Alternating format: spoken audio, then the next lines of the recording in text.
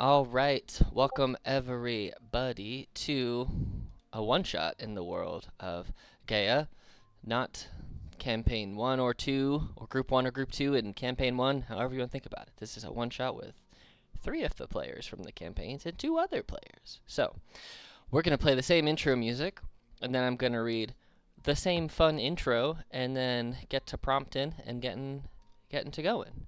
So, where's what I'm looking for? Oh, here it is.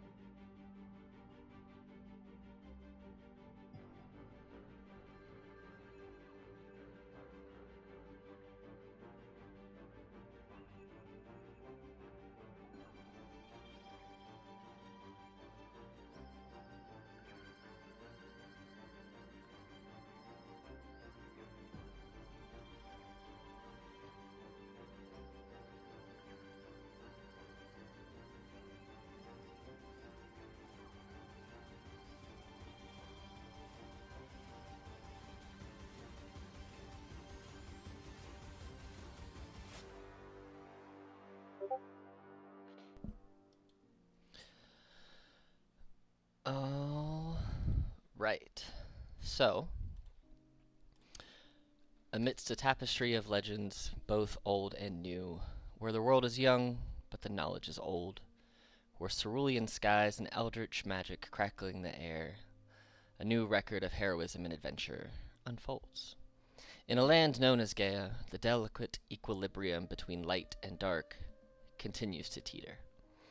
The realms are one, but are starting to pull themselves apart. In an attempt to increase their own power and influence over the world at large, the Twilight Lands,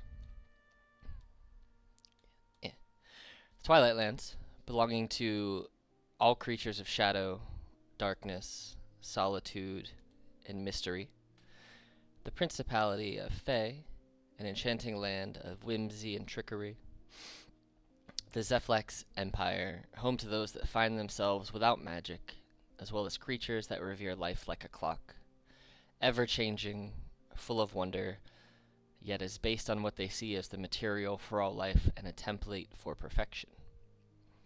Vaskeat, a region that little is known about, possesses the greatest mystery of all. And that's where this adventure takes place. 5 years before the current 2 campaign stories that are occurring, one in the Zeflax Empire and one in the Principality of Fae.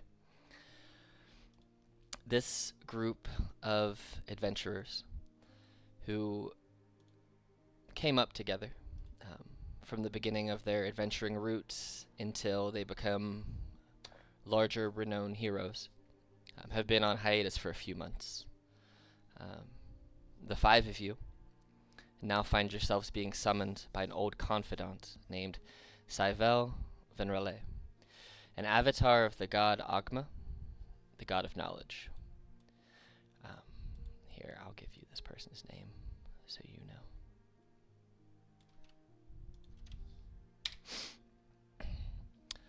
They're the avatar of Agma, a neutral god of knowledge. They've once again called for your assistance and requires all of you to collectively meet them at a small inn aptly named the Talented Book Inn on the most northern border of the Zeflax Empire in Vaskeat, in the town of Damarel. Upon arriving, you know that you will find more information, as Savael is not one to share knowledge in writings. They typically provide it in conversation, as they feel it's safer then writing and sending it out. So what we'll do is we'll go to each of your characters, kind of tell me what you guys have been up to for the past couple of months. You guys all adventured together from levels 1 to 5. You guys are level 7 now. So in the past few months, you guys have kind of been off doing your own thing. We'll say it's been 3.5, 4 months. So what you've kind of been doing to get yourself as strong as you are now, and then you can tell the people watching at home the player name and then the character name, because I definitely forgot to say who was playing. We'll just go left to right in tokens on the sheet, starting with Jonathan. Who are you? What have you... Don't move over there. Who are you and what have you been doing? Good evening, good morning, good afternoon. I am a Vunacat. I will be playing Jonathan. Jonathan is a wizard, and since the party was last together, he's been off delving into some of the deeper arcane mysteries through some study, through some practice. But he is now accompanied by two bodyguards that he's picked up along his adventures. Their names are Osseous and Renati, and they're quite the silent chaps, but they are very loyal to him.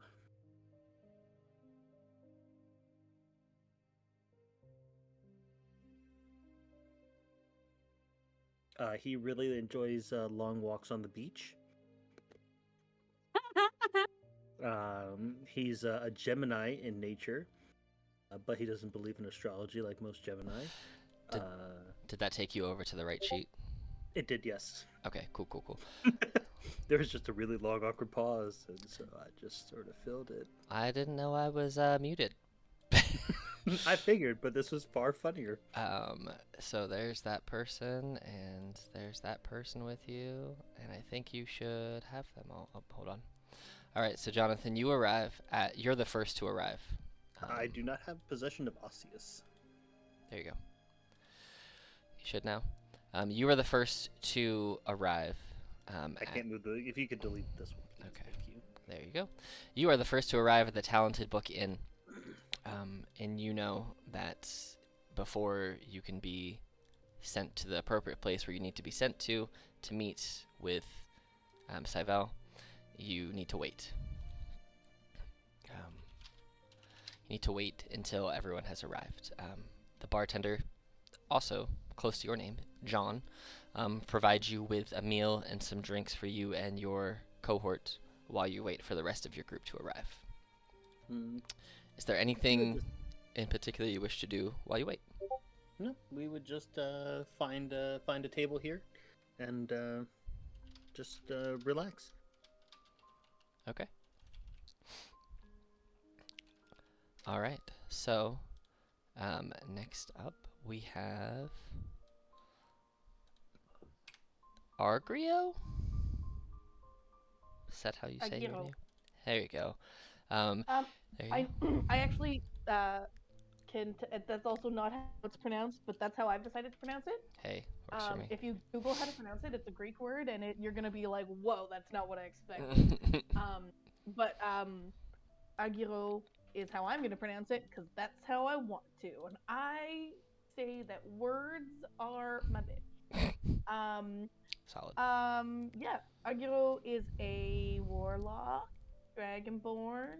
I really like the art. I think I'm gonna imagine my character looking like that art. Yeah, I think she looks pretty cool. I like her. And she's been spending the last couple years on some holy missions for her patron / god, and her break was, she didn't appreciate doing all the stuff by herself the past little while, but she's looking forward to meeting up with the gang and getting to make them do what she wants to do. I mean, get them to help her do what she wants to do. All right, so you also arrive here at the Talented Book Inn.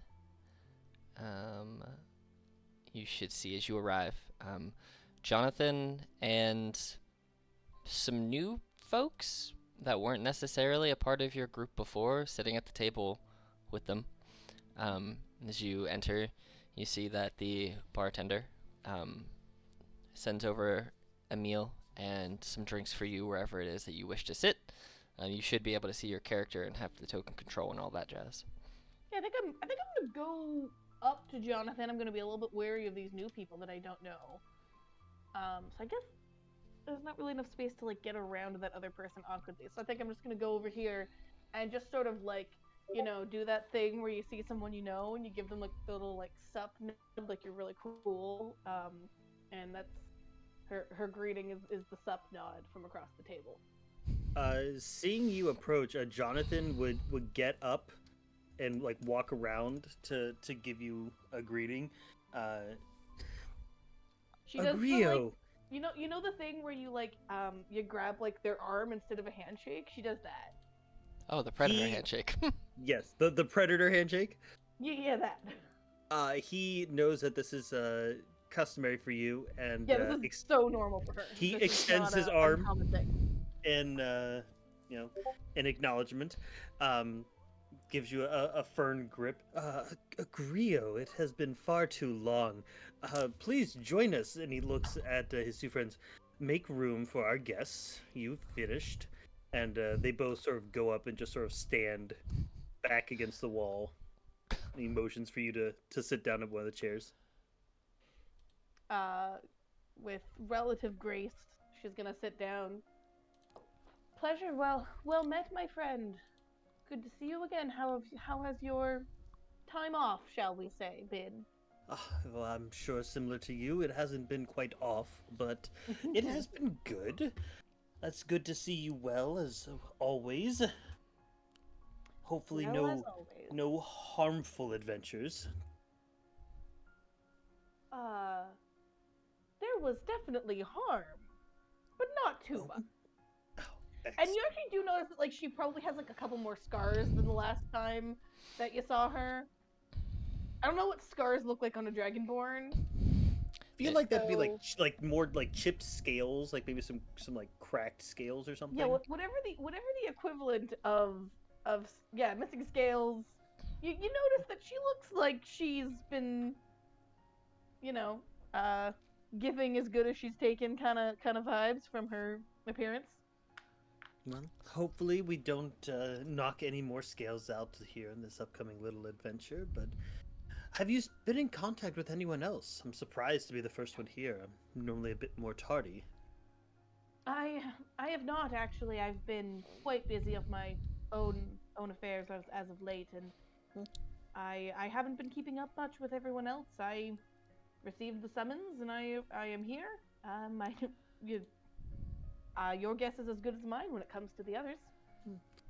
Hopefully they join us. I do apologize. He turns. This is Osseous, and this is Renati. They're and two Tony. Renati, but they won't correct you. Ran into some trouble in a ruins not too long ago, and I was able to have them help me and save me, and I saved them in return, and so we're sort of in a mutual life debt, as it were. But they don't speak much, but they're quite handy. As you guys are catching up, Ralph, would you go on to tell the people who you are, who you're playing, and what your character has been up to for these past 3 and a bit months, as you have been on hiatus from your group, but getting stronger yourself before receiving this summons? Yeah, sure. Hi guys, my name's Gabe. I am playing Raph, who is a Furbolg Grave Domain cleric. In the past few months, when he's gone, he kind of just returned to his faction, which pretty much is a local funeral house. I mean, they still worship his god. I don't know, Alex, you have a god of death in this world right now? Kellenvor. But okay, so him or her, that god. They can be whatever you believe them to be. Okay, I will write that down at some point. Anyway, so he's been kind of just essentially working in the graveyard and got sent to deal with a bunch of beast and monster because for some reason his faction leader believed that he can speak with animals and plants, but he wasn't too sure about it because they never says anything back to him. So yeah, that he's been kind of basically just walking around in the graveyard. As he's returning, he looks way grumpier than he used to look like.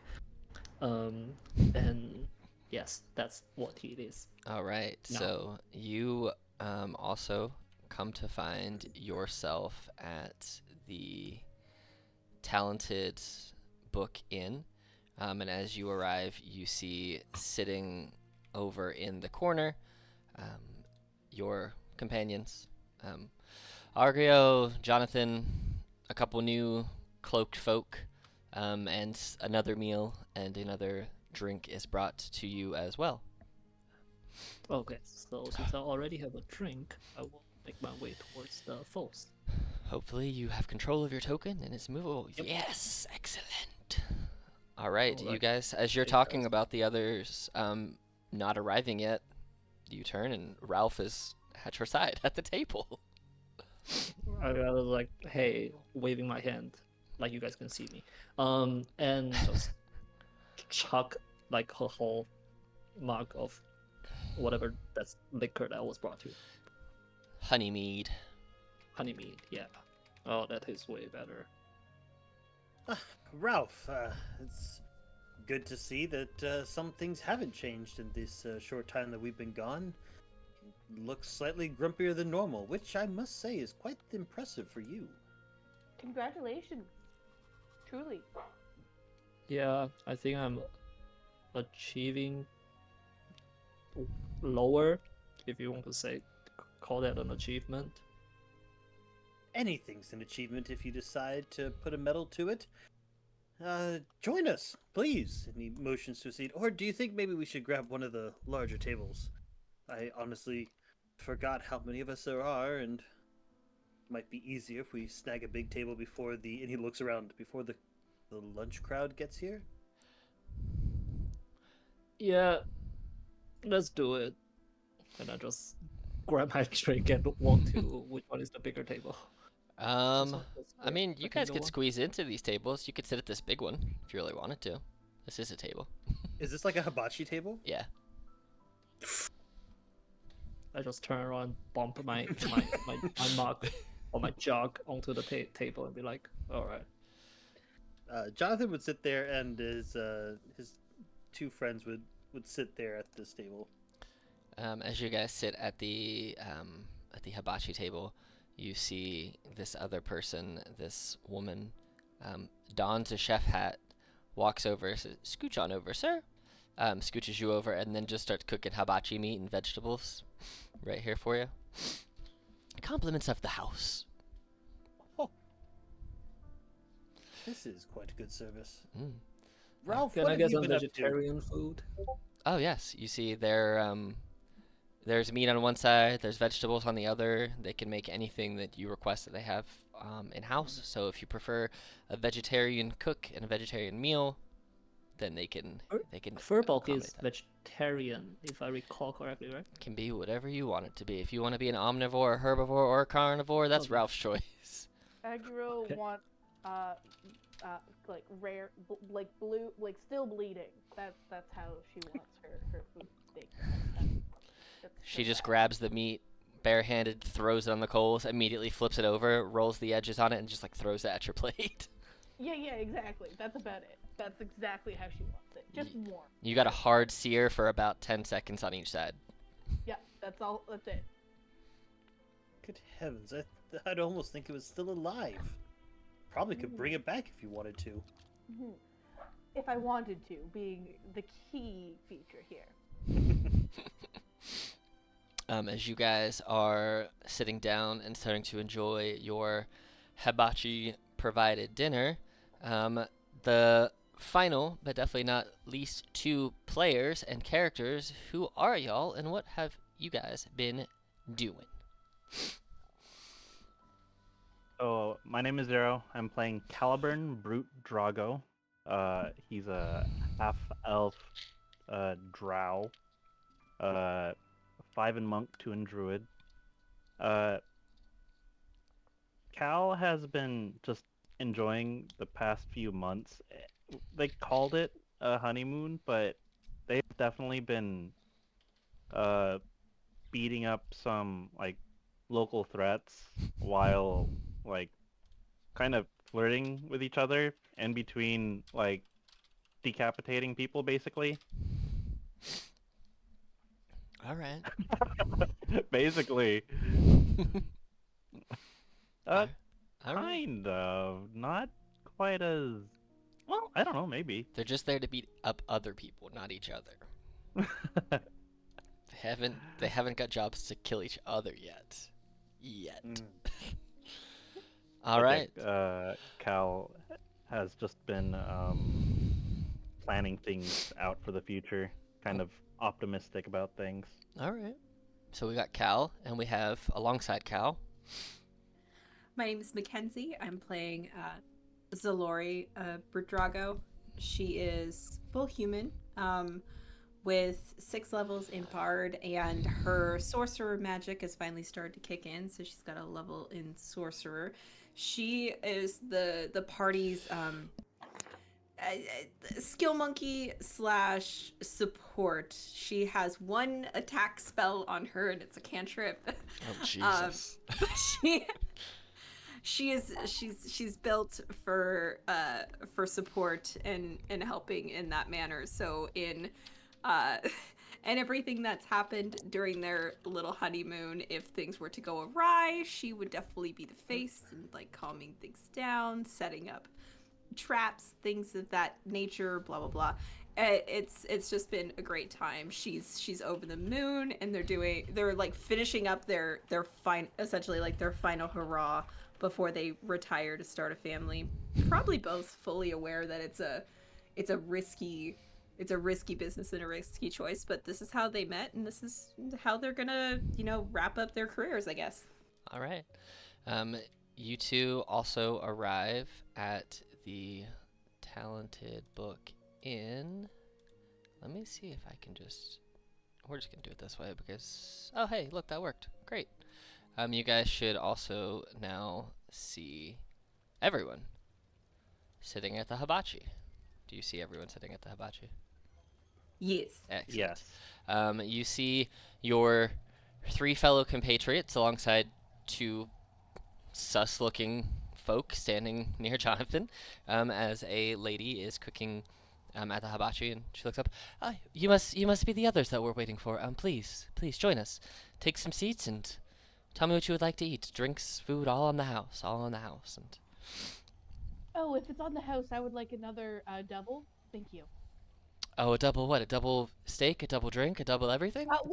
Whatever I'm drinking, would like more of that. If I was in person, I would have been holding up a drink, but you can't see me. You see that So- she snaps her fingers behind her head, and then a mug just kind of floats over and lands in front of you. Perfect. Well, enjoy your meal. After this, we'll put you in the waiting room, and then we will get you to Sayville. So, please enjoy your meal. You have about half an hour before you're expected in the waiting room. So, and she'll just be cooking food, giving you as much food as you would like, refilling your drinks, basically playing host for the next half an hour or so. Anything that you all wish to do in this mealtime? Hi everyone, sorry we're late. Oh, you're not late. It looks I like just got here myself. Don't worry about it. Really, it was just Jonathan who was here on time. And I know it's quite odd for me to be on time, but I thought, to be honest, daylight savings time's got the better of me. So here I am, an hour early, I guess it was. Too real. And he awkwardly laughs. So much facts. This one, yeah. Zalori looks shocked to hear that Jonathan was the first one here. Like, oh, really? Daylight savings time just became canon. How do you feel about that? You know what? There is diplomacy in this world. They can just vote that right out. Yeah, Perfect. good luck getting a majority on that one. You're right. Big Clock has this down packed. Big clock. Yep. Big Clock now canon. Jesus. How are you guys? It has been, what, 3-4 months? 3-4 months since the last adventure. At I least think as we a last group. saw you at the ceremony. I Just, believe so. Yeah. And might I You're- say, Zalori, you are still glowing. I don't know what enchantment you put on the makeup, but it was quite beautiful. Thank you. It took a little bit of practice, a little bit of reading, but I figured it out, and now I'm just glowing because I'm in love. Oh. So, Mushy. so happy. All right. Disgusting as usual. Us two are making bets if you three would want in, and are those two individuals with us? They are, yes. Now that everyone's here, I guess it will be a little easier. This gentleman here is Osseous. This fine gentleman here is Renati. They are both my, I don't want to say associates because it sounds wrong.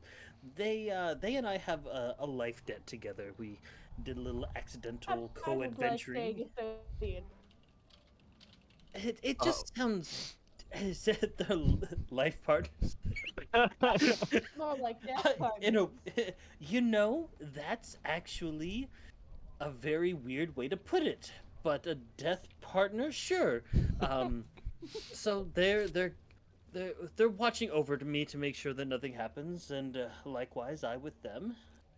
But you know, I thought with this being another adventure, it might be good to have a little extra help. You never know what we might come across, and I'd hate to lose any of you. Don't want to get as Aw, mushy you as must feel Zalori, bad. but I am quite fond. Looking at What the did two you become individuals, does it naturally? look like they're geared for melee, or does it look like they're geared for ranged? They appear to be geared for both. They Oh, both okay. have a short sword and a shield, wearing rough hide armor, but they also do have a short bow strung across their back. Garb-wise, they're wearing like a rough hide armor, but it looks like it's been dyed almost like a white or grayish color with a white traveling cloak, and where their faces are, they're wearing almost like a decorative mask that looks like it's in the shape of a raven. You would know that Jonathan has a raven familiar due to some of his research in the Twilight Lands and the Raven Queen. Got So it. it sort of fits with what you know to be him. Okay, so like it kind of makes sense that you might have run across these guys and something happened. Yeah. Okay. In some of his adventures, you know that he enjoys digging into some of the more dangerous dungeons, searching for new knowledge. Very interesting. Looks like you've had some adventures in our absence. Yes, it seems that we've all been quite busy. Ralph actually is less chipper than normal. And he raises a drink to like he's toasting it. Like it's an accomplishment that Ralph is more grumpy. I just raise mine and just keep chug another whole half of a jug and like another one, please. Al just raises an eyebrow. It's like that. That actually looks like it's true. Interesting. 2 drinks float your way and land in front of you, Ralph. Okay, thank you. All right, but this bet, we're betting on whether our first kid's gonna be a boy or a girl. Who wants to place bets? Oh God. You're not gonna make me feel bad if your characters die, by the way. I know. This won't I work. can host your funeral, okay? Oof. I have never Oh, good. more We're taken wished care that of. I had studied the arts of divination more than the possibility of winning this bet. Well, I shall be the random person who likes to do this. I'm gonna make a third bet and say you'll have twins, one of each. Double or nothing on that one. So Lori's eyes go really big. Like she was not expecting that. She's like, what? That's an That's option. an option. Why stop there? Triplet? Quadruplet? You could become Octomob. You see a tiny bead of sweat come down her face, like, oh no. Julian looks over at you, Argo, and then over at Zalori. He goes, I don't know if she could hold 8 babies inside of her. She might die. Besides, Pretty she can't be an octomom. She's not a druid. How would she be an octopus? Makes no sense. Of course. How foolish I am. You hear a small little like dinging overhead, just like a little magical twinkling sound, and it kind of catches Julian's attention. She goes, "Well, it looks like it's time to lead you into the waiting room. It sounds like Cyvel is just about ready for you. Are you all ready? You can take your drinks with you if you wish. I do request that you leave the plates here so I can get everything cleaned up. But feel free to take drinks with you. If you're ready." Absolutely. I down my drink and then take another one. Fair. All right. She walks over to this staircase over here, which goes downwards, and she leads all of you down the stairs, single file. And she brings all of you. As we start to head down, I would turn to Osseous and Renati and just sort of like give them a hand sign, and as they stand up and they sit back down. So you're keeping them out here. Got Yep. it. They will not be joining us. Okay. So I'm As- drunk. roll Yeah, a I think Constitution saving throw. No, Yeah, I already did. you got a nice solid buzz going on. Okay. Now you have these 2 in front of you. Once you drink both of those, you're gonna have to roll another con save and see if you can get over a 13 to stay at the buzz level of which you're at right now. But that'll be in a little bit. All right. So she leads you into the waiting room. Go. And you guys are led in here. And she says, "Just wait here. Cyvel will acquire you momentarily." And she walks back upstairs, and you hear the door close and lock behind you. And as you guys, wait for a few minutes, about 5-10 minutes go by, and it's just waiting and waiting, and then you see, right, move out of my way, screen, right here, a portal opens. Now you're thinking with portals. Mm-hmm. Is this pretty common practice For for Cyvel, yes. You know, For Cyvel, you know Cyvel to be a pretty powerful wizard. So you know that typically what happens is Cyvel requests that you go somewhere, and then you are treated to a meal. You're treated to some mild conversation, and then you are brought to a designated waiting area, and a portal opens up to bring you to Cyvel, and then Cyvel sends you where you need to go. That has been the typical procedure since working with Cyvel for the past few times that you've worked with them. Oh, well, if I Okay, perfect. had known that was the normal procedure, I would have had them come with me. You did not have the 2 of them with you last time, so it's still up to Well, you. If you want them to come well- with you, we can bring them. That's up to you. Well, I know, but that's what I was saying. Like, if I Oh. had known that we would Oh, portal yeah. somewhere, and then Gotcha. she would portal us to where we had to go, Cool. All I right. would have brought them with me. All right, that works for me. We'll do that then. My bad. No, you're good. You good. Cool. So the portal opens up, and you guys see that it is this teal blue color, and it kind of swirls, and you can't see through it, but you know, or at least you expect that when you step through, you'll find Cyvel on the other side. So, do you guys? Arguro is like very much, I don't know if you've noticed, a badass bitch. As I don't know, she has a thing about portals, and you guys, like, having done this with her before, you would know that she just doesn't like going through portals herself. So she just like holds out her hand, like expecting somebody to hold her hand as they walk through the portal.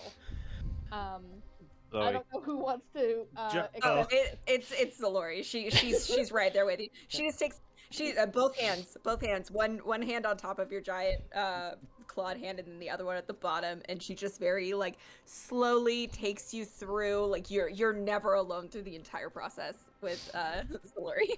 Badass ladies first. Mm.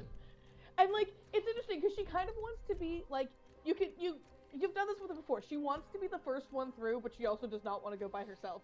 So like she like goes straight up to the portal and then is like, "Hey, who's coming with me?" And then like Zalori and Ergiro just go straight through. Like don't wait for you guys, but just like but also needed a buddy. She just wanted a buddy. I love the idea of like buddy as soon system. as the hand hit, it's just like she just gets yanked in. Like this is nothing new. It's like whoop. Yep. And this Do is like you have your exit buddy? We buddy system these portals here. All right. I assume you all step through the portal. Yes. Yep, as per usual, it's ladies first. All right. We will follow. As you all step through the portal, you end up in Cyvel's chambers. Being a avatar for Ogma, the god of knowledge, you are not. You're always taken aback every time you appear here, as the library always seems to get bigger and bigger every time you come. But instead of like expanding outwards and upwards, it expands down, down into the earth, almost like the tomes are just going into the earth from newest to oldest. And so as she finds more and more tomes, they have to constantly reorganize this spiral case into the earth, and you see that they are kind of floating out in the middle looking for something, and they hear you come in, and they say 1 minute, and about a minute goes by and they just float back up, just under some magical ability to fly. Savell, any new books that you wish to share with us? That's Actually, yes. This is why I brought you here, because we're missing one. Oh. You know Cyvel to have hundreds of thousands of books, and they're missing one. I got big. Missing as in you had it and it was lost, or missing as in you need it and you never had it? Neither. Oh. Missing in transit? No. Missing as in I was called to the sanctum of Ogma, and I left one of my young disciples in charge of this place, as one does, to keep it under lock and key, clean and safe. And when I returned from communing with Ogma and taking on more knowledge and getting more tomes and writing in more tomes, they were gone, and I felt a strong presence of something missing. And I spent the next week combing through the stacks, the millennia worth of books that we have here. You know Cyvel to be about a 850-year-old wood elf. They're very old, but they look very young. They look like they are maybe only 100 years old, but they are very much older than that. They have discussed age and extending lifetimes with you before.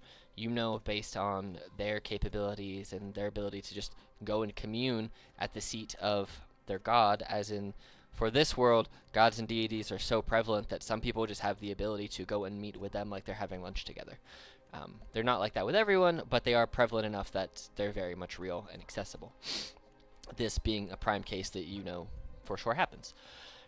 So you know that based on the power that they've obtained from Ogma and their magical capabilities themselves, that they have delayed their aesthetic aging, who knows by how much.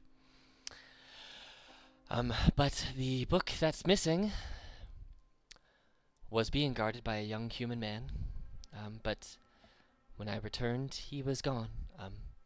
I fear he was taken or killed, but there was no corpse, no remains. But I also traced, when I tried to track him, I found no source of life. So I had to figure out what else was missing, and I realized the book that was taken, it was titled Memories of My Future. Interesting. Mm-hmm. This book is very important. I had hidden it way down near the very bottom of the collection behind many, many older tomes, and it has been there for centuries. And it's been taken, and within this book, it's not just a memoir of the future. It is a coded text on how to gain immortality, both partial and complete, as well as how to create phylacteries. So you can see why I need it back. That does sound rather terrifying for it to fall in the wrong hands. Yes, it does. So, this is why I have commissioned the 5 of 7 of you. I believe I only invited 5. Can you tell me who these other 2 are before I uninvite them? I apologize. As I've been recently told the term, I believe these are my friends Osseous and Renati. We have, I've been told, a death debt towards each other. They found me, and I found them exploring some of the more hidden places in the Twilight Lands, and they're sworn to help me, and I to help them. If they're a problem, I can send them away. No. Let me just check. And she walks over and takes a deep whiff of both of them as you're over here prestidigitationing your own smells away. She kind of chuckles as she walks by, and she takes a deep inhale of both Renati and Osseous, who don't seem to react in any way as this elf is right in their face, sniffing them. And then she looks over at you, Jonathan, and takes a big whiff of you as well. Ah, I see. Well, they are certainly welcome. But any questions, any concerns for me at this moment? And are you willing to do this job? I guess is the next question. I do have a question. Mm-hmm. I know how fragile your books can be depending on the age of the tomes and the sorts. Is this one magically inclined to be protected against certain elements, or should we prioritize that in transit? It is a very hard to destroy book. I have tried to destroy it. It is seemingly indestructible. So, no need to treat it as a precious item. Just do me a favor and do not read it.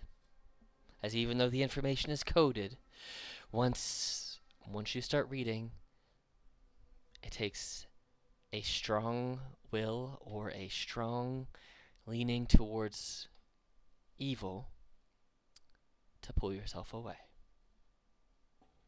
You said one needs to be evil to stop reading this book. Correct. Oh. It Akiko kind of like raises her eyebrows. That I have not read it myself. I'm merely reciting the knowledge that has been granted to me regarding the tome. It has been encoded, but if a person who is good by nature begins to read this book, their eyes will effectively be glued to the pages. And every page that you turn and read will cut your finger and draw some blood from you. And with every drop of blood that's drawn, a fragment of your soul is pulled into this book. And you will keep reading the book until you are nothing but a soulless, bloodless husk. So, and that is how the book obtains and retains its power, and apparently in some ritual that is written within this book, if you are of the natural evil inclination and have strong enough magical potential, you can access the life force and soul energies of those who have been forced into the tome, and utilize that for your own benefits of partial or complete immortality through the creation of phylacteries. So, And the young man who was supposed to be guarding it beforehand, what do you know of him? oh, he was a good man. Had a family. He had a husband, 4 children. Um, when he wasn't working here, he was helping out throughout the community. Just a generally good man and employee, husband and father. Not someone who would be tempted by the book. No, he was magically inclined, but his magic didn't come from study. It came from the natural. Um, he had magic in his blood from somewhere back in his bloodline. So he was more of a sorcerer more than a wizard. So reading he didn't read to gain power. He read for pleasure, but he was also very good at protecting tomes of knowledge. So it is a shame that he's no longer here. So. For this job, it seems like phylacteries may come into play. What can you tell us about dealing with them and anything they may be related to? Well, they're very hard to destroy. If one has been created, and I have no idea if one has been or not, then to destroy it would take a weapon or magics of very high amplitude, almost artifact or godlike power to destroy a phylactery that could be created from that tome. Now, the ritual is not a quick thing to do, from what I've been told by Ogma, but at the same time, if the phylactery has already been made, which I have no way of knowing, then it doesn't really matter what you do. Ogma's going to have to deal with it themselves, but my best guess is that they have the book and they are acquiring the means by which to fulfill the ritual. I was able to track Ogma's magical essence on the book, and while I can't get you exactly to where the book is, I can get you pretty close, I think. I believe I can get you about a half a day's travel from where I believe it to be located, but the magics of the taker of the book were pushing back against my search. But I can get you into what looks to be ruins of an older town, about a half a day's travel from where I think it is. I don't know what's in this town other than it looks ruined, but if this is the location where they're taking the book, then I would just be very, very careful. So. I know that you said that you weren't able to translate or read the pages. Do you know of any other components that might be required for the spell? Something that we know they might be after? I'm guessing they didn't know what they needed before they took it, unless they already knew. I mean, I assume, based on the fact that they were able to get here and get the book, which was very well hidden, both magically and non-magically, that they already know what's in it and what they need for it, and they are being empowered by someone much stronger than them, or at least they have a patron of sorts. But that's just my best informed guess. As far as items that they might need, I assume blood, energy of the living or the dead if their souls are still intact. And she kind of looks at you for a second, Jonathan, as she talks about energies of the living and the dead, and kind of gives you a long stare for a second, knowing your style of magics and what you have studied before. But I was not given all of the information in regards to the ritual, as I don't want to be tempted to fall into the evil side of things. So once I knew the bare minimum needed to point you in the right direction, that's where the information gathering for myself ended. So. Very well. I. You're right though. If they knew where to find the book and how to enter here, they probably already knew what they needed. So. Mm. And then how do we get the book back here? Oh, that's actually quite easy. That's a couple other things that I was working on. Um, so, um, they they go over to a desk and they come back from it and they hand you a pocket watch. This pocket watch is a token of returning. It is enchanted with the teleport spell that will bring you immediately back to this library.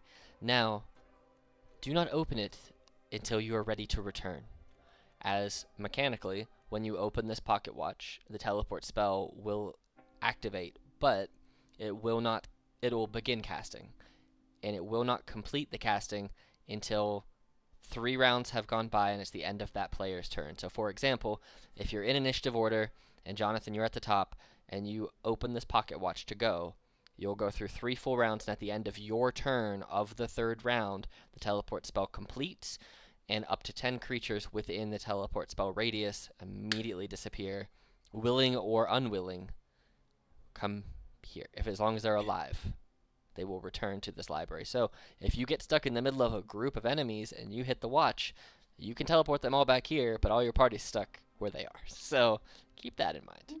Mechanically, that's how that works. Okay. And as they give it to you, but please don't bring enemies back to the sanctum. I don't want to clean up blood again. We had so much fun last time. You did. I did not. Getting blood out of these ancient carpets is much more effort than I want to expend. And I can't throw them down the hole because then it ruins the books.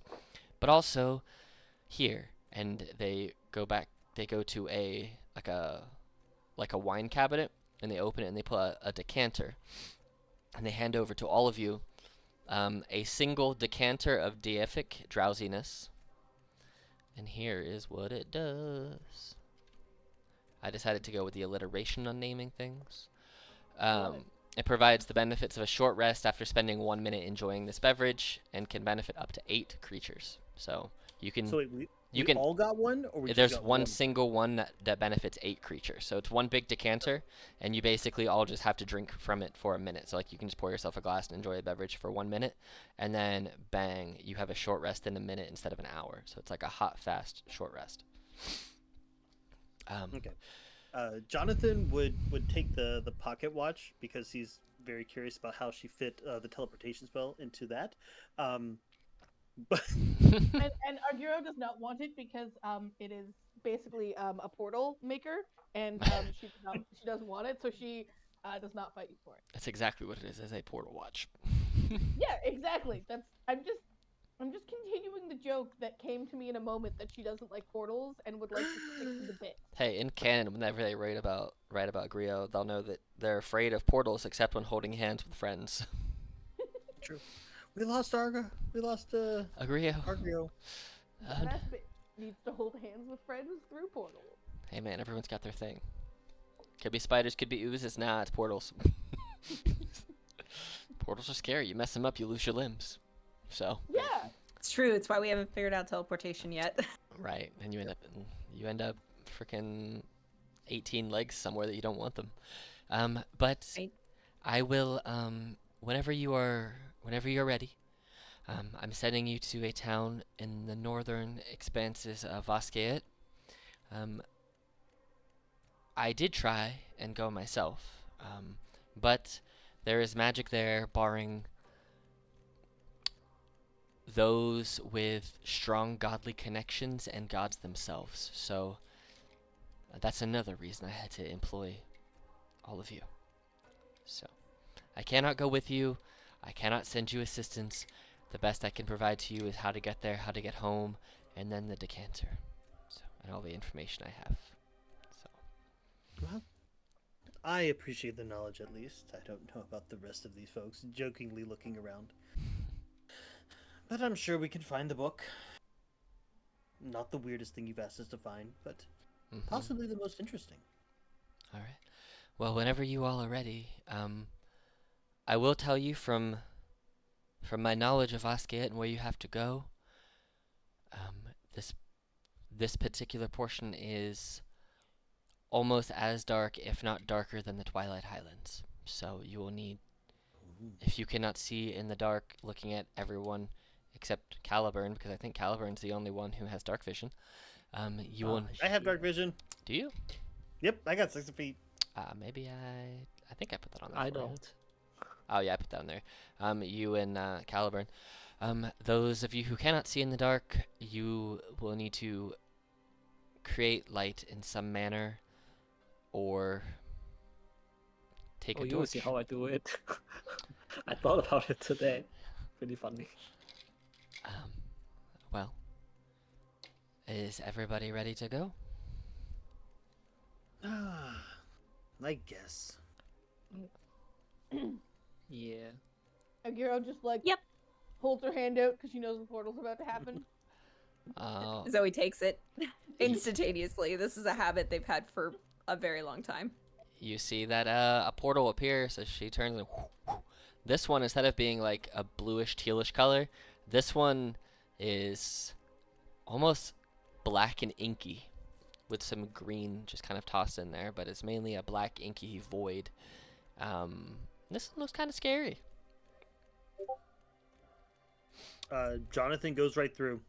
All right. Like, he doesn't wait for the ladies this time. He just poofs with his two friends. Okay. And same as Raph. Through, and then follows you through. Okay.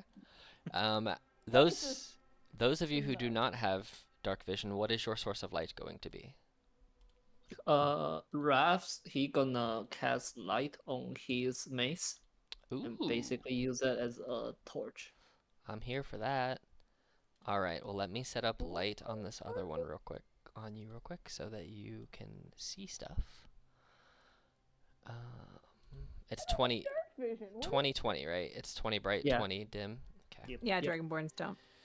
All right. So you have that. So silly. Not gonna lie, this Does character was fully based of what are things that I think are cool but never do, and both of them were warlocks and dragonborn. So here I am. If you didn't take the evocation for ability to see through darkness and magical darkness, then yeah, you wouldn't have it. Devil Yeah. sight mhm. for that crispy 120. Does either the other of you two who do not have dark vision, do you have a way to produce the lights? There, you guys have torches. I assume you would just have to light them. Yeah. I mean, can I just spy on someone else's torch, or do I need my own torch? I mean, you can definitely depend on somebody else's light if you want to. It's up to you. I'm gonna, for now, that's my plan. All right. Depend on other people's light. Okay. Can So I cast light on multiple things? no, only on one thing. If you recast it, it disappears. Oh. It disappears on the first thing, and it goes onto the second thing. I will cast light on my on the vial around my neck. All right. Doop. And bam, more light. So your two sources of light right now, Griot, are Zalarai and Ralph, and Caliburn and Jonathan can see in the dark. As you guys arrive, right on the inside gate, you arrive from down here, of this town. You see there's a big dead tree with multiple branches in the middle. You see there are dilapidated buildings, kind of few and far between. There seems to be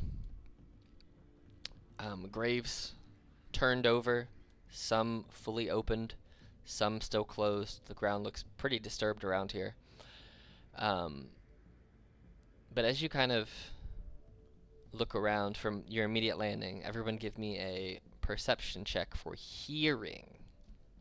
Ooh, look at you getting all specific and fancy. Oh, snap. Do Yeah, I that can you- 25. Wow. Holy smokes! wisdom base? Yeah. Right? Zalori, Ralph, and Jonathan, you guys hear it. You hear off in the distance, more once you kind of get your bearings on the direction of where you guys are, it takes you a minute, but you kind of figure out the direction that you're facing. But you guys here off northern direction, sounds like maybe a half a day's travel, rough estimate. You can hear what sounds like the lapping of water onto shore, and you can smell a combination. You can all smell a combination of like very, very faint salt mixed with death kind of in this town. So, but yeah. I will say that Jonathan, because of your magical subclass, you feel it before you would notice it. It just kind of is almost like second nature to you. The smell that you guys are smelling, you recognize and feel it immediately. It's very, very strong necromantic energy. Like a strong person practicing necromantic magic has been here and has done something. Can I roll an Arcana check to try to like, just from the feel of the air, what that thing might be? Like if it's related to the phylactery in the book? Yeah, you can do it with advantage because you are the subclass you are. I assume everyone knows everyone's subclass at this point, being how long you've traveled together. So, I We'll think pretend we do. yes, being a master of necromantic magic or a 7th level master of necromantic magic as a necromancy wizard, you can have advantage being it's a necromantic magic check. 19? Yes. Cool.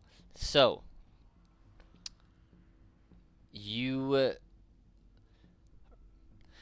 don't necessarily know what the magic of the book feels like because the way that Sevel tracked the book was through the essence of Ogma, the god, rather than the actual necromantic magic of the book itself. She tracked it through. That's the only way she could find it or get you close to it.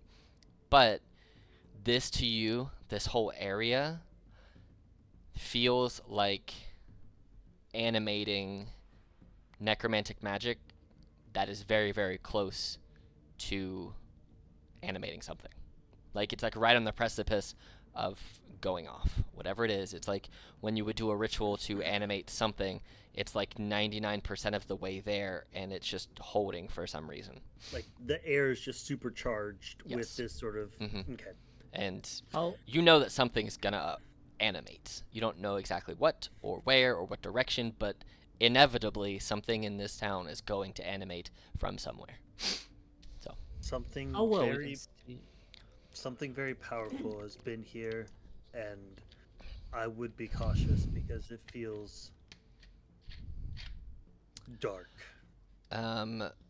Ralph, roll me a wisdom or a medicine or a survival, whichever one of those you are more proficient with, at advantage because you're a death cleric. Okay. I kind of like how we have like an assassin, a 18. death cleric, and a necromancer. It feels very like accidentally thematically fitting. There you go. So you as a death cleric, so while a lot of Jonathan's necromantic prowess is that of utilizing necromantic magic and knowing how things come back from the dead, yours is making sure things get to be dead and get to stay dead, right? As a death cleric, like that's the whole point. You want them to get dead and, well, be dead. You feel a slight difference in this atmosphere of this area. You feel anger and wrath. Like there's hatred just abound. You feel like whatever is here is hateful, it's angry, and it shouldn't be alive, but it's like right in that cusp where it's going to be, and you know it's going to be. You just know whatever it is, it's not very happy, and it's a very not good place to be in this whole town. Is the town visible from like my vision right now? What you can see is what you can see because this whole area outside of your light is darkness. Yeah, so you can move around and you'll see more stuff as you move around with your light, but this area is very, very dark, as she mentioned. Okay. Okay, so playing to everybody's strengths, I would like to try to play to Zalori's strengths. Zalori is a lore bard. Have I heard any stories or read anything or anything word of mouth about this area of what could be considered this level of dangerous to have been buried here? Roll me a history check at advantage, being a lore bard. Lore, lore, lore. I love Ah! it. You have not, but you just know that in general, things where necromantic energies are very strong, and everywhere is, bad times. So,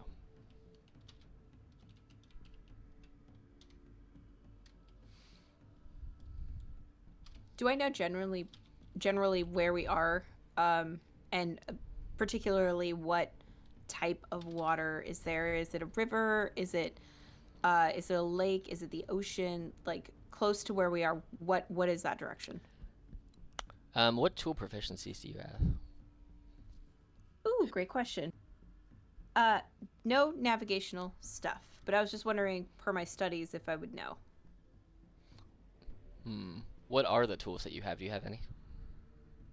I have no tools. I have instruments. That's fair. Um, so Seval said that you guys were going to be in the northern part of Vosgayet. So let me drag you back over to this world map for a moment. Bam. World map. All right, so you believe that you're likely on a coast somewhere, and she said it was one of the more northern portions of Vosgayet. So, kind of thinking about where the two most northern parts are, you would imagine that you are either like right here-ish at that top part right there, or like over here somewhere. Those are weird, not what I wanted. You guys are either like here or here, and you don't know which one. But that would be your best guess, because you feel like you're close to water. You can kind of smell it a little bit. It's in the air, and you know that with her saying it's as far one of the most northern parts is likely one of those two places, because those are places that have had civilizations before, but you for sure don't know which one. You just know it's one of those. So, Okay, got it. the nice peaceful music. Back to Graveyard Town. That's what I named this map, Graveyard Town. Ah, good. Something very, very nondescript. I know that there's like a fairly zero chance that there is this actually happening here, but I want to say that like it's like her habit when she's in a graveyard to kind of like look around and see if there's any names that she recognizes of like people that she's killed or like relating to people that she's killed. And I'm aware that this is not gonna be a graveyard that has people that she's killed because she probably hasn't been here before. But that she does like take an extra look at all the names, just like, yes, yes, I don't recognize that name. I didn't murder. Yeah, pretty much. Have I murdered here? Is exactly what she does whenever she's in a graveyard. All right, so you guys Have are. I murdered here? Have I murdered? Have I worked here? You guys can go ahead and roll me in investigation checks if you want, or perception checks if your plan is to kind of investigate this town a little bit more. And those of you with like death-related subclasses and undead-related subclasses can do it at advantage. Caliburn, that also includes you for your druid subclass. Yay. Cool. Okay. I'm gonna do investigation to see, since I know that there's a lot of powerful magic and it feels like someone's almost ritually casting this. I'm gonna be searching for any sort of like runes or carvings Okay. or indications where they might have been like setting up these types of spells. Okay. Nat 20 plus 5. You never know ever. So actually, as you're looking around, you look at the stones that surround this tree, This is just an example of one of them. There are stones kind of all around this tree. They're not headstones, they're not gravestones, but they have runic symbols carved in them. And as you study it and investigate a little bit more, they are protective wards that are set up to, well, one, protect, but not protect things from getting in. They're there to protect things from getting out of the city. And as you kind of, in your mind, you kind of open your eyes up to the arcane weave for a moment, you kind of find where these abjuration ley lines kind of sit from this ward of protection. And as you look up, it kind of forms like a spiderweb net around this town, and it goes out to the edges of this map and about another 60 feet all around. And as you kind of look up and you kind of graze your hands over it and focus on it a little bit more, you feel like a pulsation of abjuration magic, and then you just kind of see. The only reason you can even see it is because, one, you're a wizard, and two, you got a nat 20. You can kind of see the magic go whoo, and a very slight pulsation kind of leaves this stone and starts to light up the spider web of protective energy. And whoo, whoo, whoo, whoo, all of these runes, hundreds of them, expanding out across this entirety of this village and this town, kind of activate, and you see this invisible magical net surround the town and put you into a giant dome. But it doesn't look like the blue abjurational shielding that you're used to seeing when abjuration wizards and others who have kind of a focus on protective magic utilize. This is black. Almost dark enough that you can't see it against the lack of light in the sky.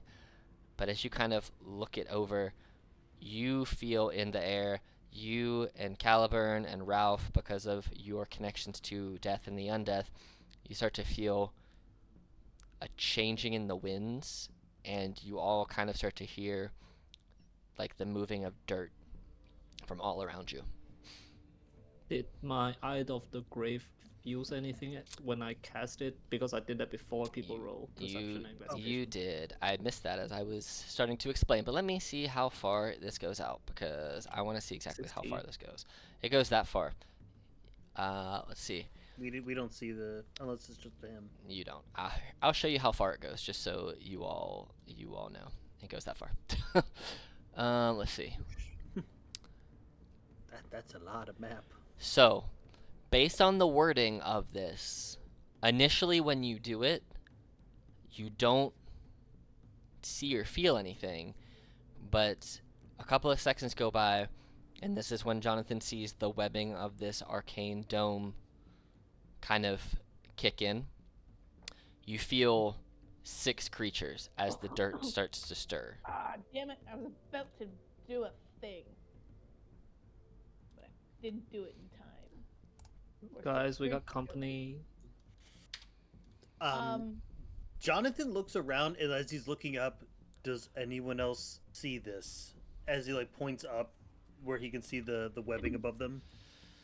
Does anyone else see it, or is it just me? You're the only one that can see the webbing because it's magical in nature. And let me look and see how far out your whip goes. Your whip does not detect anything within 30 feet of you, Argio. Got it. So, those with the whips, yeah, there's nothing there that warns you. But Ralph, you, as you said, you have company, and you start to see, you feel the dirt move, and you see the dirt move a little bit. And and when he says we have company, can I reach into my bag, take a shot, and cast False Life, which gives me 1d4 plus 4 temporary hit points? Yeah, go ahead and roll that d4. And it says that one of the material components is alcohol or distilled spirits, and so I'm going to say that one of the parts of the verbal and somatic casting of this is just her taking a shot, and it gives her 8 extra hit points. Alright, so you're at 72 out of 64. You're casting mage armor on yourself. Yeah, not shield, mage armor. I figured. Cool. So here's what we're going to do. I need to go to the bathroom, so we'll pause it for like 5-ish minutes. You guys can all go ahead and we'll just set up initiative now. So you guys go ahead and throw yourselves into initiative. I'll pause the game. I'll set initiative on the stuff that Ralph detected. Holy smokes! Who am I today? I don't know. Cool. So you guys do that. We'll pause it, and then we'll come back at, say, 5 after 10, and then we'll get to seeing what's going on. So, Cool. all right, cool. And all right, we're back. Let me sort the initiatives and find the music that we're going to need first, and then we will get to where we need to be. So, Ralph, you feel them and you see them with your eyes of the grave as they start to bust out the ground. First thing you see is this small patch of zombies that don't look like regular zombies. They look like they're made from the burned remains of corpses. They almost look like they're made of ash. And then you also see flying out of these buildings to your east, Ralph, you see two very angry looking spirits. And at the top of the initiative order is the Wraith. No. Oh god. I'm gonna roll how far can this thing go? 60 feet? Oh, it's got plenty of space. I'm gonna roll a D3, and it'll be Ralph at 1, Jonathan at 2, and Osseous at 3. I'll put this one out there. Osseous is taking it. No.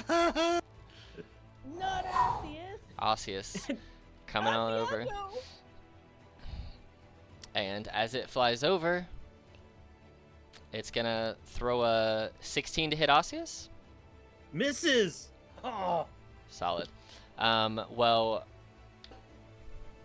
with that, it will use what? 5, 10, 15, 20, 25 feet of its movement? That's fine. It's going to be smart, and it's going to fly up out of Osseous' reach, which will provoke an opportunity attack. Alright, let me... I'm going to grab their sheets.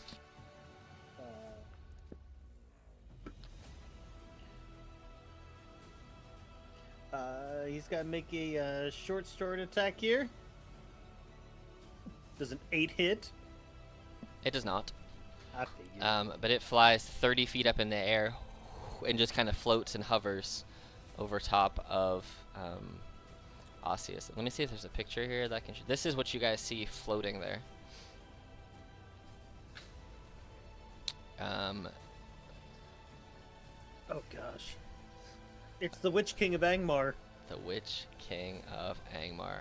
But Jonathan, it is your turn. Okay. Well, I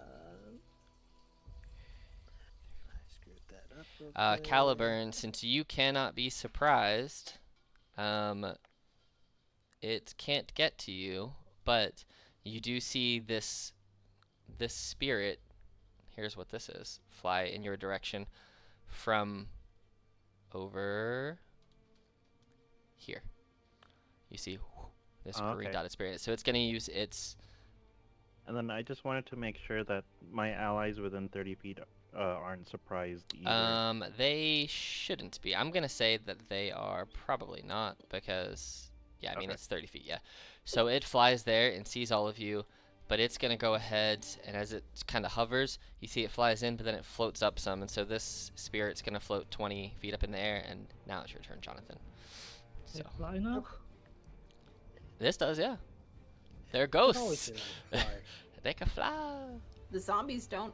That's true. The have zombies fun. don't. They are made of ash, and they do not fly. I promise you that much. Okay.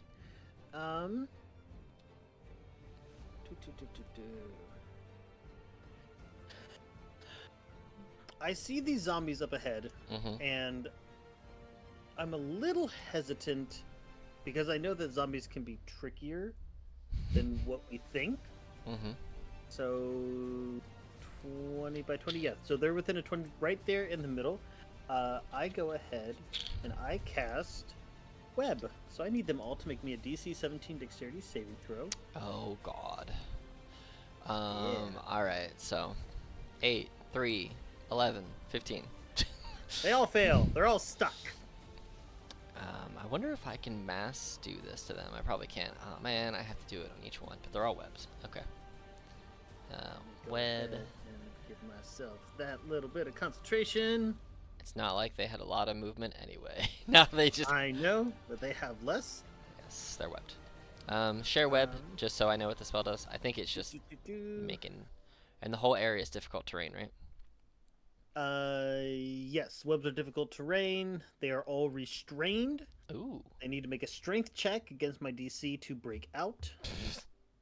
Okay. And the webs are flammable. Yes, they are. All right. So it basically. You cast it right here. And yeah, 20. It's that big. That's your square. No, That's yes. 20 feet. That's your. no, that's a 20 foot. That's a 40 Radius. foot one. Yes. No, that's. I hate it when it does that. Yeah. So it's that big. Actually, hold on. I'll just draw the square because it should be 4 squares by 4 squares. Yeah, it should be 4 squared by 4 squared. So if you just want to like center it on this point here, that also works. I mean, I could do that. That work for you? Yeah, that works too. All right, cool. Yep. I probably move it over just a little bit. I can make it like that. There you go. Perfect. That's the best I got. That's Hey, the you best know it's what? getting. So. I appreciate that. That your turn? Or do you have stuff on your bonus action? And then I just make a hand signal as I point straight ahead, and you see Osseous and Renati silently stow their sword, and can they can't draw a weapon with their like the same action, can they? If you are actively sheathing the weapon to then draw another weapon, I'll say you can do all that on one turn, but they won't have an action. It will take because you get a free action to put it away, and then it would take another bonus action to pull it out. Yeah. So I mean, if you want to move them or just have them all do it on one turn and prep them for next time, you can do that too.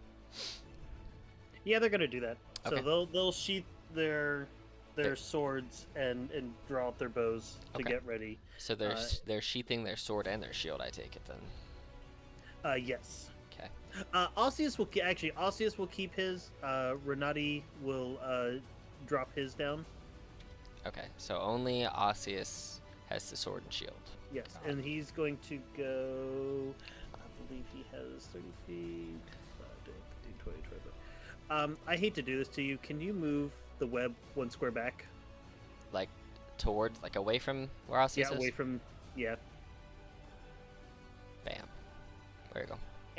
And then add advantage because they're restrained. I don't think he can run that far, can he? He has 30 feet. 5, 10, 15, 20, 20. That's still past 30 feet. No, it wasn't. He was right here. Oh, you're 5, right. 10, 15, 20. You're right. Well, that's 30 feet now because it left me on the square. Cool. All right. We're good. 18 to hit. Yes, it does hit. And when you do damage to it the first time, poof, some ash appears and puffs out. Okay. I need it to make a DC 10 Constitution saving throw. Is this for poison? It is not poison. Oh, okay. Shockingly, I had to reread it. 4. So, it's not. Here's what it does. Just so you know, I don't know why it's not showing it properly, but it does this. And if I miss poison in there, let me know. But I don't think I did. And it's gonna take. How much damage? You roll. It has no effect. Why? Oh, you're undead. That's why. That makes sense. Cool. Great. That's fine. So why'd you attack 4 times with 3 times with the sword? I didn't. Oh, I just rolled 3 times. Okay, so No, I rolled at advantage because he's restrained, so that was the 8 and the 15, and then the 8's the damage. You right. I can't math. Here we are. We're good. I DM guys sometimes. I'm so nervous for Thursday, I man. know. We're fine. I remember how to DM. We're fine. Cool. So that's your turn. Yes, that is my turn. All right, Caliburn. All right, I think I'm gonna position myself to protect our back line here just for this turn. Okay. I'm gonna use an action to activate my symbiotic entity. Spicy. So that's gonna use a wild shape. That's an action. Yep. Twice for short rest. Yes. Okay, so that is up, and I think You get 8 temporary hit points, and yeah.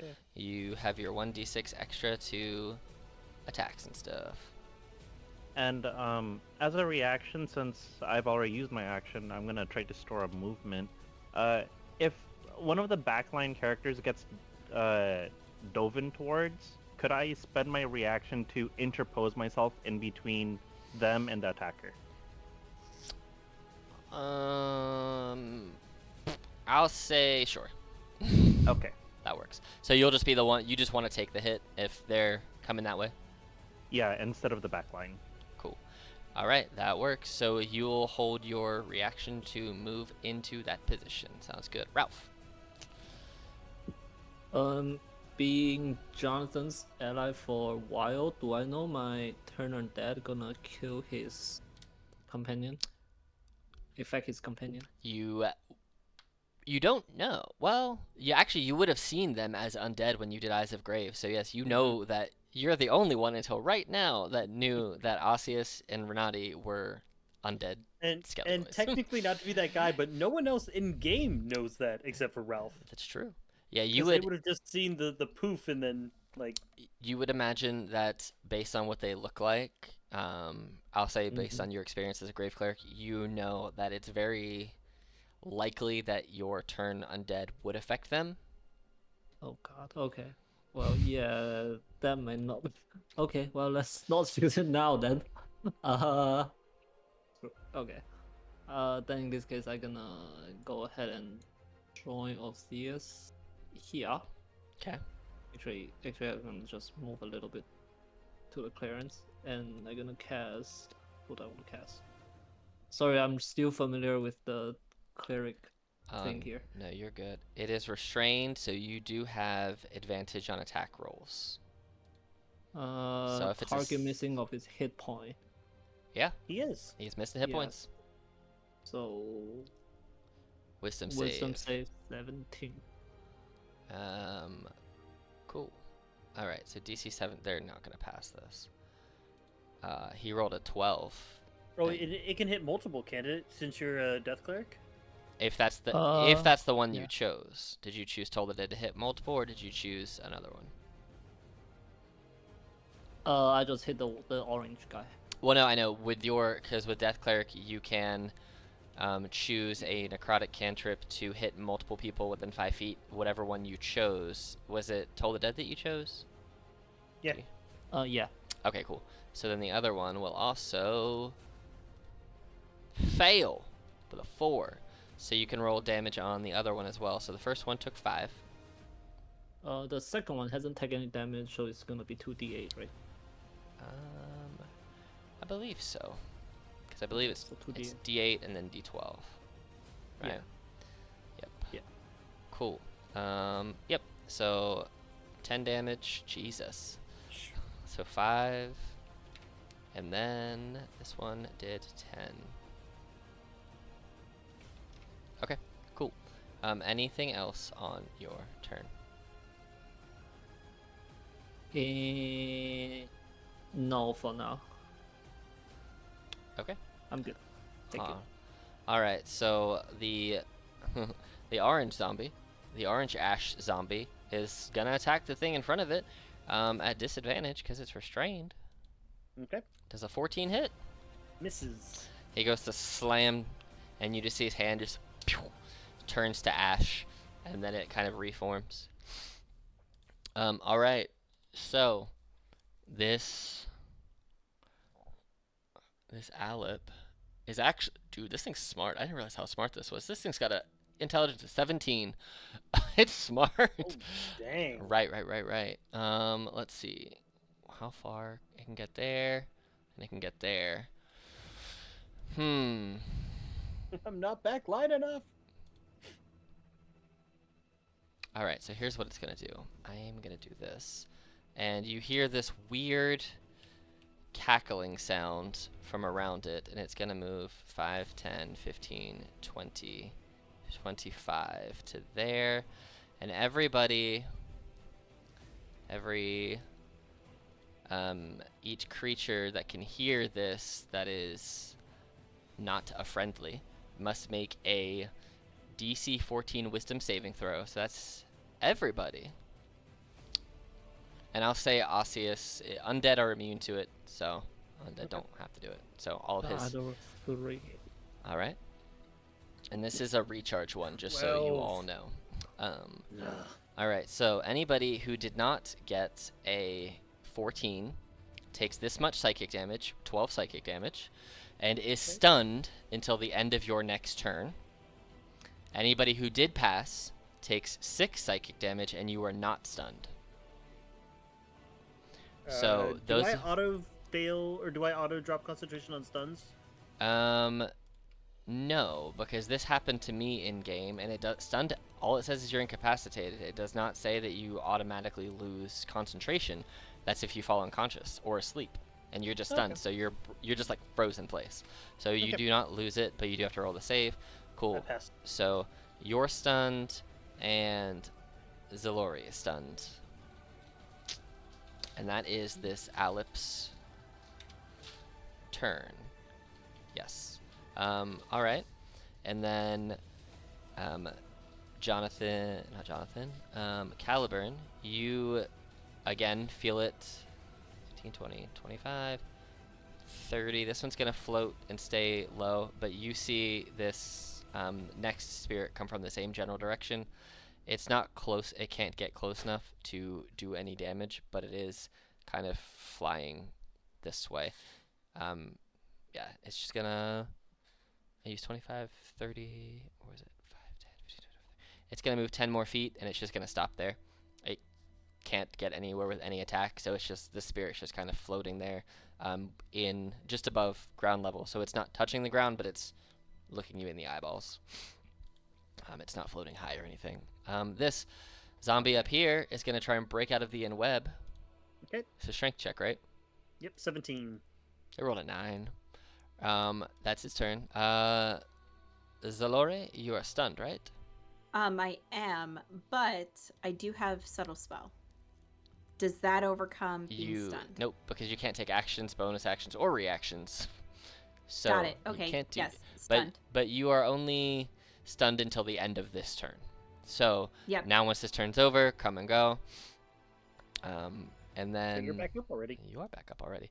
And then you see one more floating this way, Caliburn. You see one more spirit kind of float from over here in this big grave site. This one's just going to float. This one's going to float to there, but just float a little bit lower than the one behind it. So basically you have a spirit floating, one floating 10 feet, and one floating 20 feet, kind of in that way right there. So you see 3 spirits. Gotcha.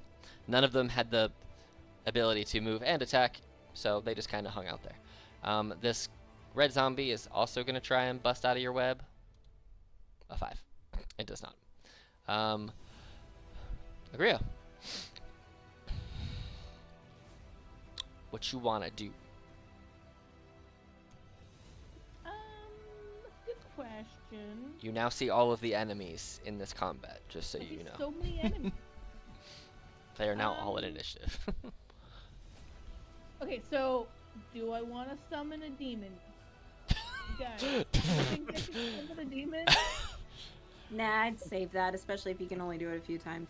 I mean, I can only do it twice, but like, But she's a warlock, so 4 she could times just if I- sleep. Take a, Yeah, take that's a the step thing. nap. Take a I drink. can take a cat nap. And here's the thing: is like, is it overkill or is it exactly what I need to do? You know what I mean? Hey, it's your choice. The thing with warlocks is my options are either be meh or be a nuke. Those are, and there's nothing in between.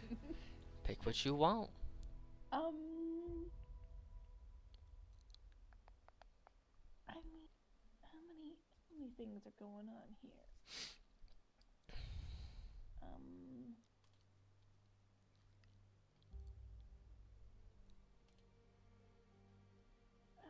Yeah, you know what? I'm a summon a demon. I'm gonna do it. Okay. acknowledge that it is probably excessive. All right, which demon are you summoning? Gosh. Hubert. Who Hubert. is Gosh, that's a great demon name. Yeah, that's he's a I don't know if it particularly matters. I'll just make him be a Bulguras because because it's in the list of options in here. And just Hubert the Bulgura. All right, well, I don't actually. Let's see, Balgur. Oh my That's- god. What? I forgot what a Bulgura was. Yeah, it's a giant ape, basically. Uh-huh. Yeah, I just summoned Hubert the giant monkey.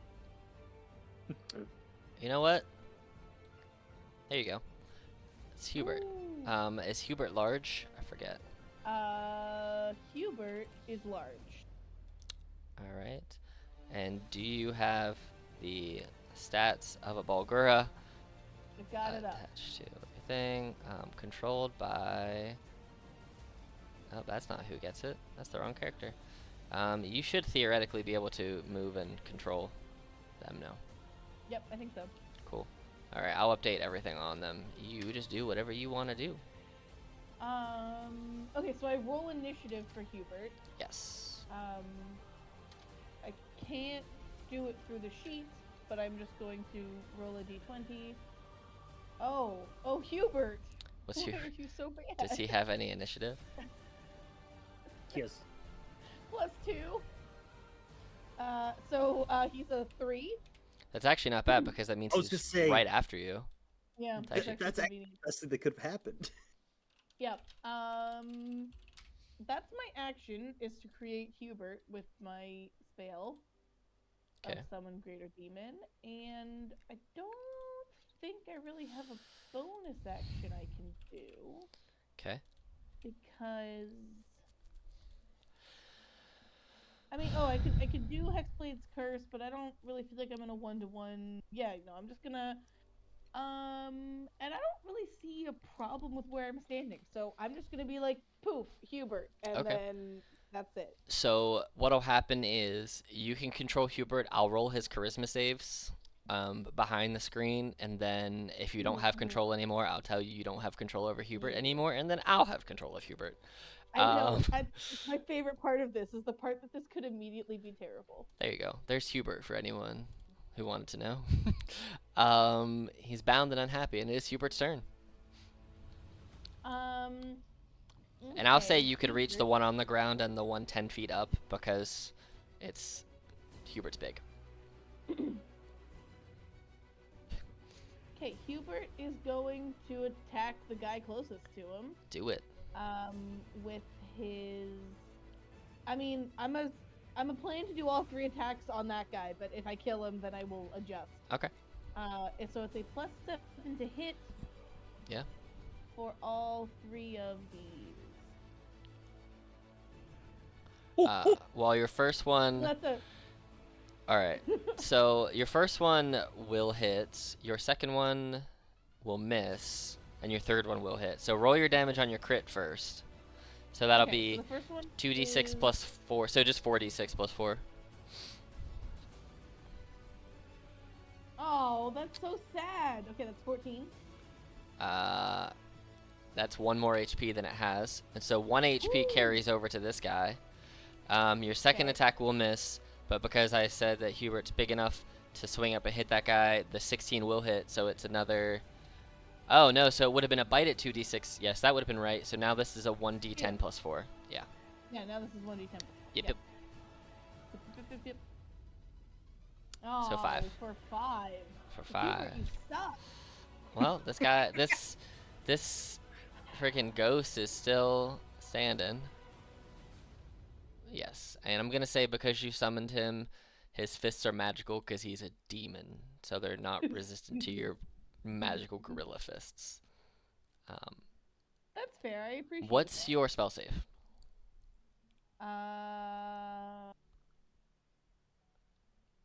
16. You feel Hubert resist very, very hard, and you barely hold on to the control of Hubert, but he doesn't God break damn it, free. Hubie. I'll tell you, I rolled a 15 with a -1 charisma modifier. So if it wasn't for that -1, Hubert would have immediately broke free. All right, it's this ash zombie's turn. Quick question, DM. Is his name actually Hubert? No, it is not. Okay. Damn. All right. So this zombie is gonna try and break free because he can't do anything else because he's stuck over there in a web. He rolls a 15. Oh, not quite. All right. Okay, it's the Wraith's turn. The Wraith, seeing that you're stunned, what's the Wraith's intelligence? The Wraith is a 12. He's not stupid. He's gonna fly down on here. Yep. He is going to try to life drain you. I would like to spend my reaction to act on my prepared action. Did you say you were moving between the two behind though, and not Jonathan? Well, isn't Jonathan a backliner? No. I think Jonathan and Zalori are the two backliners. Okay. We can move you there, and you can certainly take this life drain. All right. I'll move you here then. Yeah, that's what I wanted. Cool. And I will tell you, it's immune to your spores because one, you got to use your necrotic anyway. You got to use your thing anyway, but Yeah, it that's wouldn't fair. have had damage from you. All right. So, all right, because I don't want it to look like I'm lying. Not that I think anyone would think I am. I rolled a crit on a life drain. I rolled a 26 total. Here. I will show Okay. you. I will show you because you know where to go. Because Oh my god, such a liar. it You- also rolled a lot of damage. DM dear, you think you did. Silvery barbs. Oh, Well, I'm still gonna share the picture. But guess what? Here's the thing. You're stunned. At the No, end of she's your not. turn, you're not anymore. I You're am right. not. You're right. I am not. Let me roll this Can again. I Hmm? get a crit out of someone? Is that against everyone? Is You- that against multiple? Who is it against? So, it's against one person. So, Okay. whoever wants to go first, because I know you can nullify crits, Ralph, and it would save a spell slot. So, do you want the silvery barbs, or do you want the Sentinel at Death's Door? Because Sentinel at Death's Door just cancels the crit total. Or do you want to burn the spell slot? You tell me. Oh, as in I choose. No, who's they gonna- they oh. get to pick. Do you want to Okay, do you want to burn a spell slot, or do you want him to use the very not got to use ability of Sentinel at Death's Door? Dude, I know love what? a great cleric, so the fact that you're playing one makes me super excited, and I know how invaluable that skill is. I'm a- I would rather use a spell slot because I'm a sorcerer too, so I can get my spell slot back. All But right. if you want to do this, that's fine. I'm totally okay with you doing it, Ralph. What do you want to do? I will just use it since I got 5 anyway. Okay, cool. yeah. Cool. I feel like. All right, I feel so like that's the play. okay, cool. The spell So slot has more uses.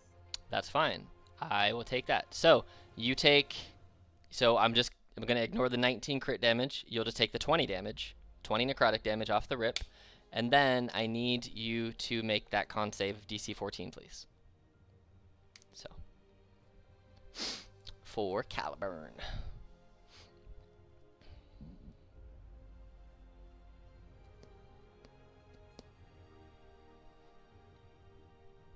17. Cool. So, you take 20 necrotic damage, but your hit point maximum is not reduced by 20. So That's important. that's good.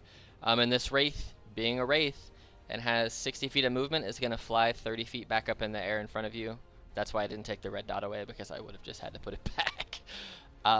So it's just now floating over you, hovering at the life essence that it drained from you. This green spirit is going to float down and try to attack Hubert. This 7's not going to hit Hubert. And if it flies out the way, it's going to get beaten up. Jonathan, it's your turn. You're stunned. Your turn's No longer over. stunned. Cool. And I don't think you can do bonus actions as stunned either, so I don't think you can command your boys. Let me. Because you're see. incapacitated, you can't take actions, reactions, and bonus actions and actions, so you can't do that. And if it takes a bonus action to command your boys, you can't do it. However, once an order is given, the creature continues to Oh. follow it until the task is complete. All right, so I'll say you gave the order to attack at range and melee, so Osseous and Renati can both still attack. So, Cool. Alright, so this is Osseous with his short sword. yeah. 17 for 9. Yes. And let me roll the save. Undead McFortitude. It's 5 plus that, so it's got to be a 14. He rolls a 22. Okay. So he's and sliced him and he then- turns to ash and then kind of comes back. Short bow Against for which one? 19 for 7. Same one. Same guy. Yep, same guy. That was the So first guy. I've got to roll a 12. I rolled a 5. He's dead. Yay! turns to a And pile of That ash. would have been like that was the one I told him to attack, so Mhm. they are no longer going to be Yep. doing anything. So their orders are over, and now your stun is over. cool. Caliburn, it is your turn. You see the wraith floating 30 feet above you.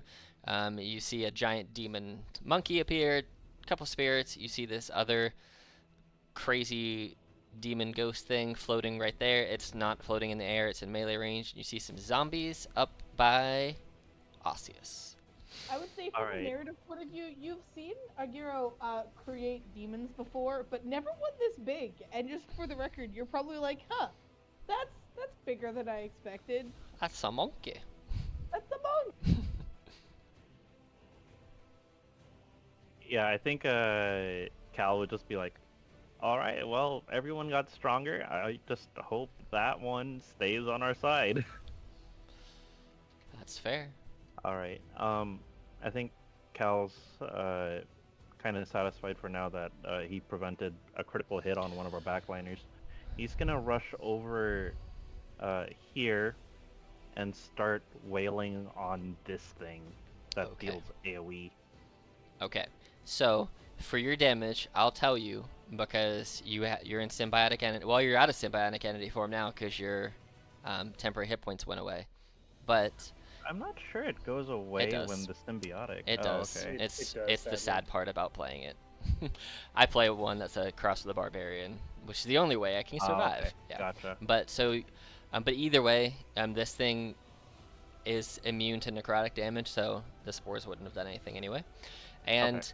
since you don't get the magical fists until level 6, your fists will be resisted. Just so you know. I have the Eldritch Claw tattoo that makes all my unarmed strikes magical.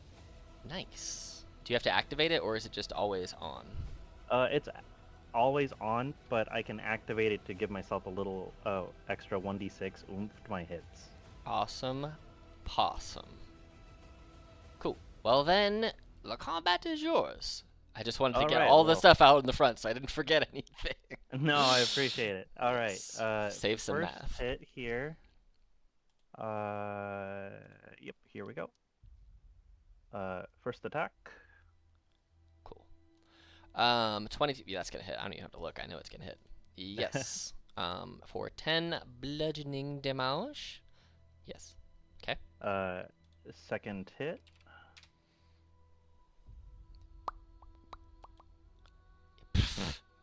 Yeah. All right, and then I'll spend a key point for flurry. Ooh, spicy. Yeah, let's Double try to tap. knock this thing down quick before it hits everyone again. Uh-huh.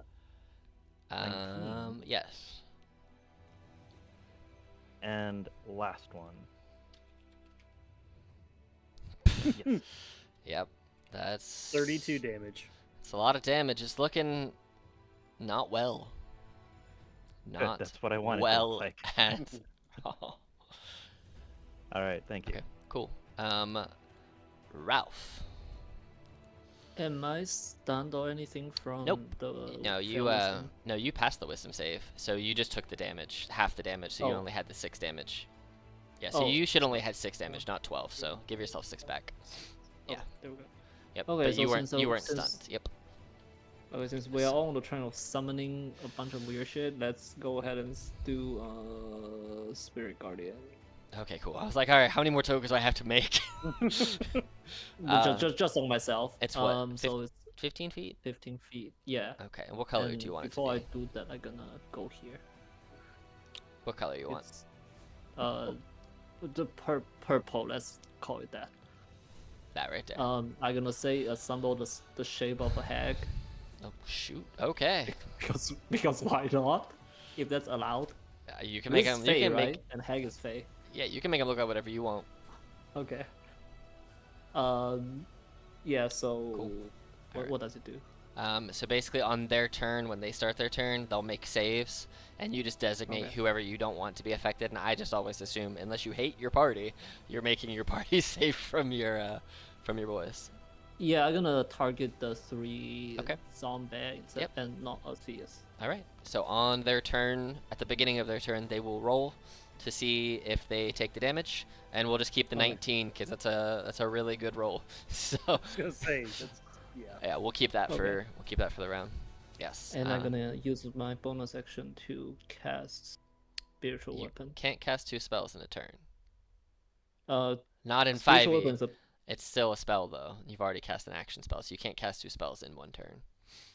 Oh, okay. Yeah, this ain't Baldur's Gate 3, sadly, where you can do that. But no, you can only cast. You can? Yeah, oh my you god, I you haven't can. even tried that yet. Yeah, you can double. You Wait, can. so Yeah, you can only cast 1 leveled spell per turn, regardless of if it's action or bonus action. And if you cast a bonus action leveled spell first, your action has to be a cantrip if you're making more magic. So I can cast Spare of Dying on any of these undead. you but can, If not, if you want to. here we Yeah. go. So you can always, if you ever cast a leveled spell as an action or a bonus action, if you have a cantrip that fits the other category, bonus action, you can still cast that. You just can't cast 2 level 1 spells or more. Whereas in Baldur's Gate 3, you can cast an action spell and a bonus action leveled spell. Or if you're a sorcerer, you can quicken an action spell and then still cast an action spell. You can let off all the rays of fire that you want. Okay. I believe yeah. the maximum in Baldur's Gate 3, a sorcerer can do 5 fireballs in one single turn. Yeah, it's busted. Action surge, baby. Is that your turn? Yeah, that would be my turn then. Cool. All right. Well, this Alep is not very happy that you just wrecked its day. So it's going to like try and grab you by the throat and scream in your face with a maddening touch. A 12. Dang. I assume a 12 misses. Yeah, it does. That would have been I a just good. slap its hand away. That would have been a good 12 psychic damage too. Oof. All right. So this blue ash zombie has got to make a Wisdom save, DC 17. Christ. It rolls a 3. It takes 19 damage, and that's just at the Radiant, beginning of its turn. Yeah. And it's gonna try and escape because it's stupid. And it rolled an 11. It's stuck. That's its turn. Yeah, we got it in a great little microwave right here. It's You perfect. can't move. Anything, entangle and web, all of it. Good stuff. Good stuff. Zalra. Zalori's gonna move here, Ooh. and she's gonna ask Argio? No, that's not how we pronounce it. Gilo. Agrio. Argrio. She's gonna ask Argrio, do you want to get in there? And she kind of like gestures around to like all the fighting that's happening. Oh, so badly. Okay, well let's just make sure that you can see, and I will cast light on her. So it falls off of you and lands on her, huh? Yep. Cool. All right. Yep. So I will cast on if you have like bracers on or something like that, or I'll put it on your bracers. So that way, if you go wandering off to fight, light goes with you, so you won't be in the dark. Cool. I like that. I appreciate you, friend. Of Man. course. All right. That's your action. And that's my action. I'm gonna stay there for now, so that'll Okay. be the end of my turn. Cool. This indentured spirit, this blue one, is gonna try and fight the monkey with a withering touch. Does not wither enough. It doesn't get through. It misses. This ash zombie has got to make a wisdom save. It rolled a -1, guys.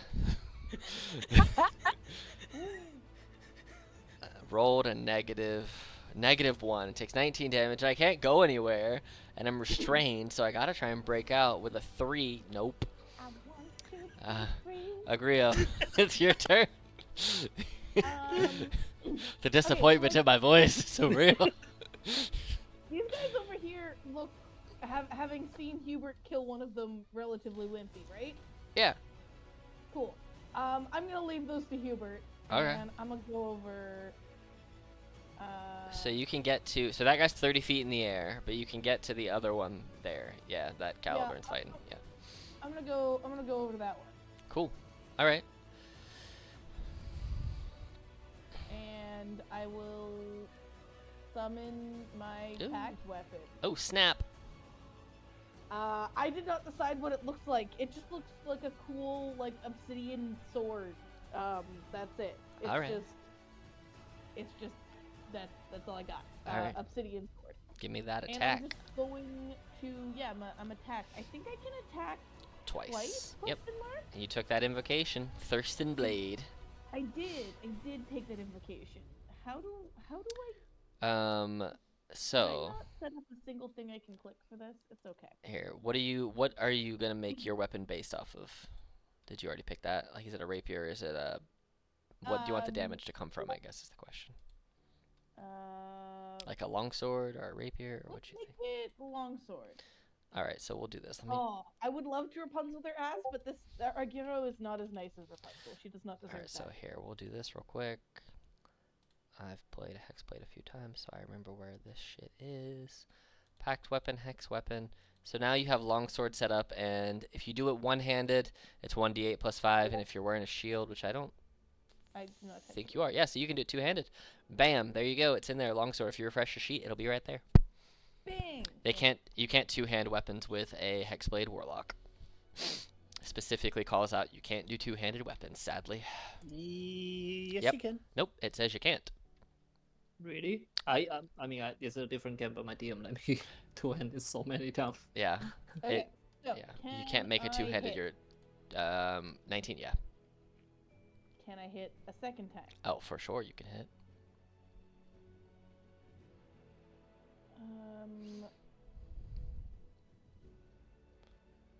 Yes, wherever you finish a long rest, you can touch one weapon you're proficient with that lacks the two-handed property. So, you cannot technically have two-handed weapons as a packed weapon, unless DM goes for you. Oh, you kill this thing if you do 8 damage. Oh, it's dead. You slice through that monster. It's slice. Yes.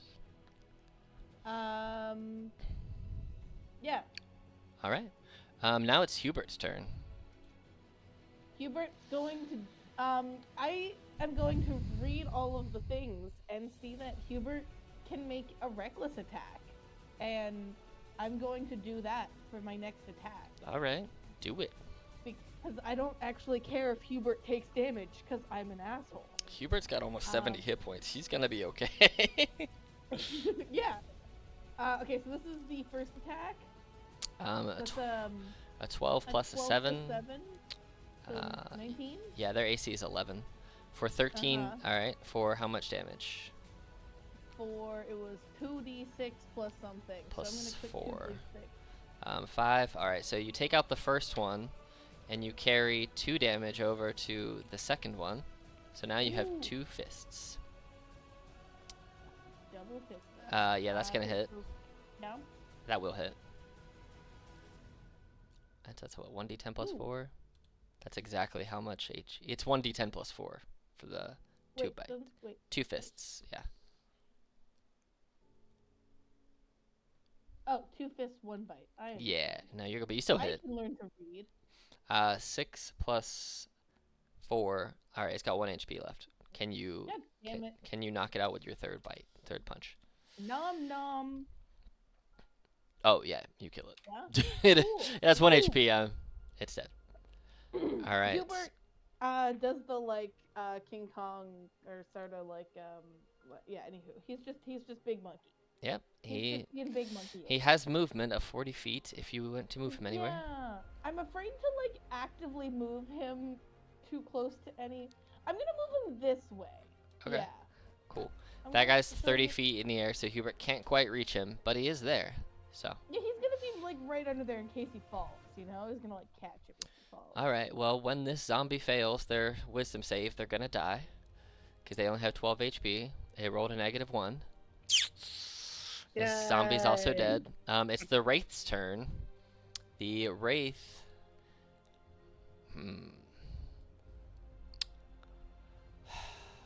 It doesn't. So I'm gonna roll a D2. 1 will be Caliburn and 1 will be Griot. 2. All right. It's gonna fly down and try and kill you. Dragon. 22 to hit. 22 the hits. Yes. For 26 necrotic damage, and give me a DC 14. Rude. A 19 to hit. Does a 19 hit? 19 also hits. Alright, so you take 23 necrotic damage instead of 26. And then a DC 14 Constitution saving throw. That's my is that different to my concentration check, or is that my concentration check? So this will be your con save first. So this will be for the attack against you first.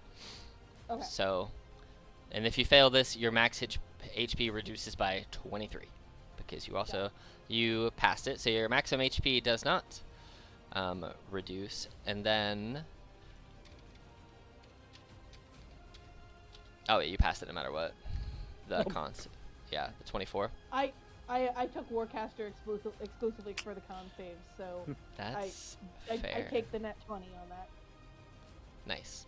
All right. I did not take a very good con, so I thought Warcaster would be worth it for if I summon a demon. And it's gonna stay there to try and keep trying to kill you. So, Jonathan, it's your turn. Okay.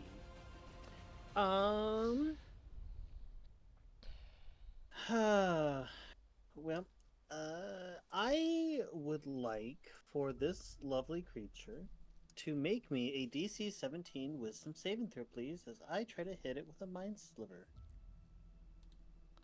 13. It fails, so it now has a D4 off of its next saving throw before the end of my next turn, and it takes 7 psychic damage.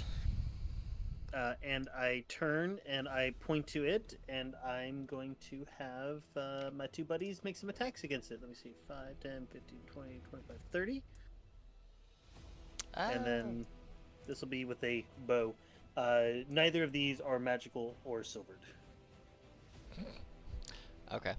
So, short sword attack against it, 14. That will hit. Okay. And it's So- not silvered, so Not it'll just be silvered. half damage. Okay. And then a 16 for 9.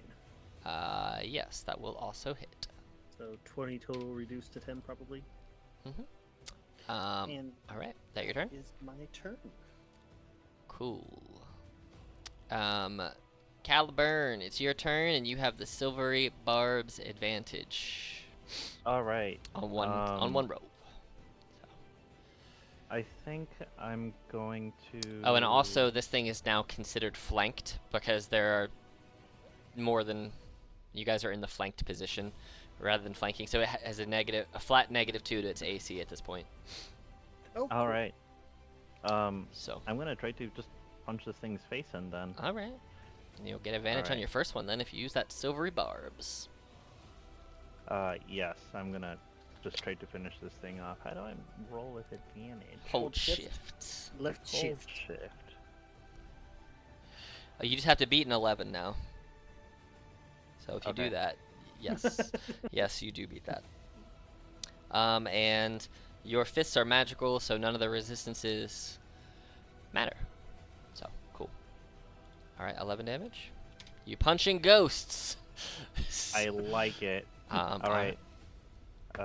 Second punch, I suppose, Yep. if it's not down. Just Here we go. just a normal punch now. Your advantage is gone, but it's an 11, so I think you'll be okay. Yeah, you're fine. Could I roll another one because I do have elven accuracy? I want to see if I crit. Oh, so yeah, so we'll just reroll for the first one. Oh, okay. Yeah, because you only have Okay, so here's advantage on the reroll first for one. the first one. Yep, so cool. So we'll just keep the 11 damage on the first one. The second one, even though you don't have advantage, it was going to hit either way, so we'll take 8 damage off for that second one. And then just Okay. now you can either do your bonus action free attack or your flurry of blows, whatever you want. I think I'll use a flurry of blows. Cool. So just two more normal non-advantage attacks. All right. And this thing is. Oh, does flanking not grant advantage, So- or is it +2? So I do the flanked condition now. I think it's more fun. So that ranged or melee, magic or weapon, this thing just has a flat -2 to its AC right now. Oh, okay. So there's no okay. advantage or disadvantage. It's just this thing has a -2 from attacks from everywhere. Got So it. it's beneficial to range people too, more so than just melee. So Oh, okay. I think it's more Scary fair and more fun condition. for everyone. So, but it can also happen to the players. So just don't get surrounded. That's all. All right. All right. Here we go. Punch to the face. Yep. Go down. Last punch. It's still up, but it's hurting real bad. Epis. It had a decent amount of hit points. Yeah, it does. All right. Ralph, it is your turn now. Okay, I'm gonna turn to the two zombie and be like, "You guys are not going anywhere, right?" And then I'm gonna cast Total Death to the Wrath if I have enough distance, 60 feet. Oh, on the wraith. Yes. Yeah, on Wraith. Yes, you do. Go Total Death.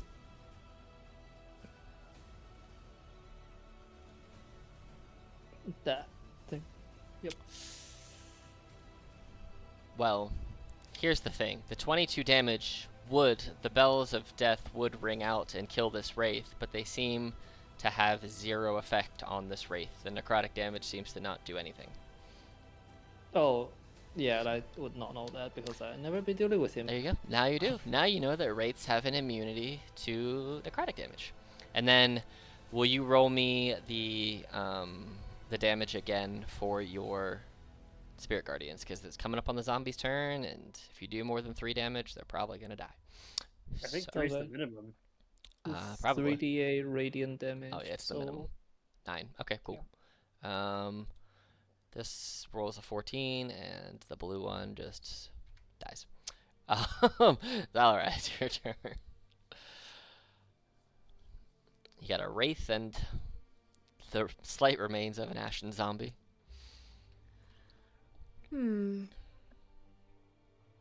Let's see. And they can't even roll for their fortitude because it's radiant damage, so they're just dying. Popping like balloons. Mm-hmm.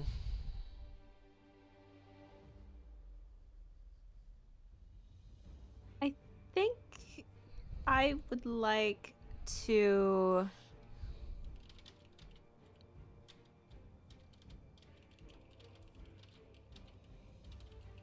Can I roll another perception check or a nature check or something along those lines to see if the intensity that we were feeling before has started to subside due to the loss of the current undead?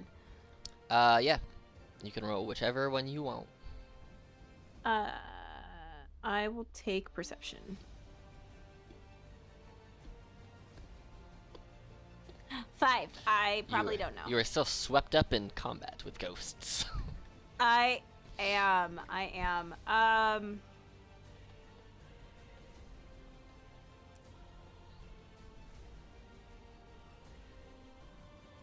I will.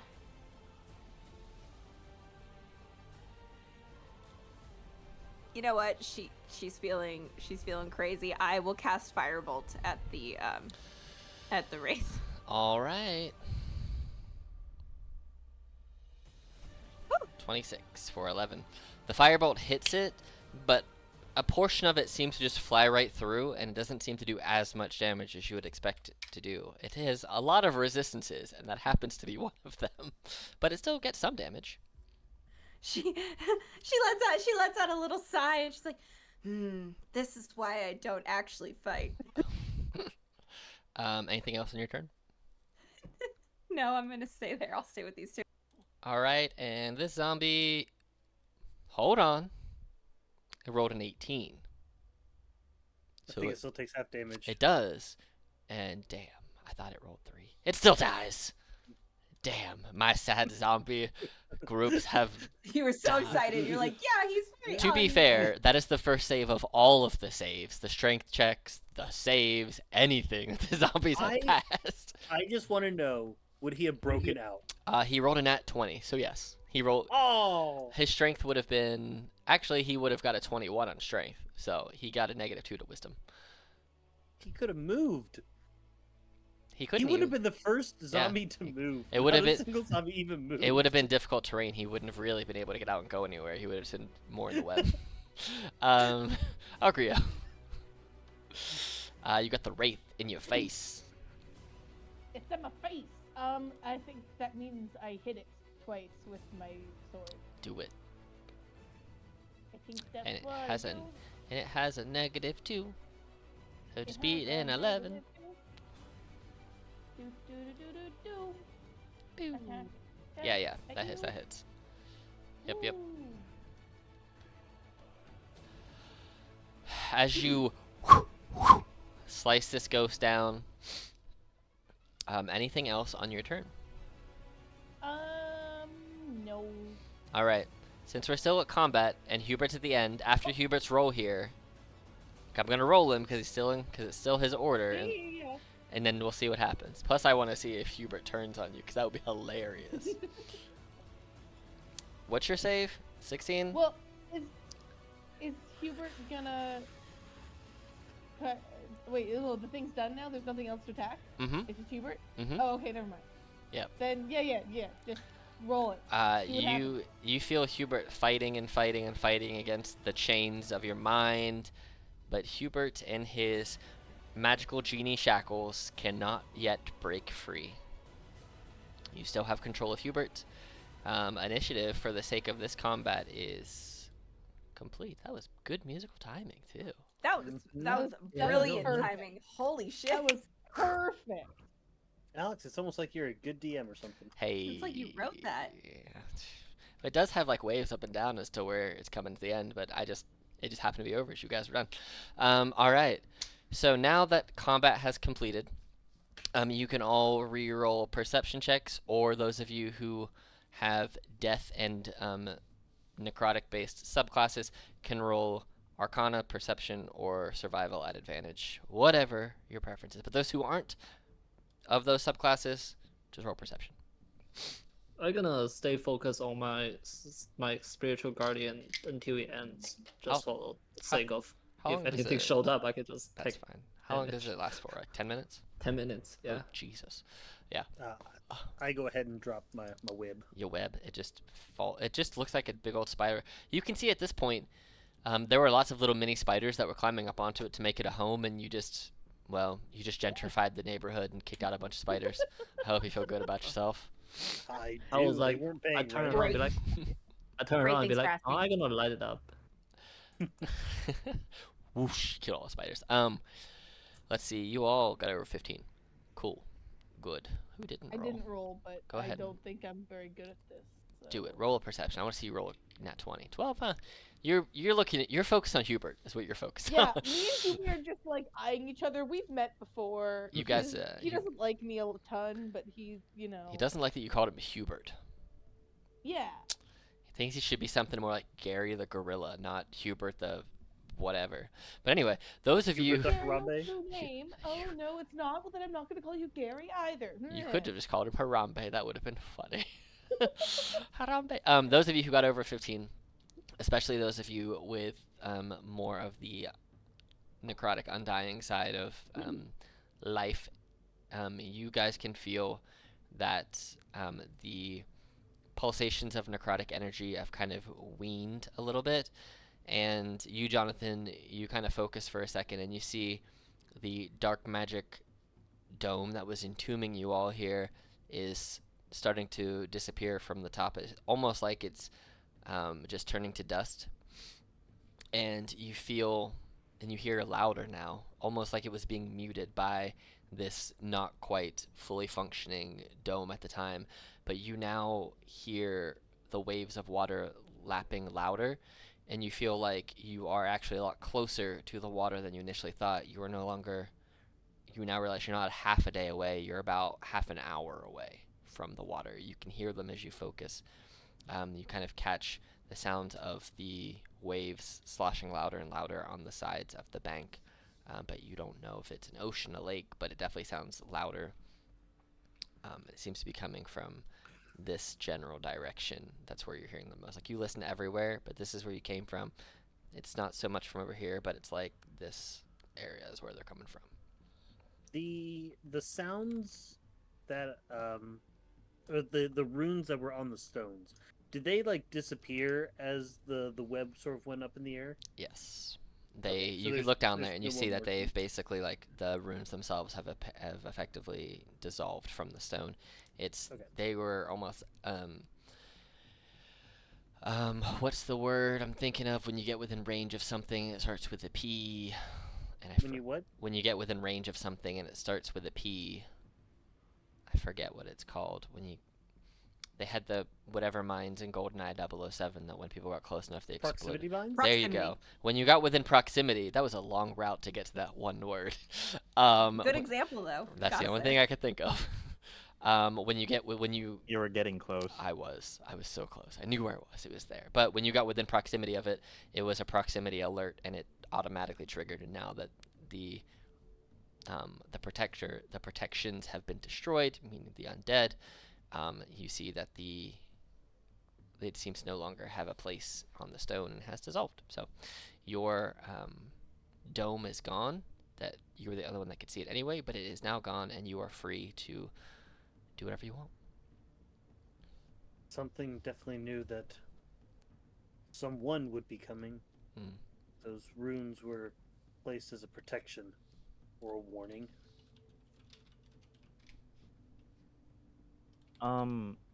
I would like to look around because if necromantic activity has occurred, I Mhm. would think that maybe there's a trail leading somewhere. Yeah, go ahead and roll. Um, what wisdom skill do you have proficiency in? Survival Yeah, do that. and insight. Yeah, okay, Uh, survival. Yes, do that at advantage because monk stuff and druid spore stuff. What's a B? Oh. Yes. So you feel that as you kind of focus and you kind of extend your spores out into the earth surrounding you and kind of filling the area, you feel that there is a trail of undeath and blood that leans more this direction than this direction. Even though you hear the sounds of the water from this whole area, it leans more specifically there. And as you kind of follow it with your eyes, you see that there is a very slightly worn path that someone has walked with a few blood drops. The trail heads northwest. Mm-hmm. Well, I say let's not get surprised again and be a little bit more cautious now that we know that we're dealing with more magical means and not so much physical means. And Zalori will get down the ground and she will just gently start to drum a beat against the ground, a familiar sound that they've all heard. And if you guys would spare me the time, I will ritual cast detect magic as we walk and see if I can't catch anything before it shows up.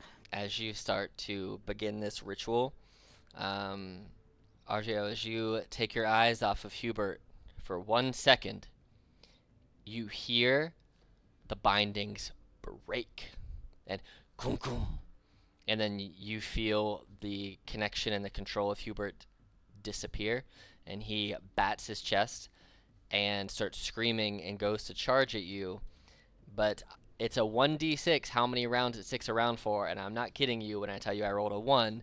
He pulls up his fist to double axe handle slam on you, and as you're fully surprised and surprised for, just not expecting it, not the surprise condition, because I know the whip does not allow it, but he jumps up to double axe handle slam you in the face, and as the fist is starting to connect, disappears. It's the closest Hubert's ever come to actually connecting with you without connecting. What was that?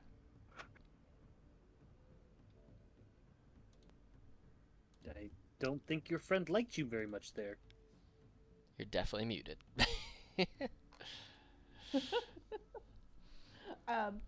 I was saying that like she just like stone cold bitch like doesn't react at all. Like even as like charging straight towards her, and she just like stock still, like stares in the face, and then poofs, and she just kind of like lets out a little bit of a breath, like, huh, that went better than I thought. And like that's the first time I'd ever tried that, and that worked better than I thought. And she just kind of like turns around, a single drop of sweat just rolls down at her scales.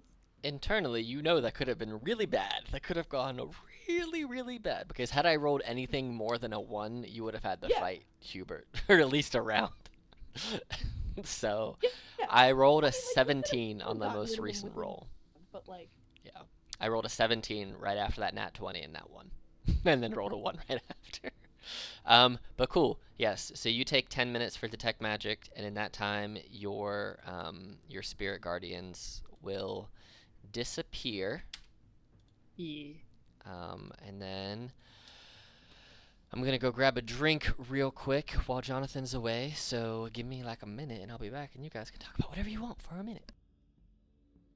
oh my god, guys, we should talk about Alex and like gossip about him while he's gone. I don't know what to say. Maybe This- we Hashtag hear all Oh, the okay. gossip.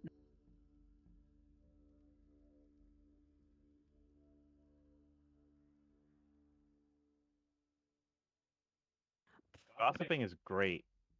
Yeah, we're so good at gossiping. We're guys. really good at this. We got all the hot goss.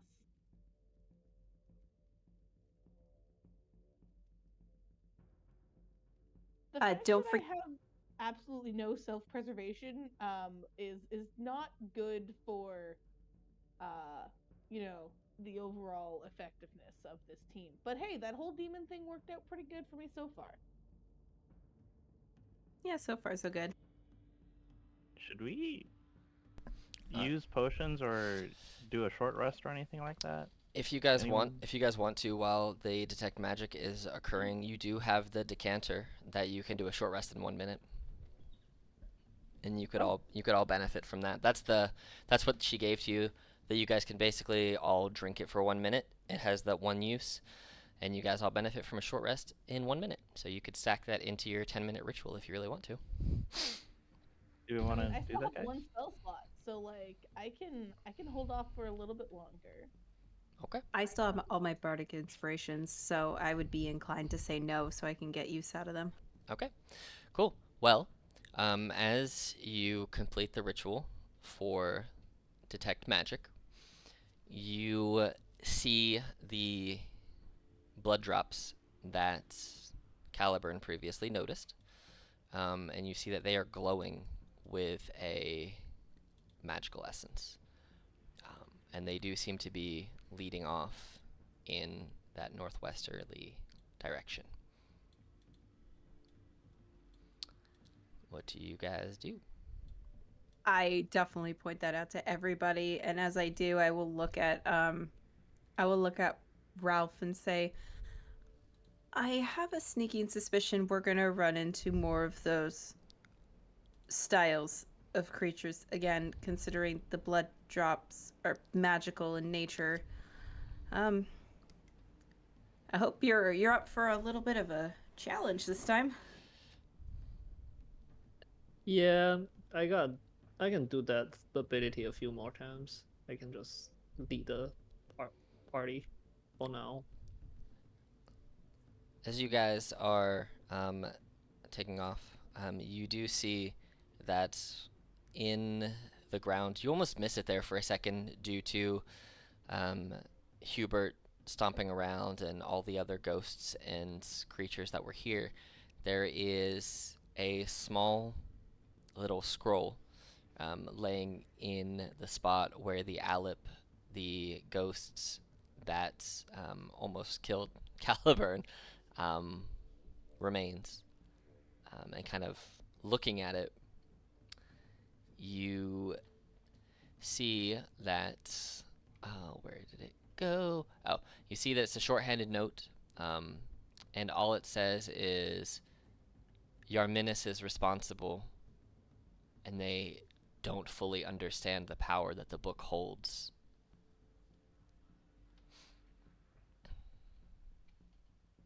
Signed, Philip. Oh, fucking Philip. It's always Philip. Who the hell is Phillips? No idea. But it was Philip that wrote this little note. And it said this person was responsible. Yarminus. Oh, I thought was you were muted saying that your whole time. menace. Was it was written in common? Mm-hmm. Okay, and does the name Yarminus like ring a bell at all? You can roll a history check, but I will tell you it is a DC 25. Okay, I'm good at these. Get it. Ah. Damn. It does not. Okay.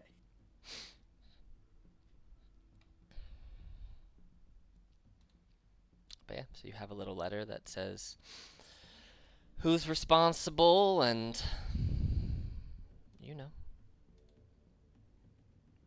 You got a blood trail that seems magical. Going more northwest. Alrighty. Well, let's get going. Cal's gonna remain near the center of the formation. Okay. Yeah, give me a And- marching order for y'all. Yep. I gonna kind of lead the party for now, Okay. and I'd probably be more towards the back with my two guys flanking Okay. behind me. I'd follow behind Ralph. He has the light, 'cause I still have the light on our warlock friends, and then I can try to catch as much incoming magical abilities as I can. Okay. So, Argrio, where are you in amongst this grouping? I mean, like, wherever. I'm good to be on the end if that's where it looks like I'm going. I'm good to be in the middle, but wherever. I don't care. All right.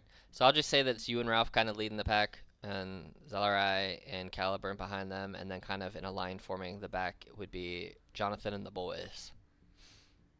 All right.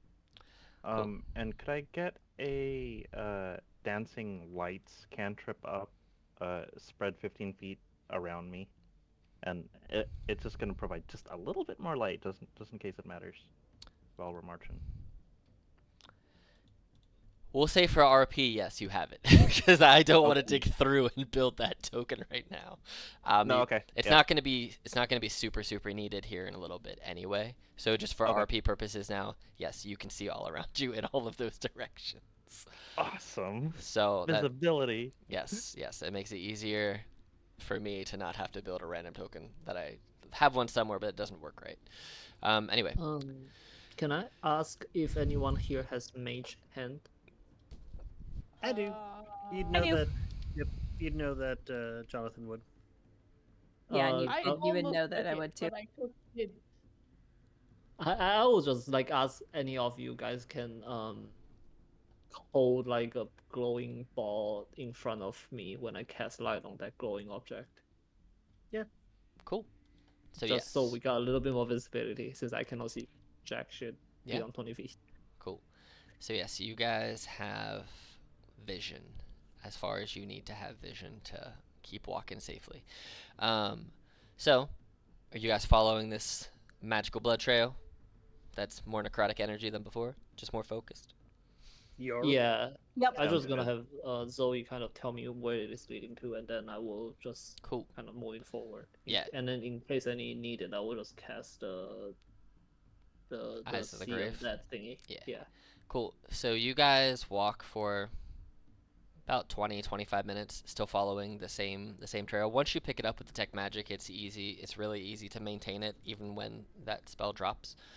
It's easy to follow it between the survival instincts of everyone and your own magical capabilities. It's pretty easy to find it. You do get closer and closer.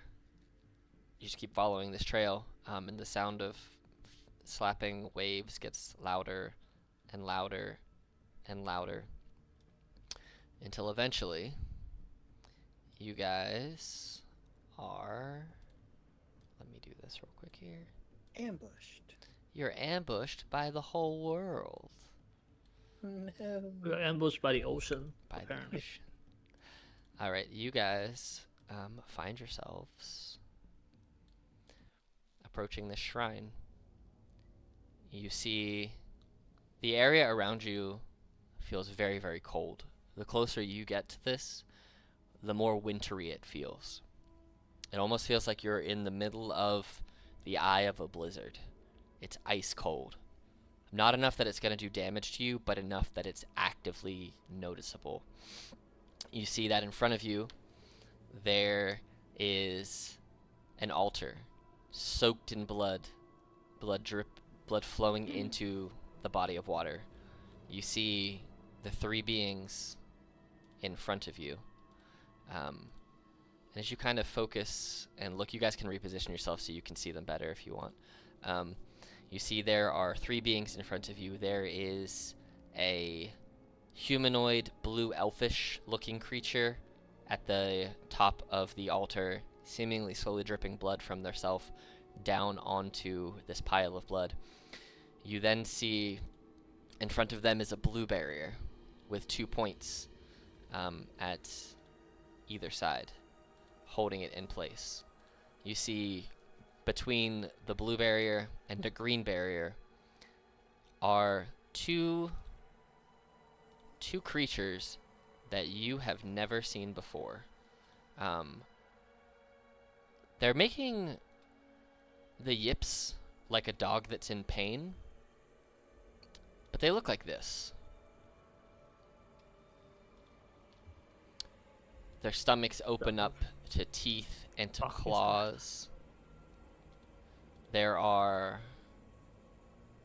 have their mouth opens at the top like a snake. They have these blades for arms. They have points on the tips of their feet and spikes that look like they could spit mucus and acid. Yes, if you take an action to drink a potion, you do regain the full benefits of said potion. But as you are standing there looking at these two creatures behind a green barrier and in front of them a red barrier, this blue-skinned humanoid turns and looks at all of you. Well, you may just be too late. I see that my trap held you in place just long enough that I was able to read the book. I was able to sacrifice Philip's body, and you saw what was left of the piece of soul I left in the yard to delay you. I'm so close. I think these barriers are going to hold, and I'm going to be able to gain that immortality that I was promised. You're welcome to try and stop me, of course, but my two pets here will have something to say about that. There we go. That's what I needed it to do, so I could see. Good luck. And here, we're going to go into initiative just so we have an order of things. It doesn't necessarily mean combat, just so we have an order of things.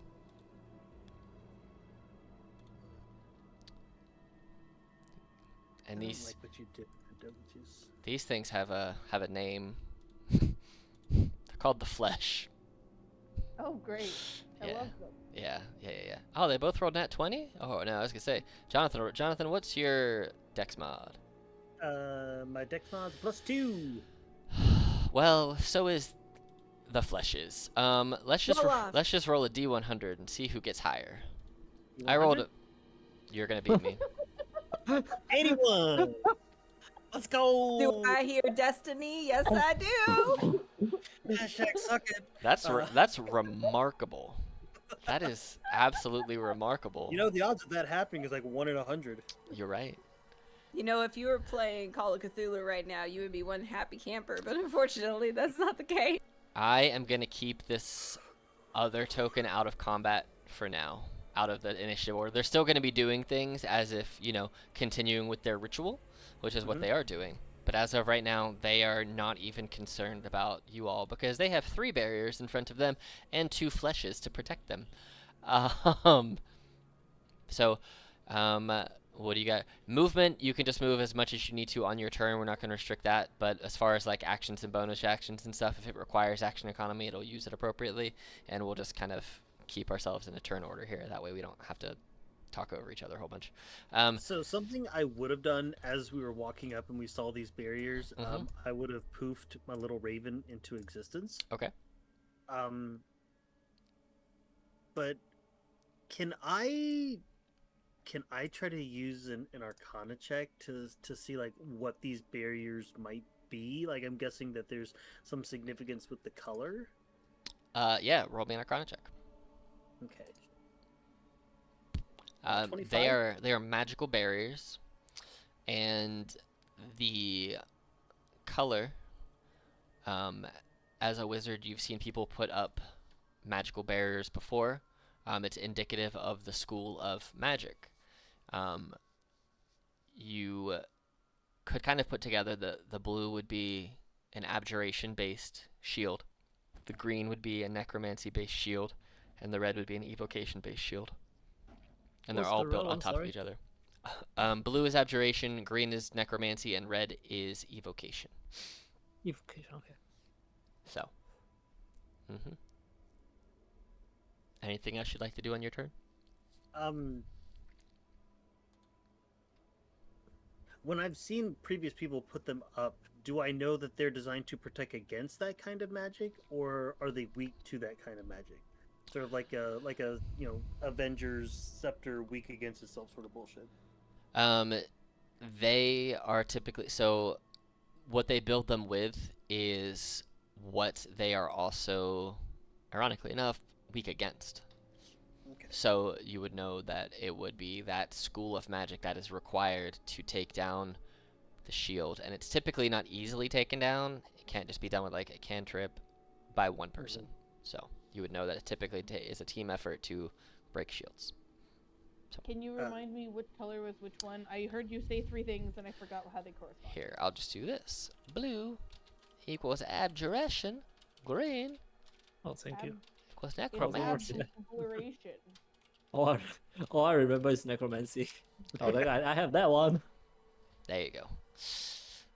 Necromancy. Yep. So, anything else on your turn?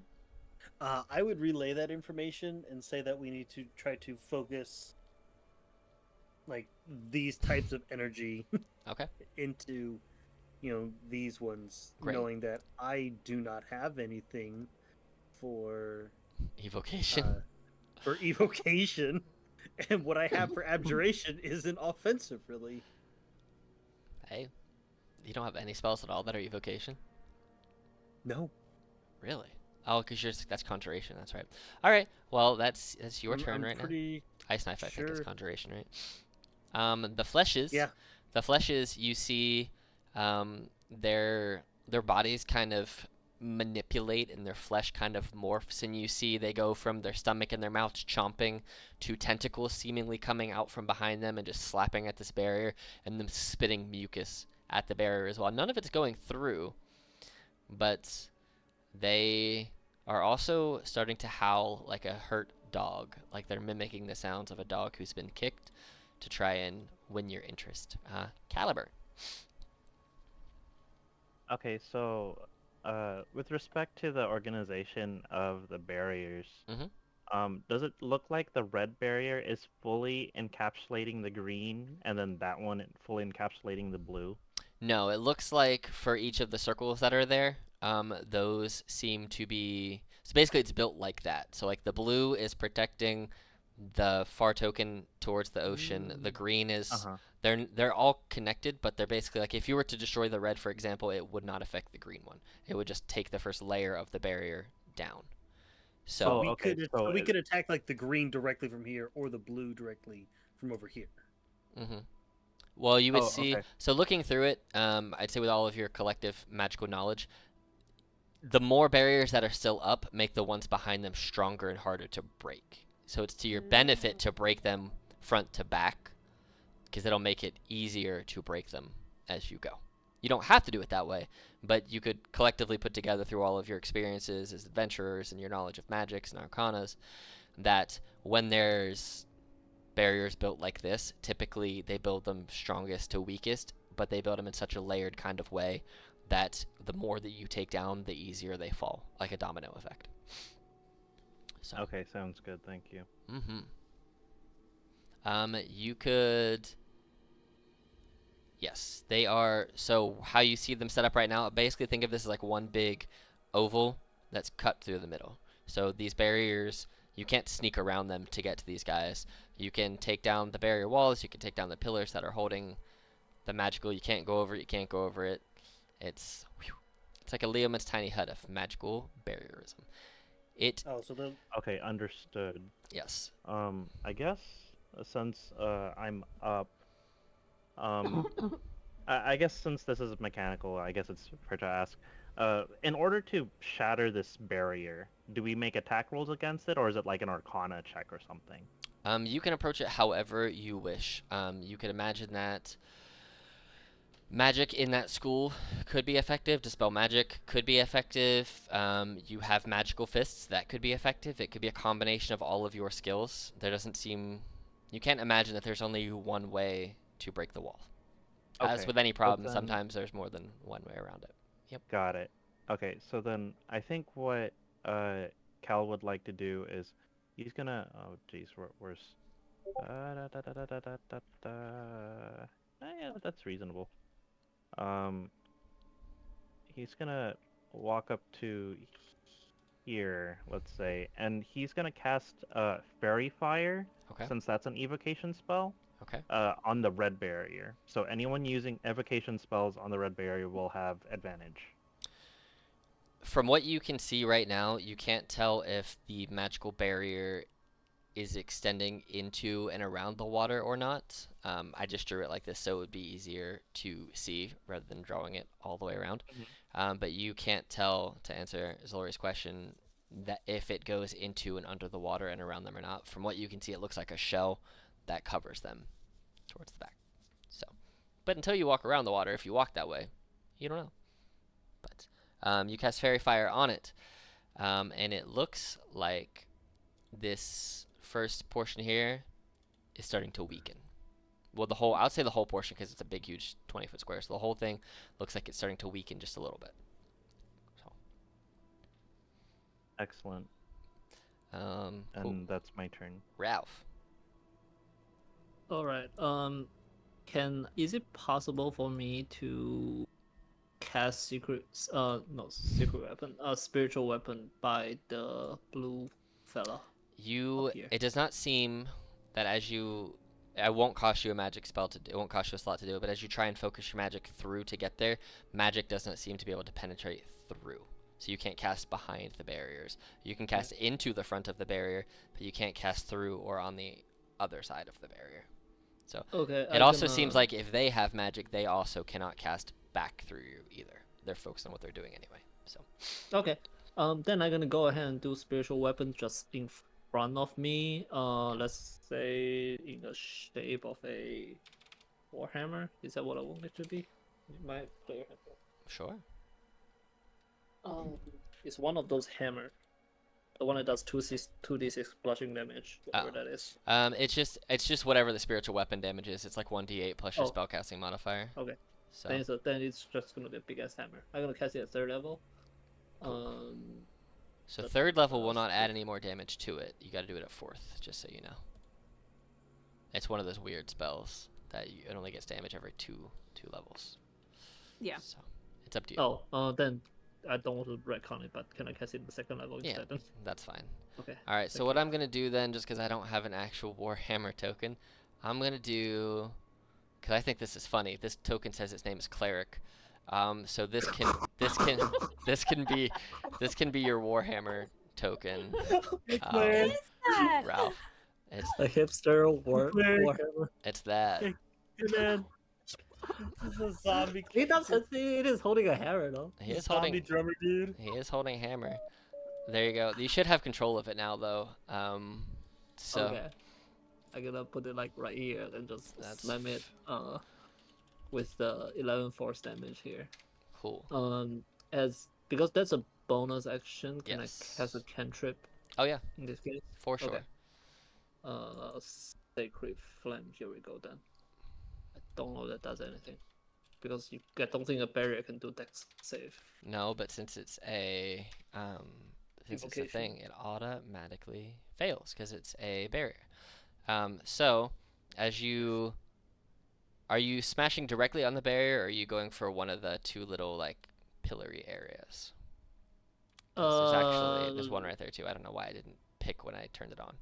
Are you looking to get the pillar, or are you going for the barrier? Because the fairy fire basically encapsulated the whole red line and the circles. So you tell me what you're aiming at with your hammer. And I with will your gonna cantrip. go ahead and just do the pillar, just try it out then. Okay. Since you mentioned it. Cool. So I'll say you hit the first pillar with this one, and as you hit this pillar, combining your spiritual weapon damage with your fairy fire, that fades, which breaks this one, and then my guess is you're gonna hit this side with your sacred flame,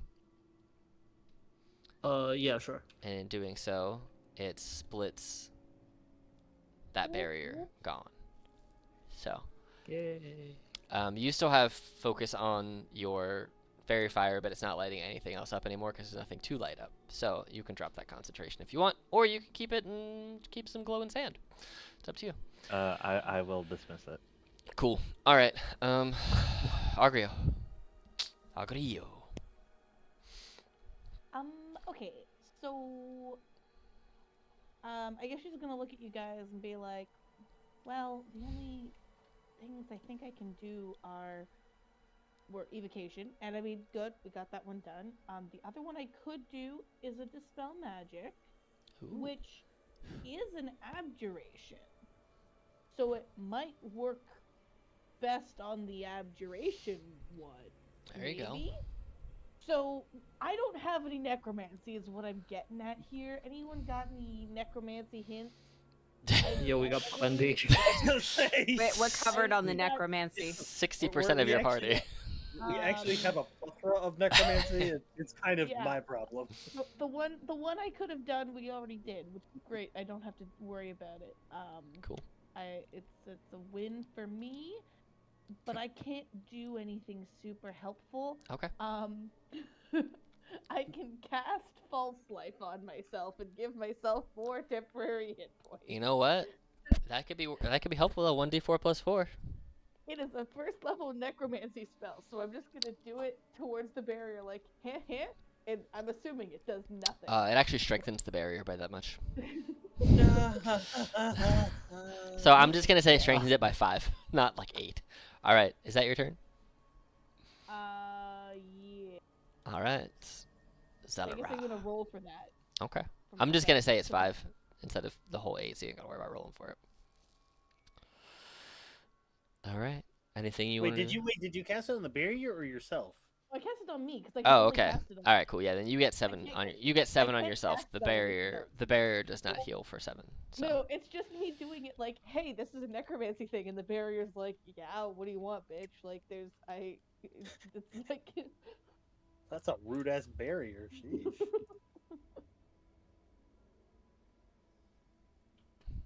All oh right. yeah, that's all I got. all right. All right, cool. So I'm going to move 5, 10, 15, 20, 25. I'm going to get right here behind these two boys. Okay. I'm going to put my hands on their backs and say, when you're ready, go get. And I'm going to cast Long Strider on both of them. Oop, snap, twin cast long strider. Not twin cast. If you Oh. just Oh, you cast at a guys do higher it. level on second level, you get 2 people. Well, it's still unofficial twin cast because it's using Temp- higher level. temp twin cast. And then I'm just going to step back 1 for my 30 feet. I like 30 it. feet, and that's the end. Cool. All right, Jonathan. Okay. So I have been told that this is potentially a necromancer Mhm. shield. Is that Mhm. correct? That's what you have been informed of. Okay. You're actually the one who figured it out, so you told yourself.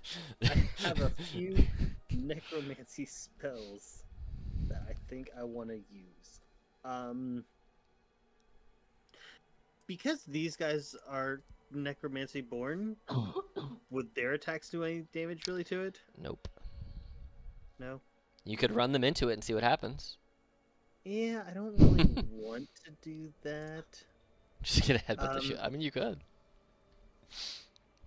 Right smack dab here in the. Let me see what the. Is that a 10-foot? radius. You can wither and bloom the wall. Yes, I am, and potentially catch the two doggo things in the middle of it.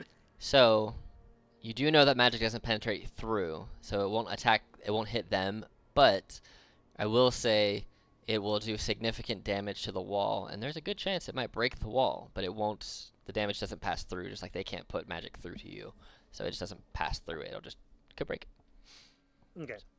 That's what I'm going to do then. So 11 necrotic. All right, as you drop this wither and bloom, you see the sand almost turns this black glass, and the necrosis kind of climbs up this wall, turning it into glass. And you see that the wall itself begins to take on like a spiderweb like appearance, and it starts to shatter and crack, and then it explodes.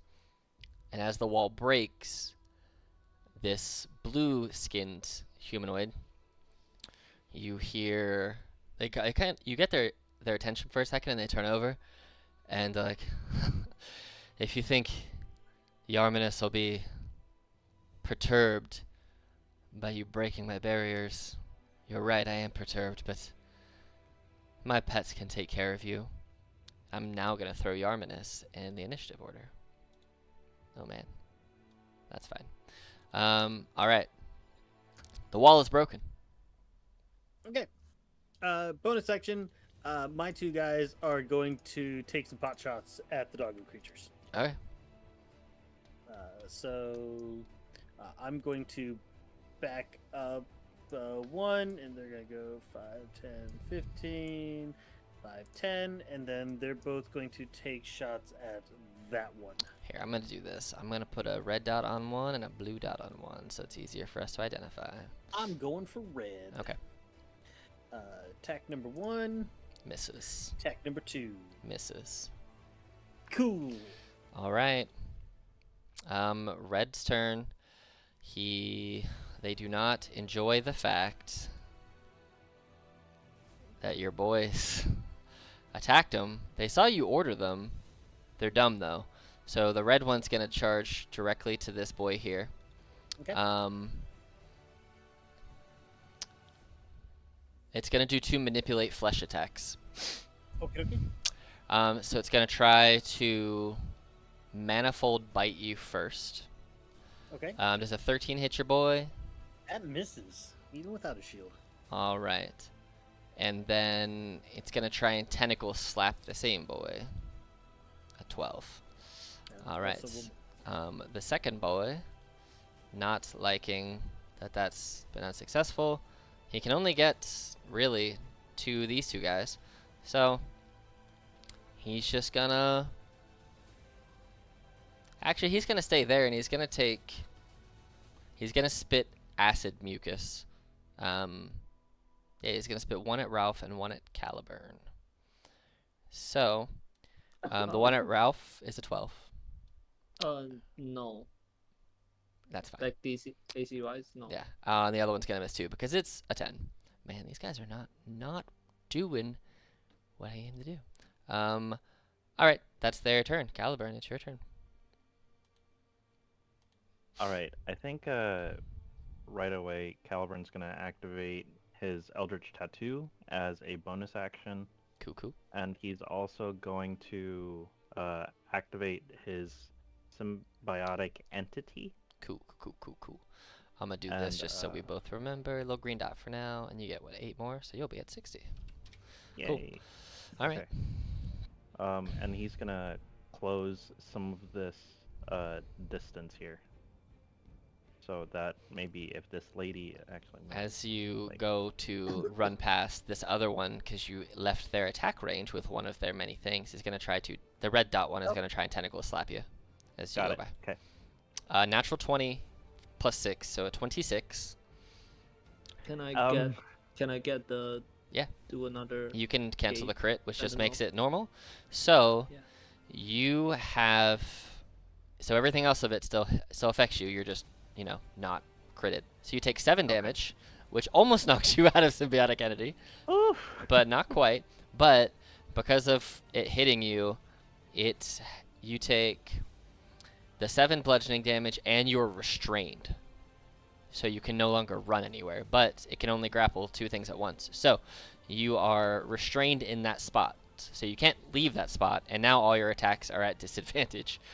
Okay. But I think you have range now, right, with your tattoo? Oh. It's got 15 maybe. feet. So you could hit the one who's restraining you, but they would just be at disadvantage because, you are restrained. So. Yeah. Okay. I'll take the swing. It's my best course of action here. Yep. So control makes them disadvantage. Oh wait, you know what? That was gonna be my movement. I can't make the attacks because my symbiotic entity was. Oh, you're right. You're right. So, well, you are stuck there now. You're a symbiotic Yep. entity, and you activated your stuff, which I think is a bonus action anyway. And you're just stuck. You did some stuff, and you didn't really get anywhere. I'm getting ready. That's fine. I'm gonna put so the green. We're gonna do this so we remember that you're restrained. You are restrained, and this guy can do 2, so we're good. All right, Ralph. Making a attack with a spiritual weapon is a bonus action, right? Yep, you can move it and attack it with the same bonus action. It can go 20 feet. Okay. Always took me a hot second to realize that's my spiritual weapon. I saw it and I'm like, well, this is funny. This has got to be the token. Alright. 1d8 plus your the spell. So here's It's a d8. So it's d20 Plus plus 5. your. So you got to roll to hit it. Oh, Which okay. yeah, it's like Okay. d20 plus your spell attack bonus. Oh. The cast in VTT. It was somewhere up here. It was Yep. +9. Well, ignore my fourth level. you're I good. accidentally Yeah, you're good. clicked All right. So basically, we'll just do the first damage then. So it was 1 plus 5, so 6 damage.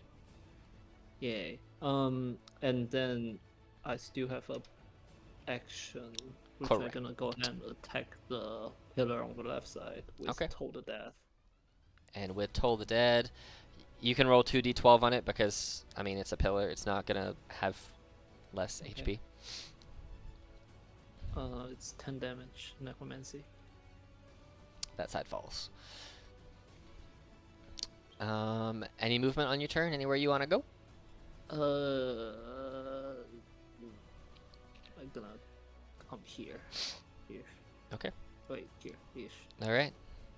Argrio. Actually, sorry, I'm gonna come here. Okay, just cool. Flanking. Okay, so is our priority the main bitch or the doggo? Like, are we gonna focus on the doggos for a second and then get back to the blue barrier and the main bitch? Does that seem like what we're doing here? Strategy wise?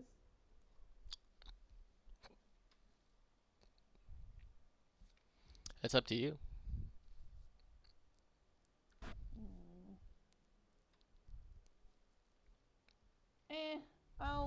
I'll deal with the guys that might more immediately attack us because action economy and stuff.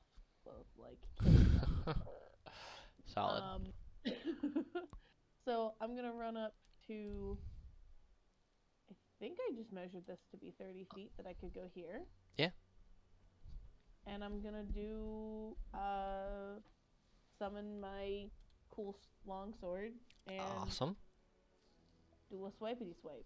Do it. They don't have any resistances or stuff, so Cool. you can just attack And it. does that mean that they now have a -2 to their AC with 3 of us? With you and Osseous and Ralph, yep, 3. That's one. Yeah, that hits. They both get hit anyway. All right, so roll me that crit damage first. You're doing it two-handed or Two-handed, yeah. one-handed? You're doing it I two-handed? don't have anything in my other hand, so I might as well be doing it two-handed. Okay. And since it doesn't have the two-handed property, and it's versatile, Yeah. you can It can is. do it that way. So Dumb, and I love it. yeah, it's weird rules. All right, so 18 on the first one, and then what's your next attack? Nice. 14. Jesus. All right. That was a significant amount of damage. All right.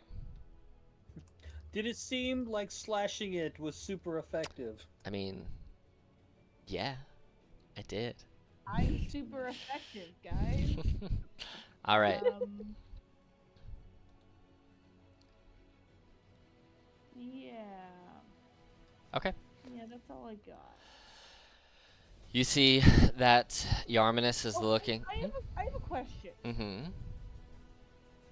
Do I like? Do I feel like it is past this barrier possible for me to try to target this person with a hex, or is the barrier stopping that? You feel like, based on what's happened with the magic so far, with the Withering Bloom that didn't go through, that the Yeah, that's what I barriers, yeah, they can hit the front of the barrier, but they're not seeming to be able to pass through Okay, it. that's what I So, wanted to double Yes. check. Like, That's you what could I throw thought all the was magic you fine. want, and it'll just bounce off it, or it'll hit it, but it won't pass through. So, Yeah, that's what I thought. I just wanted to double check, just in case I was misunderstanding. 'Cause Mhm. that would suck if I had misunderstood. all right. Yarminus is looking less pleased, and yells, "Do any of you speak deep speech?" I believe I actually do. I do speak deep speech. They are yelling at the doggo by the cleric weapon, to get in there and destroy, and then they start to change up their chanting for a second, and you see the blood beneath them start to almost take on humanoid form, but nothing quite yet is happening. It looks like they're trying to do something, but they also, you see they're hesitating. Like, they know if they do what they want to do, they're gonna have to destroy their protection. So they're kind of like starting and like puppeteering this blood, but they haven't quite decided. They're in between decisions right now. It's all right. Okay, she's going to go back here. She's going to take a deep breath, and she's going to do something that you guys rarely see her do, because she doesn't like to take the risk, but she's going to. And I'm going to twin cast third level Dispel Magic on each of the blues. Okay. And per your rules, that does trigger the Wild Magic Surge. Yeah, it does. So they have different DCs now, because one's still being supported by the green one, and one is not being supported by the green one. So the one that is being supported by the green one has a DC of 21, and the one that is not being supported by the green one, so the solo blue, has a DC of 16. So Okay. you basically just roll a d20 plus your spellcasting modifier. We'll do that, and then we'll roll on your magic table. And so you just tell me which one you want to roll on, which one of these you're rolling against first. The solo blue or the supported blue? Let me know before you roll. Let's go with supported blue first. Okay. And as her wild magic, as her magic starts to activate, you guys see this is different from her bardic magic. This is her sorcerer magic that's kicking in, and a whole bunch of cogwheels, like a beautiful array of cogwheels and clocks, all appear around her, and just this flush of just beautiful gold and silver as she casts her magic. Cool. All right, so DC 21. So 24. So this breaks, but the other one does not. So this will break this, and this will break this side of it. And I'm going to say, because you've broken what it's connected to, this also falls. This is still there. You have an opening over here now, but this one is still in place, because it didn't pass that save. But roll me a Wild Magic Surge. You got it. Love me a Wild Magic Surge. Me too. This is actually my second wild magic person that I played. Don't today, move your which is bird out the ironic. way. Put your bird back where your bird was. Your bird gets what? with me. 24. What's 24 do? I'm blue.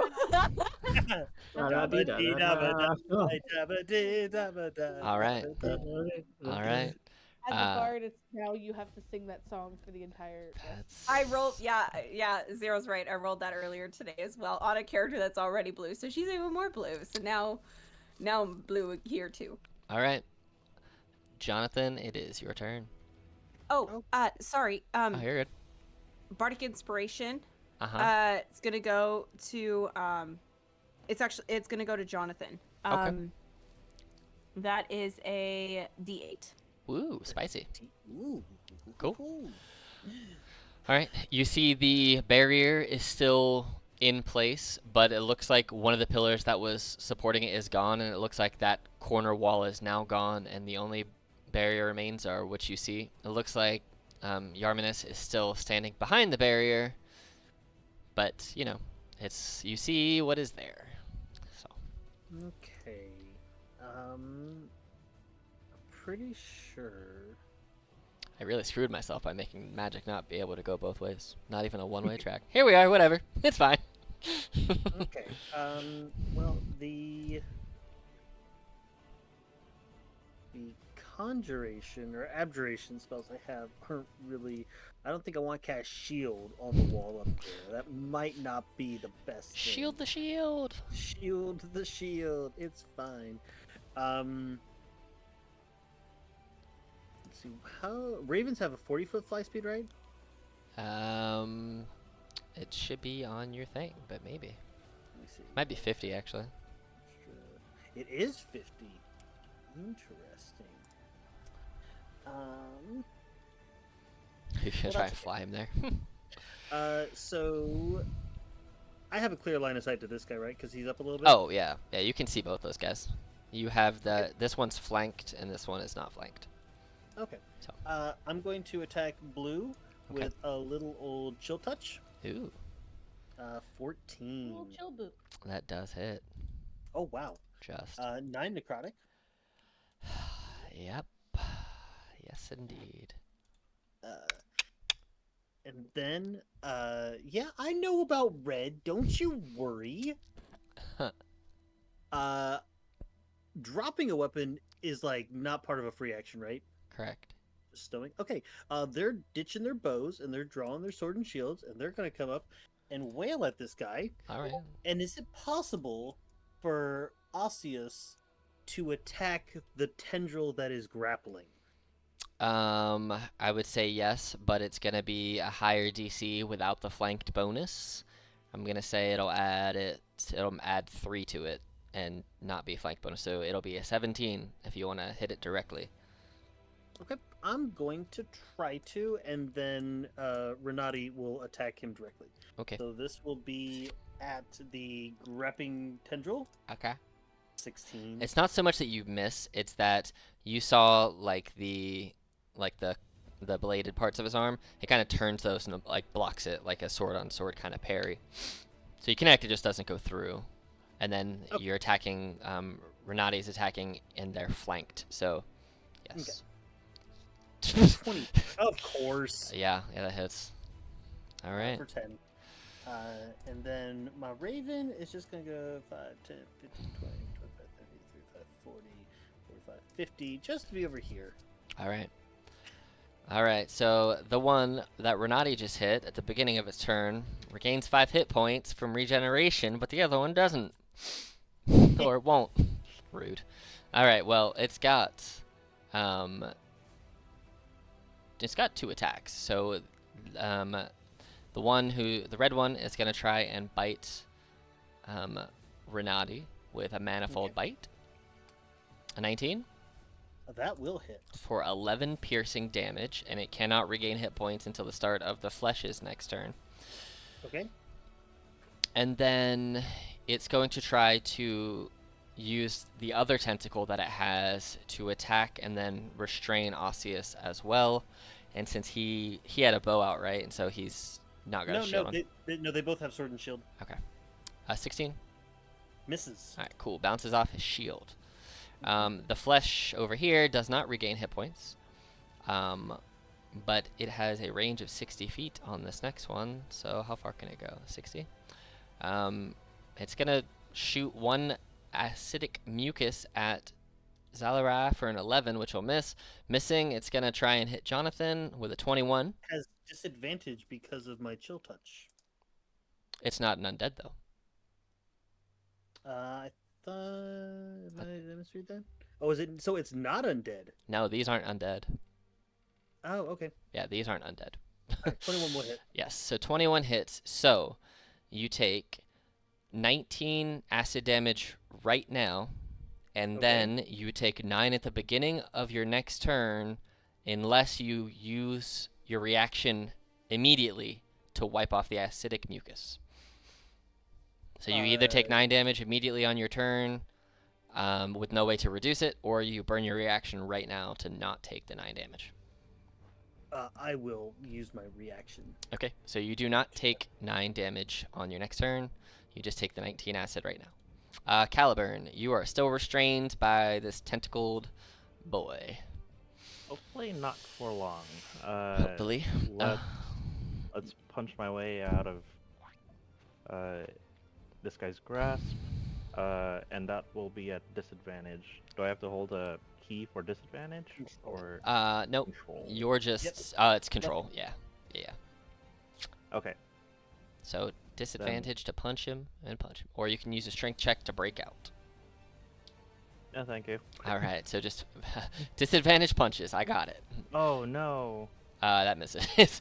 You go to punch and it's just whew, misses. All right, second attack.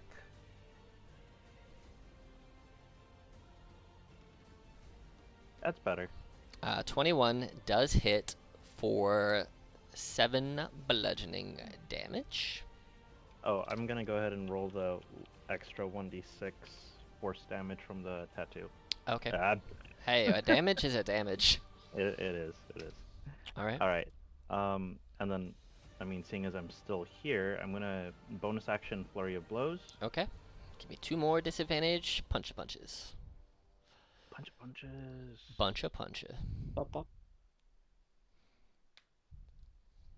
Wow. That misses, unfortunately.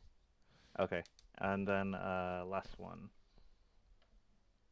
Yeah, because he's at a 12 right now. It's his AC. Is that a okay? Yeah, 7 will hit. And then your extra d6. 2. Okay, 9. He's starting to look pretty hurt. All right. Ralph. Alright, spiritual weapon will go for the blue boy Okay. here. D20 plus 9. I think it's straight up just roll damage. Let me do You have to the plus add. 9. Yeah. 21 hits. We'll just take the 11 damage. Okay. It's a big hit. Maybe I should have not done that, but here we are. That's fine. Okay, I don't have a action. Let's see. I will go ahead and use my channel divinity. Wait, so I go.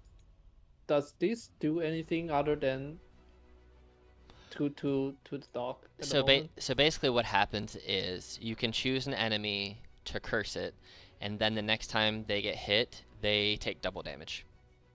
So basically you make them vulnerable to whatever damage they take next. So if someone Okay, I will. so if somebody crits, they'll do quadruple damage.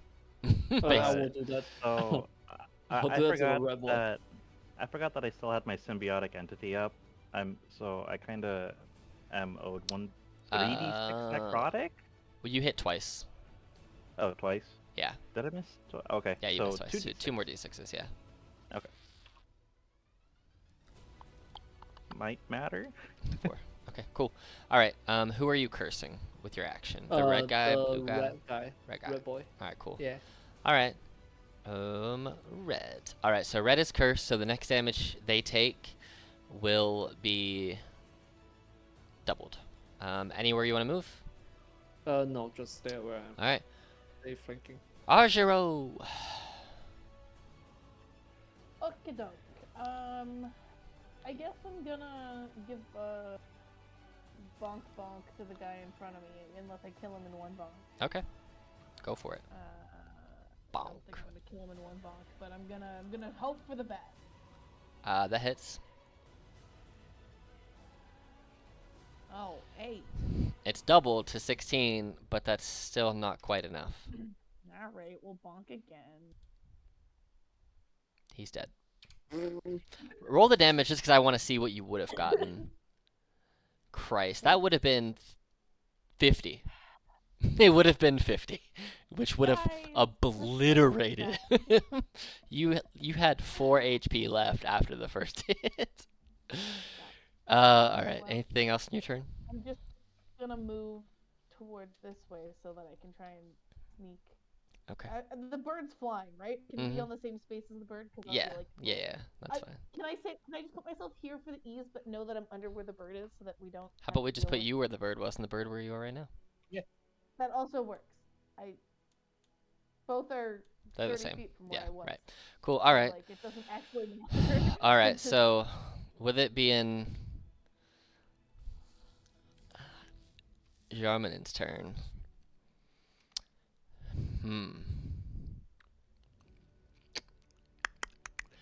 Pretty certain they know the barrier's not going to last much longer, and rather than just sitting around getting wrecked,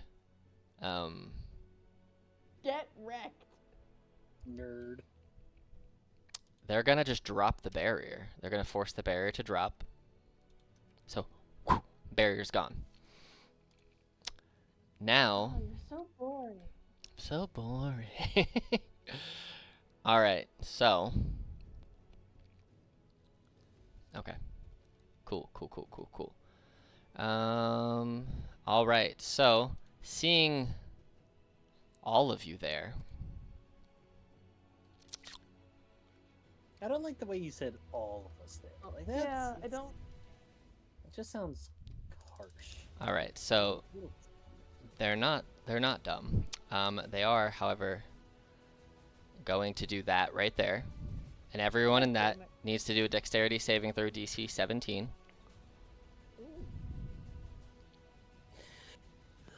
Cool. Fuck me, dude. 15. You said I have a D8? Uh-huh. Yes.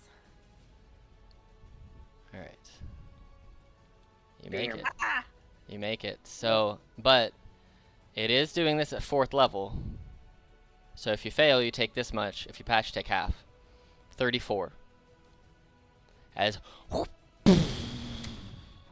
a fireball explodes around all of you there, creating black, bloodied glass on the ground. Is it And 34? it's 34 damage in total if you failed, and 17 if you passed. So, I'm so. yes. So, Jonathan, you failed the first time. What are you rolling again for? Or is it for your bird? No, that's for Osseous and Oh. Renati. That's Renati's down. Osseous is hanging on. That's fine. He sees Osseous. No. You know what?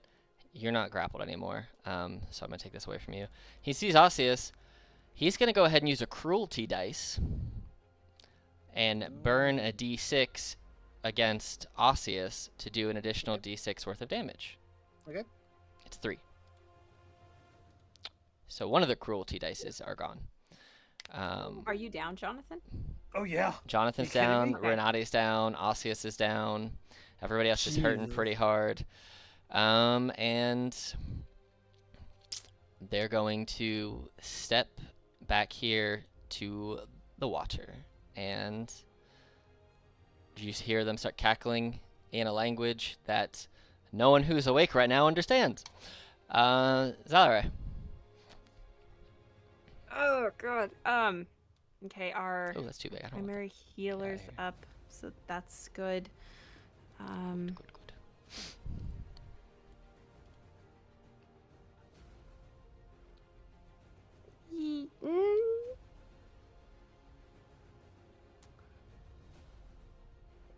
Is there a check that I could do to try to figure out what his primary magic is? Like, can I figure out what class he is? You know what? Sure. Roll me an Arcana check. Cool. 22. They are a blood wizard. Okay. All right. Yeah, we're gonna We're gonna try something here. She's gonna yell to Ralph, Ralph, get him up, I'll hold him. And she's gonna go 5, 10, 15. That should be enough. Blah. No. 20. Okay. Now hubwa? Now hubwa. Hold person. DC 17 wisdom saving throw, please. I mean, he could, or he could just counterspell you. He can certainly try. Sure. What is that, 4th level spell? 2nd level. Oh, then it fails. It auto fails. Does it auto? Yeah. Does it auto fail? Yeah, anything 3rd level or below just disapparates. Bummer. So as you go to throw this hold person, you see this red beam, almost like a blood drop, chases the spell down and kind of disperses it as it's winding towards him, and then fails. But that's his reaction. And a spell slot gone. Valuable. All right. Oh, so valuable. Anything else on your turn? Legitimately valued. It is. It's a big spell. Big spell slot. Bonus action, bardic inspiration to They can be used on death saves, fun fact. Cal. Cool. I found that out not too long ago. All right, Jonathan, it's your turn. Breath back in, body back up, fully ready to go at 1 HP. Your hold person gets counterspelled, and Jonathan, like with a spark of inspiration from you inspiring Caliburn and seeing your spell just get dissolved in your hand, takes a deep breath and sits up like, motherfucker, time to go. You can't kill me, only I bleed my own blood. I can't take a nap yet. Only- Gotta kill this bitch. Only I can make me bleed my own blood. Yeah. Oh, yes. Holy shit. Yeah, that's wild. I was waiting for the red to pop up, man. I'm not gonna lie. You know what? I do not like that at all. So I stand up. Half a movement. Right? Oh, it's 30 feet. Gosh darn it. But you know what? When does it go? Immediately after mine. Okay. I reach into my bag and bring out something that no one here has seen me bring out before, but I bring out a small golden skull. And I start to incant, and right next to this guy, I summon up I believe it is a putrid. Yes, I summon a putrid, and I'll just use Osseous, one of these tokens. Okay. I summon it at 4th level. What is a putrid? What's it from? Summon Aberration? From Summon Undead. Oh shit, there it is. Alright. Gross. Ooh, gross. Here, let me update its stats here real quick then. You did it at 4th level? Yes. Is it a 4th level? Okay, cool. So it's got this much HP, and then it's got, So it should have, 40 HP, 40 HP. and 15 AC. 15. Jesus. Okay. Save. And it is its turn, and it's gonna make 2 attacks against this guy with its rotting claws. That's gross. And it uses my spell attack modifier, so I'm just going to roll a chill touch attack on it. Okay, so that'll just be at disadvantage. Oh, you're doing the chill. Okay, I got what you. No, I know what I'm you're doing. I see what you're doing. Yeah. I got you. Yeah, you're good. Attack number 1. Nope. Oh, that one. Attack number 2. No. No. Actually, this wizard comes prepped with mage armor and everything, so an 11 misses. Woo! Woo! Gotcha. You know, you made a really ballsy call because it's a concentration spell, and you could very easily not have it anymore. You know, I know that, but at the same time, like, That your turn? yeah, because that's my. Let me see here. 'Cause that was my action. Bonus action. I can't do anything. All right. Cool. This thing is going to retreat to the putrid to try and save its master, and your putrid's considered flanked now. Does spiritual weapon do bonus to opportunity attack? I don't think spiritual weapon gets AOs. Okay. fine. It has what, a 15 AC? We just said that, right? Yeah, 15. So now it's 13. All right, it's gonna try a manifold bite. Okay. It's gonna try and slam and then manifold bite. So a 21 for 16 damage, That'll hit. which I know hits. And then he's gonna try a manifold bite. A natural 1 for 7. So it misses. But he just got bit with some bludgeoning damage, which is wild or it's slammed. All right, Caliburn. Right, so I think Caliburn is going to put some distance, but he's gonna get ready for the next round here. Okay. He's gonna go. Is this area just like It's darkness, or is it because we're not? If you move over there, you'll see more stuff. It's just the way the lighting is set up. So basically, these little green lights are like bioluminescent things that are floating. So like if you were, for example, if you move over there, you'll see it because you have dark vision. It's just there's no 30. natural light over there. 40. Okay, so I'm gonna run into the darkness, Okay. and I'm gonna. Is there bioluminescence here too? Or does the light from the bioluminescence carry to the back of that altar? It does, and I will tell Okay. you would know just from you being the type of elf that you are, and this person very much looking like an elf, that they very likely also have dark vision. So you That's will fair. know that you won't be able to just hide in shadows from them if they happen no, to look yeah. your way. Yeah. Okay. Oh wait, I have Longstrider. 50. I'm gonna cast darkness upon myself. Oh snap! All right, and that's what 20. How big's darkness? I will just throw it on chat. I think that will be easier. Hey, that works for me. 15 feet. foot. 15 feet here. All right, so we're gonna do this. I'm gonna make it a dark purple, or a purple, and then Okay. the purple. So you have the two circles that are there. The inside one is your spore radius, and the outside one is darkness. All right, sounds good. And then I think just to be really sure that I don't go down here, I'm gonna drink my greater healing potion as a bonus. Cool. You just get to roll the dice on that bad boy, and you get what you get. All right, I'll go ahead and roll that. The next person can go. All right, Ralph, you are up. Where does that darkness go? Sorry. It's over here. here. Yeah. Is there anything over there? You saw Caliburn run from? over there. So, Oh. yeah, Caliburn ran and then darkness appeared. So, Okay. Yeah, I'm gonna use my bonus action to get the spiritual weapon there. I mean, it's technically flanked too because there's two of you around it. Well, no, you can't flank with a spiritual weapon. No, it's just 14. That is your Yeah, call. it's 14. Not 12. I don't need to hurt myself more. I will also do the attack to Okay. see if I get the guy. That hits for sure. It hits the guy for Jesus. Man, your spiritual Okay. weapon is rolling top tier right now.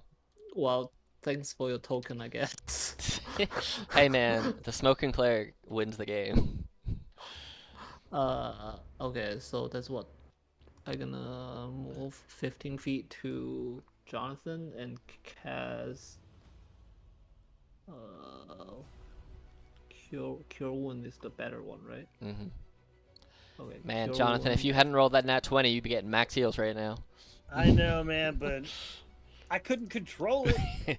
You right? Hey, if you stay down, I can heal you at max like dice roll. Okay. Mhm. Oh, I know, but I can't control the net. I'm gonna use the third level. heal 23. Cure wound. Yeah. Hey man, that's still good. All right. That's I'm not. 15. So not. Can I move after I do that? Yeah, if you have Do more you allow movement. Yeah, if you have more movement, that's fine.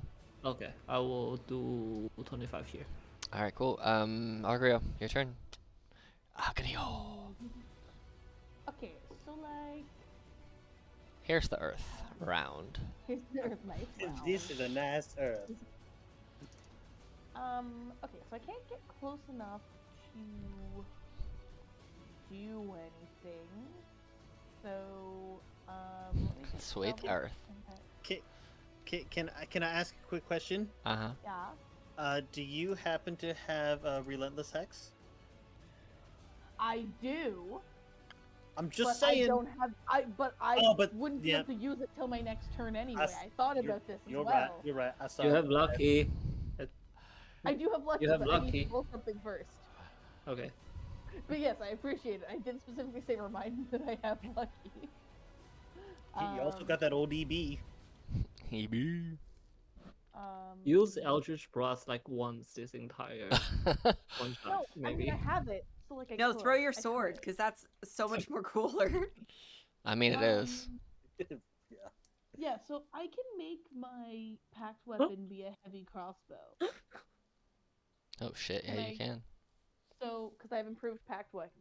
So Uh-huh. can I just do that and then just like pew? Yeah, that's fine. Or wait, no, I guess 2 Eldritch Blasts is better than 1 crossbow bolt. That's correct. Never mind. I'm gonna just Eldritch Blast. I wanted to see if I could get through this whole thing without Eldritch Blast. But like, never mind. We blasted. Do it. We So blasted. anyway, I started blasting. The 15 just hits. The 11 misses. Never mind. We started blasting. Oh no! Don't you have agonizing blast as well? No, I took it out. I exchanged it. All right. I Well, originally you did 1 Eldritch Blast force damage. Is that your turn?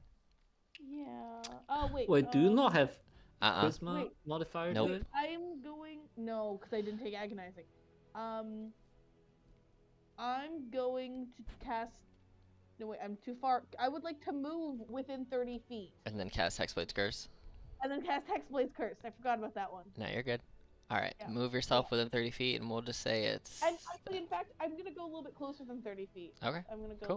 like over here Sounds good to me. and Hexblade Curse. Yeah. Yeah. Excellent. Excellent. Excellent. You know, you're right. It is excellent. Excellent. ADM. Huh. Is it the big bad's turn? It is. Can I get him to make me a DC 17 con saving throw, please? I mean, that's fine. What stank am I up against now? It's called the Festering Aura. That's gross. That's gross. Con save. Con save. Natural 20 plus 3. God damn it. Alright, fine. Ugh, that is just Can I gross. use- Can I use silvery barbs on a saving throw? How close does Silvery Barb's gotta be? That's a great question. Let me scroll down. and I check. think it's 60. 60 feet. I mean, sure, if you want to. You can burn that. That's fine. Hippie. They're poisoned. Alright. I rolled a 7. Okay, Hey. he's currently poisoned until the start of its next turn. Alright. Well, that, GM's poisoned. Oh no. I drank the wrong thing. Oh no, guys. What have I done? Alright. That's it. Poisoned Alex. Why would you do that? Well, that changes what I was gonna do. And the advantage is gonna go to the thing that's got the smellies. That's got the smellies. That's a joy. Hmm.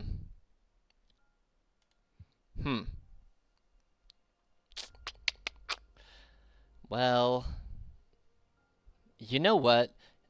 Because your support caster keeps doing unsupportive things to the main guy, they're gonna look at you and I need you to make for me a DC 17 Wisdom saving throw I don't know what you're talking about. I am fully supportive. as I cast Ah, Confusion, fuck. Ooh.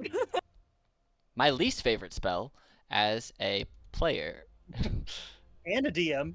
And a DM. You And have a complained DM. about that I- enough for me to know that that is true. True, I like it as that's what I meant. I hate it as a DM, being on the other end of it. Now that I'm not on the other end of it, however, ha ha ha ha, or could. But you are confused now. I'm put a little green dot on you, so you know that I'm Nice. focusing on the spell that you have. Cool. You can't take reactions, which also makes my life a little nicer. All right, now it's the beginning of your turn. I need you to roll me a d10, please. 7. You use this action to make a melee attack against a randomly determined creature within your reach. The only person that's there is Jonathan, so you have to melee Jonathan. Come on. Do I get to choose what I use? Whatever's in your hand. I Just don't have let me. anything in my hand, so I would guess that it would just be an unarmed strike. It's got to be a minimum of 1 damage though if you hit him. So, 'cause you can't do 0 or no damage. 20 for 1. So now you get to roll a Hey, con Slap. save for 10. I hope you fail. I hope you fail so bad. It'd be so funny. Oh, thank Christ. Thank That- God. Oh, That would have been the best. Slap. that Putrid would- God. And then your turn is over. Yeah, I look completely mortified as I pull my hand back. I'm just Uh, shocked. Does she get to make the save again? Yes, you do get to make the save again at 17. Oh, thank God. You are still confused. Oh, you could just make it bigger when you. Wait a minute, hold on. I think it's a 10-foot radius, so it's both of you, Jonathan. You also have to have made that save. It's a 10-foot Oh my radius. goodness. Roll me that save, Jonathan. What is it? Wisdom? Yeah. I forgot it's a radius. You're also confused, Jonathan. You So know I what get to roll marriage is 10? like? Slap me back. Jonathan, it is your turn, so roll me a d10. 9. Nine. You can act and move normally. Fuck yeah. You're still confused, though. Okay, I don't care. That's fine. Confused about acting. Slap her anyways. slap her anyway. Uh, I need 5, 10, 15, 20 just to get a little bit of distance from the slappy McSlapperson. and you don't have reaction, so you don't have to slap him either. So That's right, she can't. Right on top of my putrid, yeah. I am casting Wither and Bloom. So I need these 2 creatures. I'm casting it at a 3rd level. Okay. Make me really a 9? Wow. DC 17 con saves from both of them. That's rough, buddy. I know. I want to check one thing here. Okay, cool. So this is the one for, you said con save DC 17. This Yes. is for the the flesh rolled an 18. Okay. Good for him. I'm not gonna roll an 18 probably. The rolls takes half. I'm gonna roll a 15. Okay, so he takes the full 9. Okay. That's And fine. I need him to make a con save against confusion. Yes. Who's confused? Huh? No, Is he to not? hold it, He's to maintain. concentrating on confusion. Oh, I was like, well, who are you talking about? Who's confused here? We're all confused. We're all Alex. confused right now, I okay? mean, you right. Wait, now I'm You right. We are all confused. I want to check one thing real quick, but then I will roll you your safe. Don't worry. Okay. Okay. Cool. It fails. Cool. Confusion's gone. That's how we do things. You just hear, "I'm so sorry, Jonathan." Yeah. And then question for you. Hmm. The putrid doesn't have hit dice listed, Mhm. but could I still roll like a D8, or could I even just give it my ability modifier? We'll just say that you can roll a 1d8 plus, or just your ability modifier. Yeah, just do that. That's fair. Okay, so all right, Whatever that is, 5, So that's 4, or 5. something like that. yeah, okay. 3, 2, Cool. 1. All right. And then it's its turn, Mm-hmm. and it has advantage on its first one. So Why? because from the silvery barbs, Oh, you right. she gave it. Did it go to the that- putrid? That's gross. Yeah, she gave it to the putrid. That's gross. I know, I thought so too. So it's a 27 to hit Yeah, I heard. hit that guy. So it's going to be this plus 4. So 9. Mm-hmm. And I need you to make me another con save, DC You're- 17. You're out here just hitting me with these saves. 8. It's paralyzed until the end of its next turn, Well, that's rude. which means that this next attack will be at advantage and an instant crit if it hits, correct? Let me see. You're paralyzed, Automatically fails attacks. What any attack hits creature crit if it's still within 5 feet of the creature. Yeah, that's right. Probably hit. 27? Yeah, that hits. So it'll be 11 plus 1d6. 5, so 16 more. Cool. And it's paralyzed until the end of its next turn. Boo! Oh no, what do I? Wrong button. That's not what I want to hit. I made my whole screen smaller, which was against the rules. Go to where I want. There we go. Christ. Alright. The flesh's turn. Fleshy boy. Alright. Oh yeah, I forgot that the flesh gets more HP now. Yay! I think I forgot last time too, but oh well.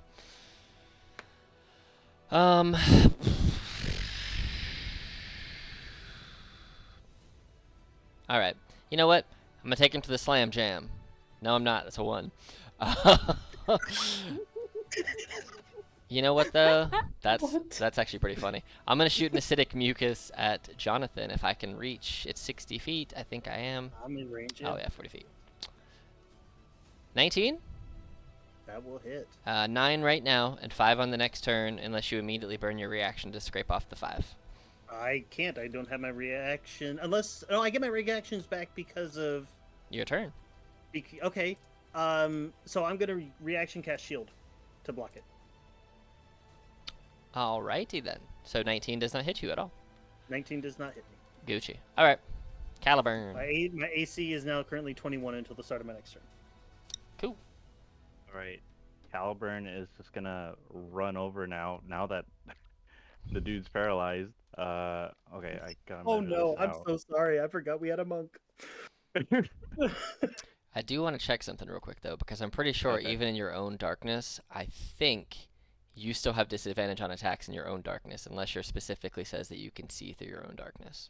Oh, I- I can't see through my own darkness. No, you No, you cannot. But can. I do have blind fighting. You do have blind fighting. There you go. That'll do it.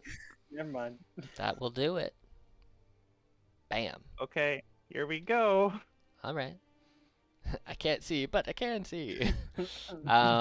So it's, let me see. Let me check some because it might be at advantage as well as. Let me see them here. It should, because you're still... I'm not poisoned anymore, right? Though that was only No, for the you're, one you're turn. not poisoned, but you're paralyzed now. Okay, cool. That's what I thought. I just want to double check. So it's not at advantage. Oh, it is at advantage. There we go. I just buried in there like a loser. Take that away. All right, go on. We're good now. I had to get all my stuff updated right. So I'm only incapacitated because I'm paralyzed. I'm no longer poisoned. And then I'm gonna roll one more dice for Elven accuracy. Oh, okay. Well, that was just a shitty roll all around. Yeah. But So that's gonna be 13. Okay. okay. And any hits are automatic criticals, right? I already did that math in there for you. Okay, then I'll roll the.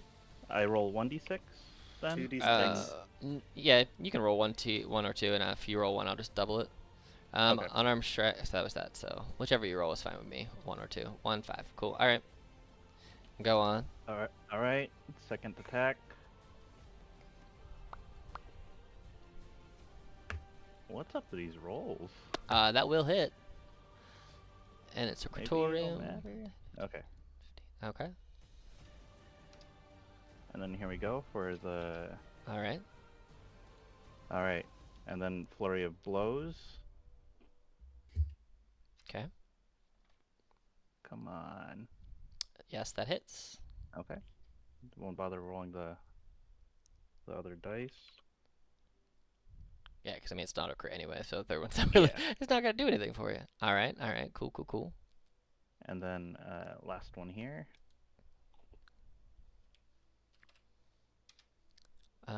Yes, that will hit. And I'm gonna make this one a stunning strike because why not? Okay. All right. So. Okay. 2, 7, 8, 9. All right. And it's what a contract, right? For Yes, 14. hey, that's an 11. All right. Okay. Well, that was fun. Mm-hmm. And then I'm gonna take a 20 feet step back to, I think, 5, 10, 15, 20, right here. Okay. All right. Ralph, you see a locked up, paralyzed Yarminus standing in Yeah. position. Did I see also like a black? You ball saw just dark running you saw around? darkness float over top of everything and then darkness float away from everything. Okay, so I'm gonna come here. Okay. I have my spiritual weapon, like good old hammer. Is he fighting the Bunk a natural one, completely miss. I think you've rolled more ones with the hammer than anything else. All right. Anyway, I will. Okay, so on the paralyzed, Okay. what is it? The You black he's fella? the paralyzed Blue fella? blue and white fella.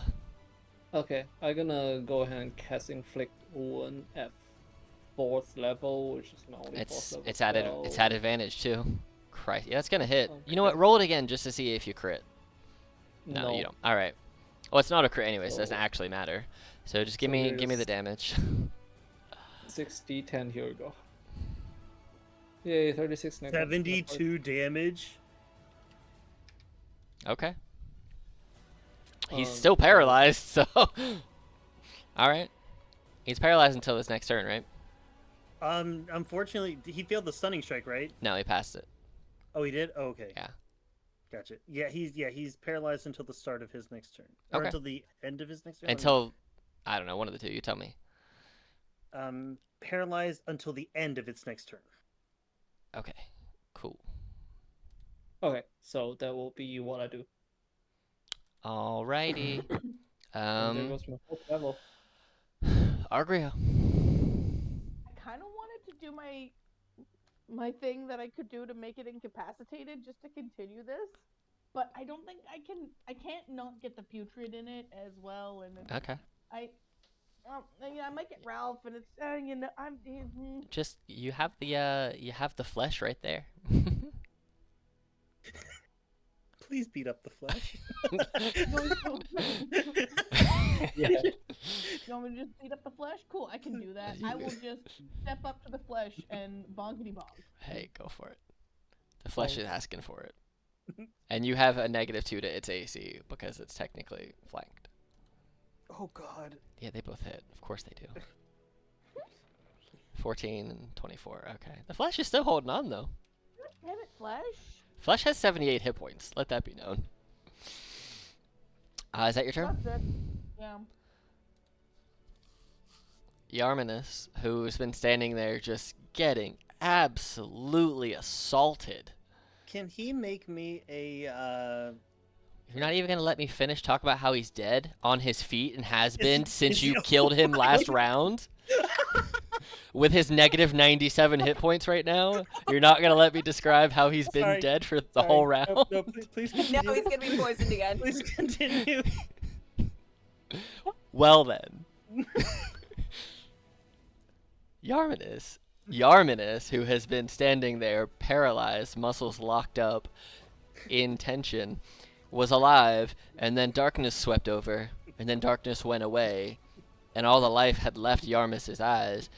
But even when Ralph got close enough to inflict wounds, couldn't tell that this man was dead. He has been dead on his feet now for a long time. He's had over 130 damage or 40 damage since last turn, I think. And Yarminus, the paralysis fades, and Yarminus falls literally to a pile of mush on the ground. The only thing that was holding him together was the magical paralysis from the poison that was keeping his body intact. With his body now no longer paralyzed and muscles and tendons and bones being held together naturally, it falls to the ground. Victory goes to your adventuring group, as it's been dead for a very long time. With him dying, you see the flesh also melt into a pile of blood on the floor. And as you guys look around, soaking in the blood of the altar, you see a book. I want the book. I want the book. Jonathan will grab the book. I want the book. I will race you to the book. Yeah. Ooh, you guys get to make sleight of hand checks against the book. Cool. Can we all try? I was gonna say, can I try to use Mage Hand at a distance to grab it and like lift it up? I would say since you're all grabbing at it, that would be. You're right there though. So if you're gonna use Mage Hand, they're both gonna be able to collectively put out more than 10 pounds of force, so that your Mage Hand would lose. Can I misty stab and then grab it? You can all try and fight for the book if you want, and if you're all gonna fight for the book at this point, it's gonna just be athletics checks for all of you. Excellent. So- I'm just gonna get really close and watch. If you get really close, wait, it gets dark. Ralph, are you trying? Yeah, grab it? exactly. You get really close and none of us can see. Hey, Ralph, I hate to be this person. I need you to make me a DC 17 con save or be poisoned. Oh no. Because you're within 5 feet of the putrid. Fucking goddamn it. All right. Well, now you're all in the darkness, so now you can all make athletic checks at disadvantage. Because Caliburn's the only one that can see it happening now, because he's standing there in his own darkness with his blind sight. Okay, so 5 for Jonathan. 1 more for Ralph there for disadvantage. 13 for Argrio. 8 for Ralph. And Oh yeah, no. Sorry, no disadvantage for me. I'm balancing this shit. Ooh. All right. 15. This spell magic. I'm gonna use lucky and roll again. Okay. Go for it. I'm gonna turn that off by using. Oh no, I think I have to see you. Do I have to see you? Yeah, and you can't see anyone because it's pitch black darkness, magical darkness. 14. Yep, I can't see it. So, you all go to reach in and grab it, and just like a snake diving at a mouse, Zalarai grabs the book first. Yep, and I instantly slide it into the bag of holding that's on my hip, and I just feel I'm just like cascaded by all these hands, and I'm like, ah! I slap one person, and then everybody slaps me. I'm not slapping you. I'm slapping the book. Slap, slap, slap, slap. Zalori, how are you planning on getting back? Oh snap. Oh. I can walk if I need to. Oh. Interesting. Give me a justifiable reason of why you should have it. Because of the people here, I'm the only one who actually knows the evil that's within that book. I'm not saying that I don't trust you, but at the same time, I don't know that you could resist it. The You know sooner it you calls. activate, You know you calls to you, even when The you don't sooner even you- open it. the sooner you activate that piece, the sooner we go back and we hand it over. Hand it to me and I'll activate it. No. All right then. Enjoy walking. Okay. And I will reach into my bag of holding and pull out my broom of flying. Oh shit, this is awkward. I do that in the dark. I get on and I fly up and out of the fire, out of the darkness. Can't I hold on to the broom or something? And just darkness, so she still can't I- see where she's flying. I don't know where you're going. I don't know where you are, but I would go up until you move or drop the darkness. And then yeah, I can pick you up. Okay. If I step back like a little bit, can I get out of darkness? So now the question becomes, who's going back and who's going where? I mean, I kind of just want to like Eldritch blast you with the book, but I don't actually want to kill you. I just want the book. You know? I don't. I like try to move over towards uh, The light. towards the light and just go, "You know that if it corrupts her, it could be her death. We have to stop her." I know that. That's why I'm not gonna drop darkness. Oh, so you're just flying in the dark? That's So, Sitting. so if you just open up the watch, I'll just make sure darkness stays up the entire duration until we get back. She's 60 feet away. If you- Where is she right now? She did I'm hop s- on I'm her. six- She did hop on her Right. broom and fly. It is, unless you've cast light on yourself too. You are flying in darkness. Can I So dispel the darkness with dispel magic? Oh yeah, you can totally do that. you I'm gonna do can. that. Range is 120 feet.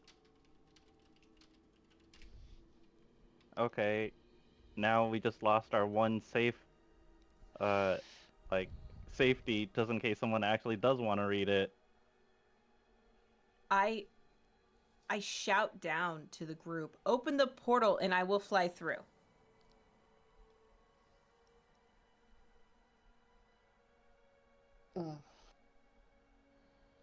Okay, since I'm out of darkness at this point, is it possible for me to cast Misty Step and get on her broom behind her? You can only misty step 30 feet, I believe, right?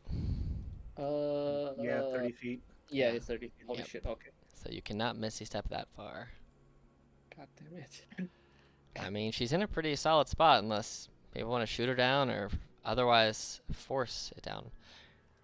Me, myself, am no longer paralyzed or incapacitated because I'm dead. GM is Yes. dead? Jeb is dead. Open the portal, Jonathan. Why are you so argumentative about just doing it? I've told you why I'm not, and you're the one who's trying to flee with the book. You told me that I would have to go home another way. Yes. I'm just showing you I have an option to do so. And I will go back and I will return the book. Or you can open up the portal. You say that you'll return the book, but I have no proof of that. Can I cast guidance on myself and use an insight check on both of these people who are bickering? Both of these crazy people? Yeah. Yeah, sure. You can cast it while they're just yelling at each other. Yeah. That's fine, sure. And then Plus plus D4. 1d4 here. Yeah. 14.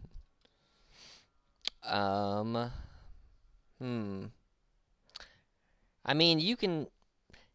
I don't really think 14 gives you anything more insightful than what you're seeing. More so that, like, you know Zalarai and you know Jonathan. You know one much more intimately than the other. So, I mean, you can kind of use your own decision making on whether you think Zalarai is gonna turn evil and keep it, or what. Also, you would be aware, Zalarai, that flying through Vasquet is not the best idea, and everybody knows, it's common knowledge, that people who go to Vasquet don't typically return. So, to get out, you don't even know if you could, which is just common Okay. knowledge that everybody knows, and so that would also be in your head, too. So, I mean, you could certainly Oh. try and fly your way out, which is perfectly viable to try, but you also know that you have never heard of a person being able, once they're in, people typically just don't come back. So you guys have a way out, but you can do whatever you want. Those are just common knowledge things that everyone, who's an adventurer who travels in general would know. That's why no one ever goes Okay. here, because they typically don't come back. So Alright, then probably what I'm gonna do while Zoe's on the broom, manning it with both hands, I'm gonna climb aboard. I don't think you can and- jump 60 feet in the air and climb aboard it. Oh no, I grabbed the broom. Oh, that's right. Did you let him grab the broom as you were flying up? I would have known, I guess just judging by the weight, I would have known that he would have grabbed the broom.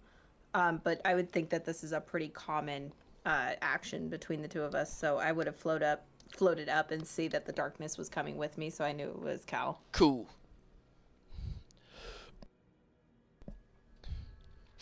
Drop my circles. Oh. I can get him. I can get him off. You don't worry. Okay. Okay, so this is what Cal's gonna do. he's gonna say, even after all we've been through, the evil in this book is making us fight one another without even having been opened. So this is what he's gonna do. He's gonna reach into the bag for 2 objects, which I know Zoe has. I'm gonna get the biggest inkwell that she has and pour it all across the top of the book to stain every page with black ink and make it illegible. Did you listen to nothing as I watch you do this? Did you listen to nothing that we were told? You think It's that people? indestructible. It's yes. Yeah, but you can't read it. Very well. Great. that- Can't if read it, that then come thinks back it's down here safe- and let's head back. Drop the book, and I will activate the turner or the teleportation. I will not drop the book. But if you are so inclined to do all of this, why don't you hold on to one half and I'll hold on to the other? Hold on to one half and Like, Everyone just grab onto the book. How it's not destructive. Like- Yeah, we just all have like- the book. literally, she will lower herself back down, and in holding the book, she will hold out with 2 hands on one side and offer you the other side to hold on to. But she has no intention on letting go.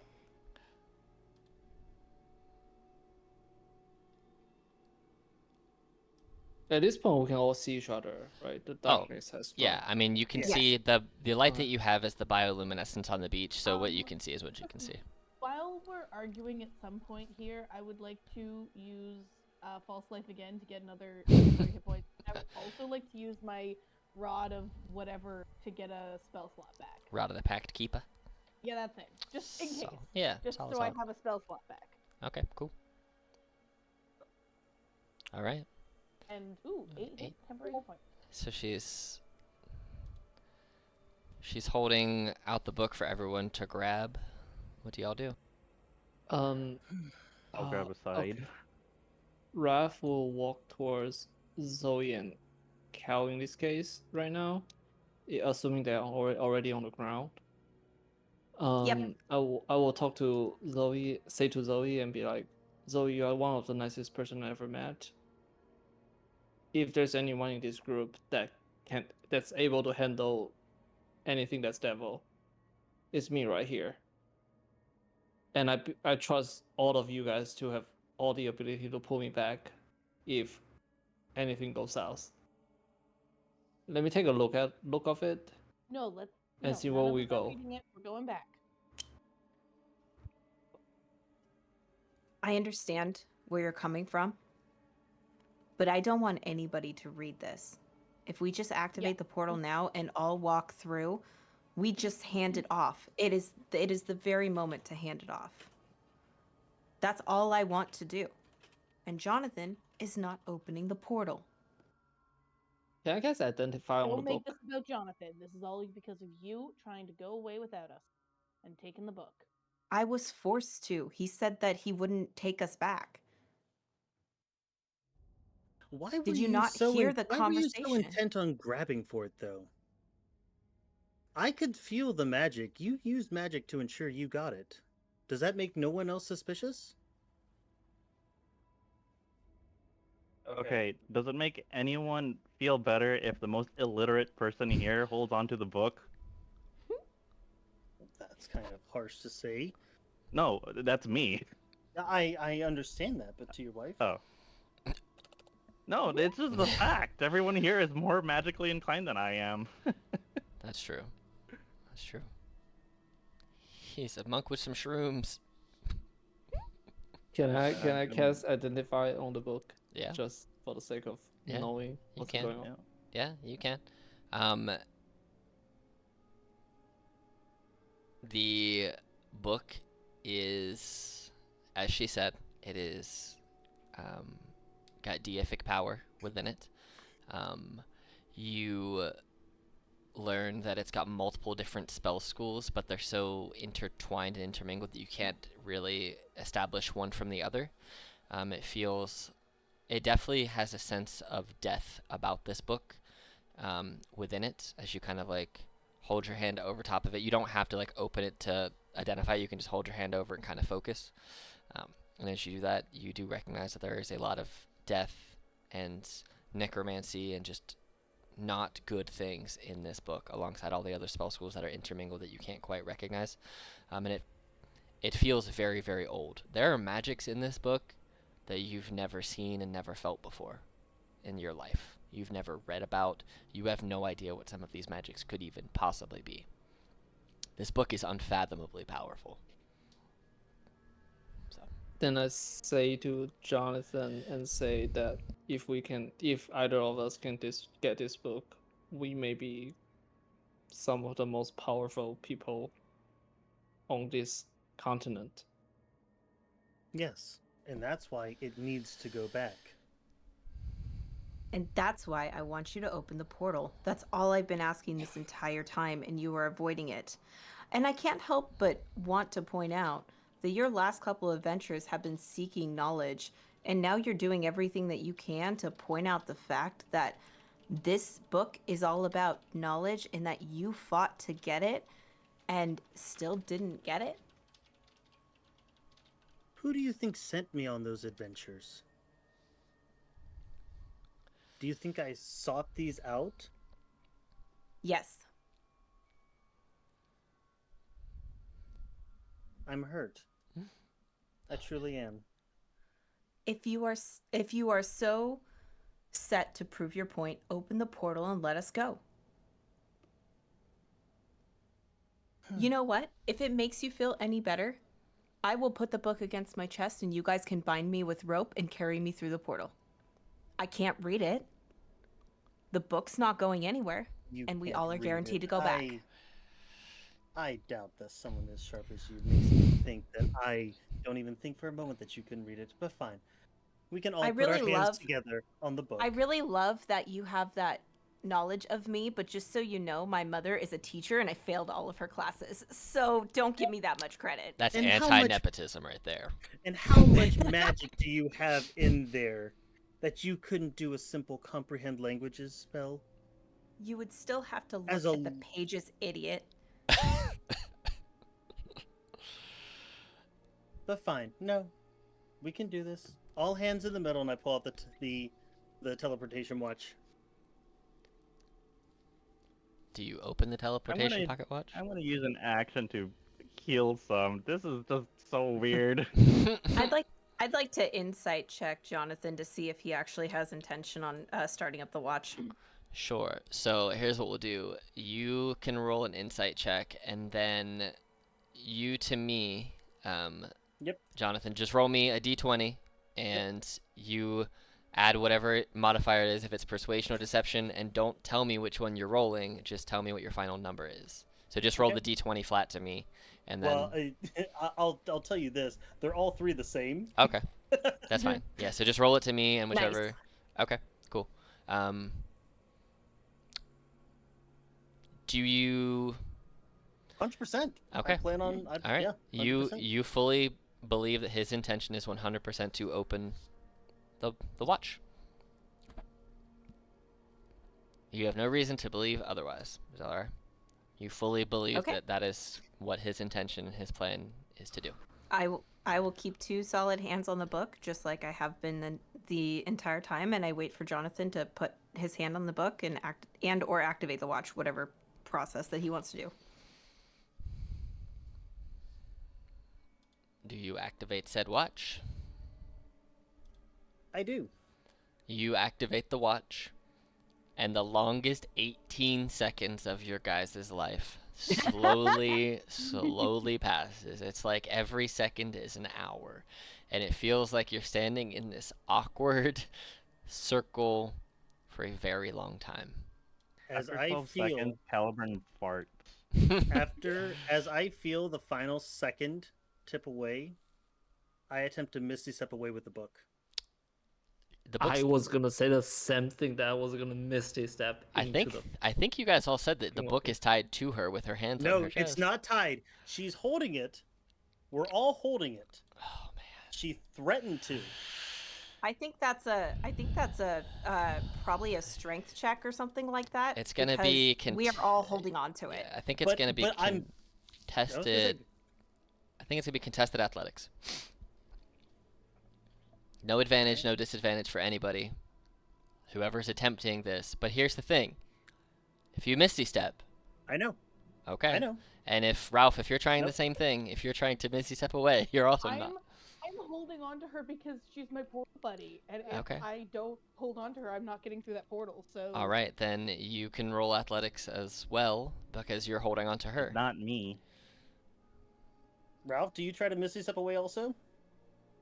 Yeah, I have my Misty Step as a ability, like a racial ability. Were you- not racial class Were ability. you trying to grab the book and Misty Step with the book? Yes. Okay. I'm gonna use lucky on my athletics. Do no, it. No, she can. She's got. I thought you said no advantage or disadvantage. Oh, She's using lucky. Yeah, that's Gotcha, that's okay. their own thing. So That's still garbage. it's still garbage. As the teleportation opens and you all begin to be sucked through the portal, you feel at the last second not the person you expected to grab the book from you, not Jonathan, but you feel the book slip out from beneath your hands as Ralph gets the book and Misty steps about 30 feet over here at the same time as Jonathan Misty stepping over there, and you look around and only the three of you return to the chambers. I'm going to bring you guys here just so you guys are here too, so you're not just looking at a black map for no reason. But, yay! But there, you guys are over there. You guys aren't here. Yeah, you guys return. Book not on your chest anymore. I stab her as soon as we go through. You stab Cyvel. Me? Yeah, for losing the book. Oh. Well, this took a turn. Oh, you're- Calvin just Yeah, that's socks fine. the fuck out of you. So as you guys are coming through and Cyvel sees the three of you and you're stabbing Zalora and you're punching Arjuro, she at a... Let me see what the spell is real quick because I know what spell I want, but I want to make sure that is here. And I don't think there's a save to it either. Yes. So, is this the one I'm looking for? I don't know. But, Cyvel casts Power Word Stun on Arjuro, immediately stunning you because you have less than 150 hit points. And then she upcasts a Hold Person on both of the two of you remaining and locks you into place for a minute. And looks at all of you and says, "So I get this right. I sent you on a mission to recover a text, an ancient text that can create immortal gods who can utilize phylacteries and take over the world. But instead, you all became selfish, arrived without the book, without two of your party mates who I only assume have the book in their possession, and then tried to kill each other. I knew you three weren't the three for the job. I should have never sent you, should have never listened to Okma. But he's the god, and he knows what's right. Sometimes, I'm just gonna have to pay people myself." Can we speak while we're held? You're paralyzed, but she will loosen the grasp after... You guys are only paralyzed for a minute. So after a minute passes, you guys are all freed from your things. She releases the stun on you, Arjuro, as well. So you guys are all... Basically, it was to calm all of you down temporarily. Oh yeah. So Um, she looks and says, if you try and kill her again, I will just kill you. So stop. Cal is gonna say, then draw a contract with us. For what? This quest isn't done. I'm going to capture them and bring them back to you, dead or alive. Zoe also, she drops down to one knee and says, I wish to abide by the same contract. Please. I tried to get the book back. I really did. And both of these people here can vouch for that. Her selfishness is the reason why we did take it back. I don't trust her. So you two request a contract. You, I assume, request neither. What is your plan, Arjuro?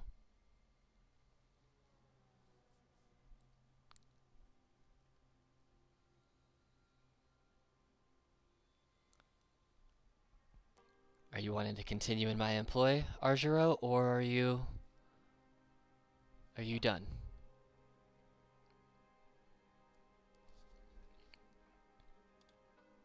Think about it, Arjuro. Jonathan The problem is and we Ralph. have the same goal to go stop them. But I don't know if we can work together anymore because I don't trust her.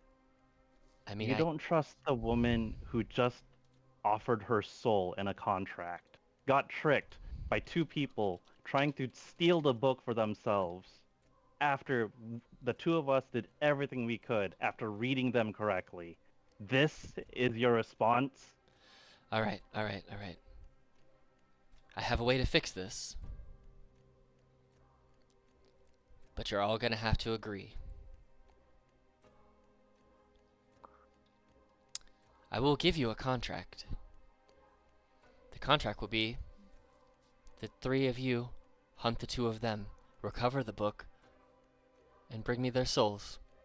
Not for me, but for Ogma, because he's gonna want them. He's gonna want to torture them himself. Even though he's not an evil deity, he's got his moments. But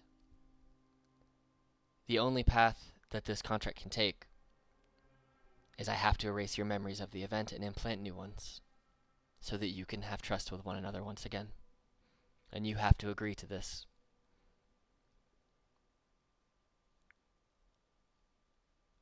Cal's gonna grab Zoe's hand and nod. Arjuro? Zoe would Zo- nod in return.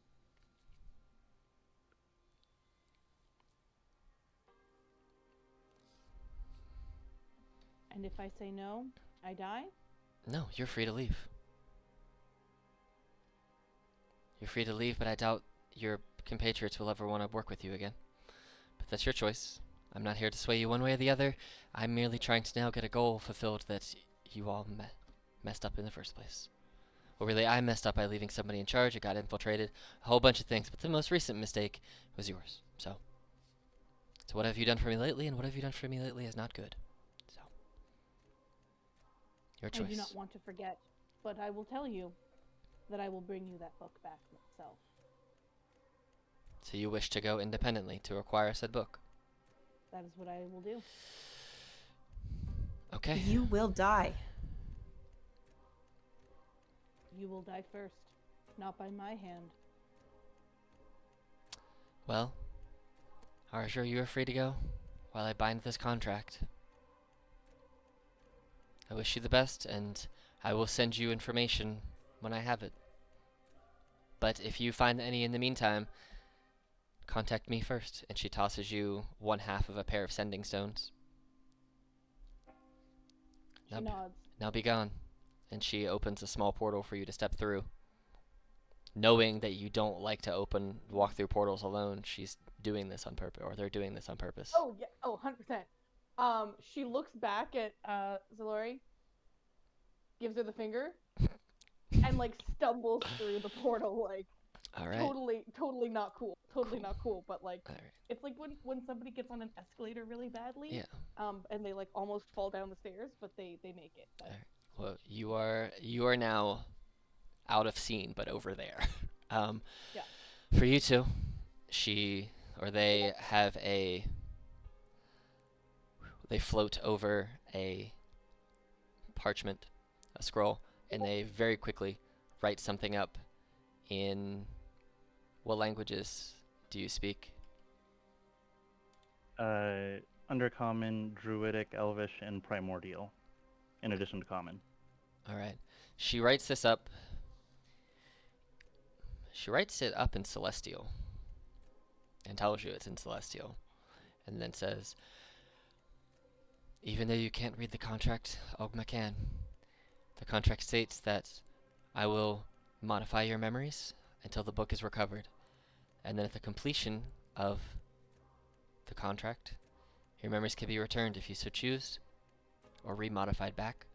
If you don't wish them to return back and you wish to continue on with your life, that is fine.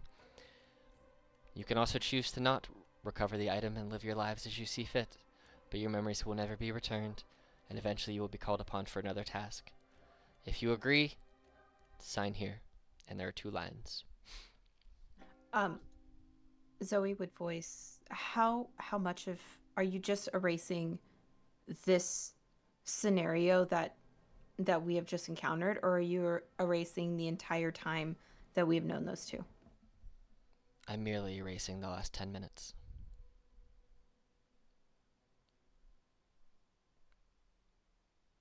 Can I insight check that? Sure.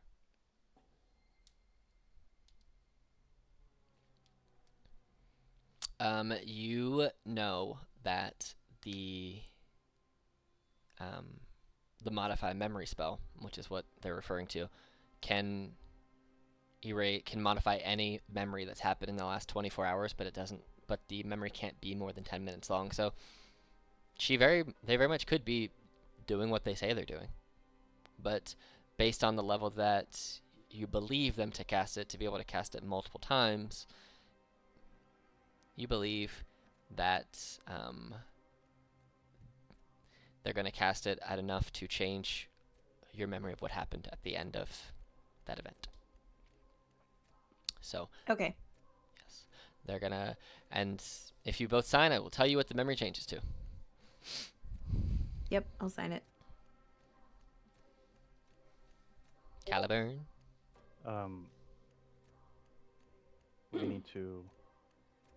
We need to keep the world safe for the future of our generations. And he signs it as well. Very well. As you sign it, you both feel your whole bodies lock up, and they start to cast enchantment spells, creating enchantment runes floating around both of your heads until eventually the runes come to rest on each of your foreheads, and they modify the memory to be that Jonathan, Ralph, and Ardrio sided with the enemy, restrained the 2 of you, killed the enemy, took the book, fled, and tossed you the watch and said their goal now is eternal cosmic power and to rule the realm. Itty-bitty lady's face. And then they snap it back to you, and you have this burning, even more so than before, this burning hatred for these 3 who you may or may not have once loved, but the sense of betrayal is incalculable. You trusted them with your very lives for so long, and all it was for a long play for power? You can't believe that you were fooled. And they nod and say, when I have more information, you'll have more information, and gives you another of a half of sending stones. Kicking back over to the beach right quick, since that's where the 2 of you were. Agrio, you 2 are on the map, but you guys are in the library. So, Jonathan and Ralph, the other 3 are gone now. They're teleported. You guys have the book. Oh, technically, I was holding the book. That's right? true. You do have the book, You but have the book. you guys just you're within like 50 feet of each other. So. Okay. Well, I see that we both had the same idea. Indeed, I just want to take a peek of it, but I guess here this is where we are left off. Just a peek? Pretty much just a peek. What do you want from the book? I want the same. There's power in there that no person should be able to wield. I think that between the two of us, we could hold it off. One person definitely can't hold that kind of power, but the two of us, I think we could resist it. Between the two of us, there's a very diverse path. If you think the other two that's down there, that point to Obsesses and Renati, and be like, nothing that I control. Everything that I control are against of them. It's true, but that means that you understand them in a way I don't. And I understand them in a way that you can't. Between the two of us, I think we could understand them in a way that no one ever could. Just as someone who can actually, consider that you are the only person I can see like the health bar here, other than anyone else, I would say, should we stay here or get to somewhere safer before we crack this open? Well, I could make it someplace more secure. Chance for us to stay warm, recover a little bit, and then at full strength, see what the book says. Alrighty. As you start to cast the tiny hut, as you sit down to start that ritual, you hear a crack like thunder and then a rip in the space around you, and you see Argiro just stepping backwards, flipping the double birds, and reappears on the beach. I think Near the she two of falls you. on her butt in the sand after Still, going through the portal. still holding the double birds. Still holding the double bird. And then the portal in front of you just closes, and now you just see black ocean water in front of you. And the two of you see Argiro appear back in front of you. You see them. You make through a portal by yourself. That's rare. I knew that you were the strongest, Jonathan says to Argiro. Oh, book club? Depends. What's your interest in it?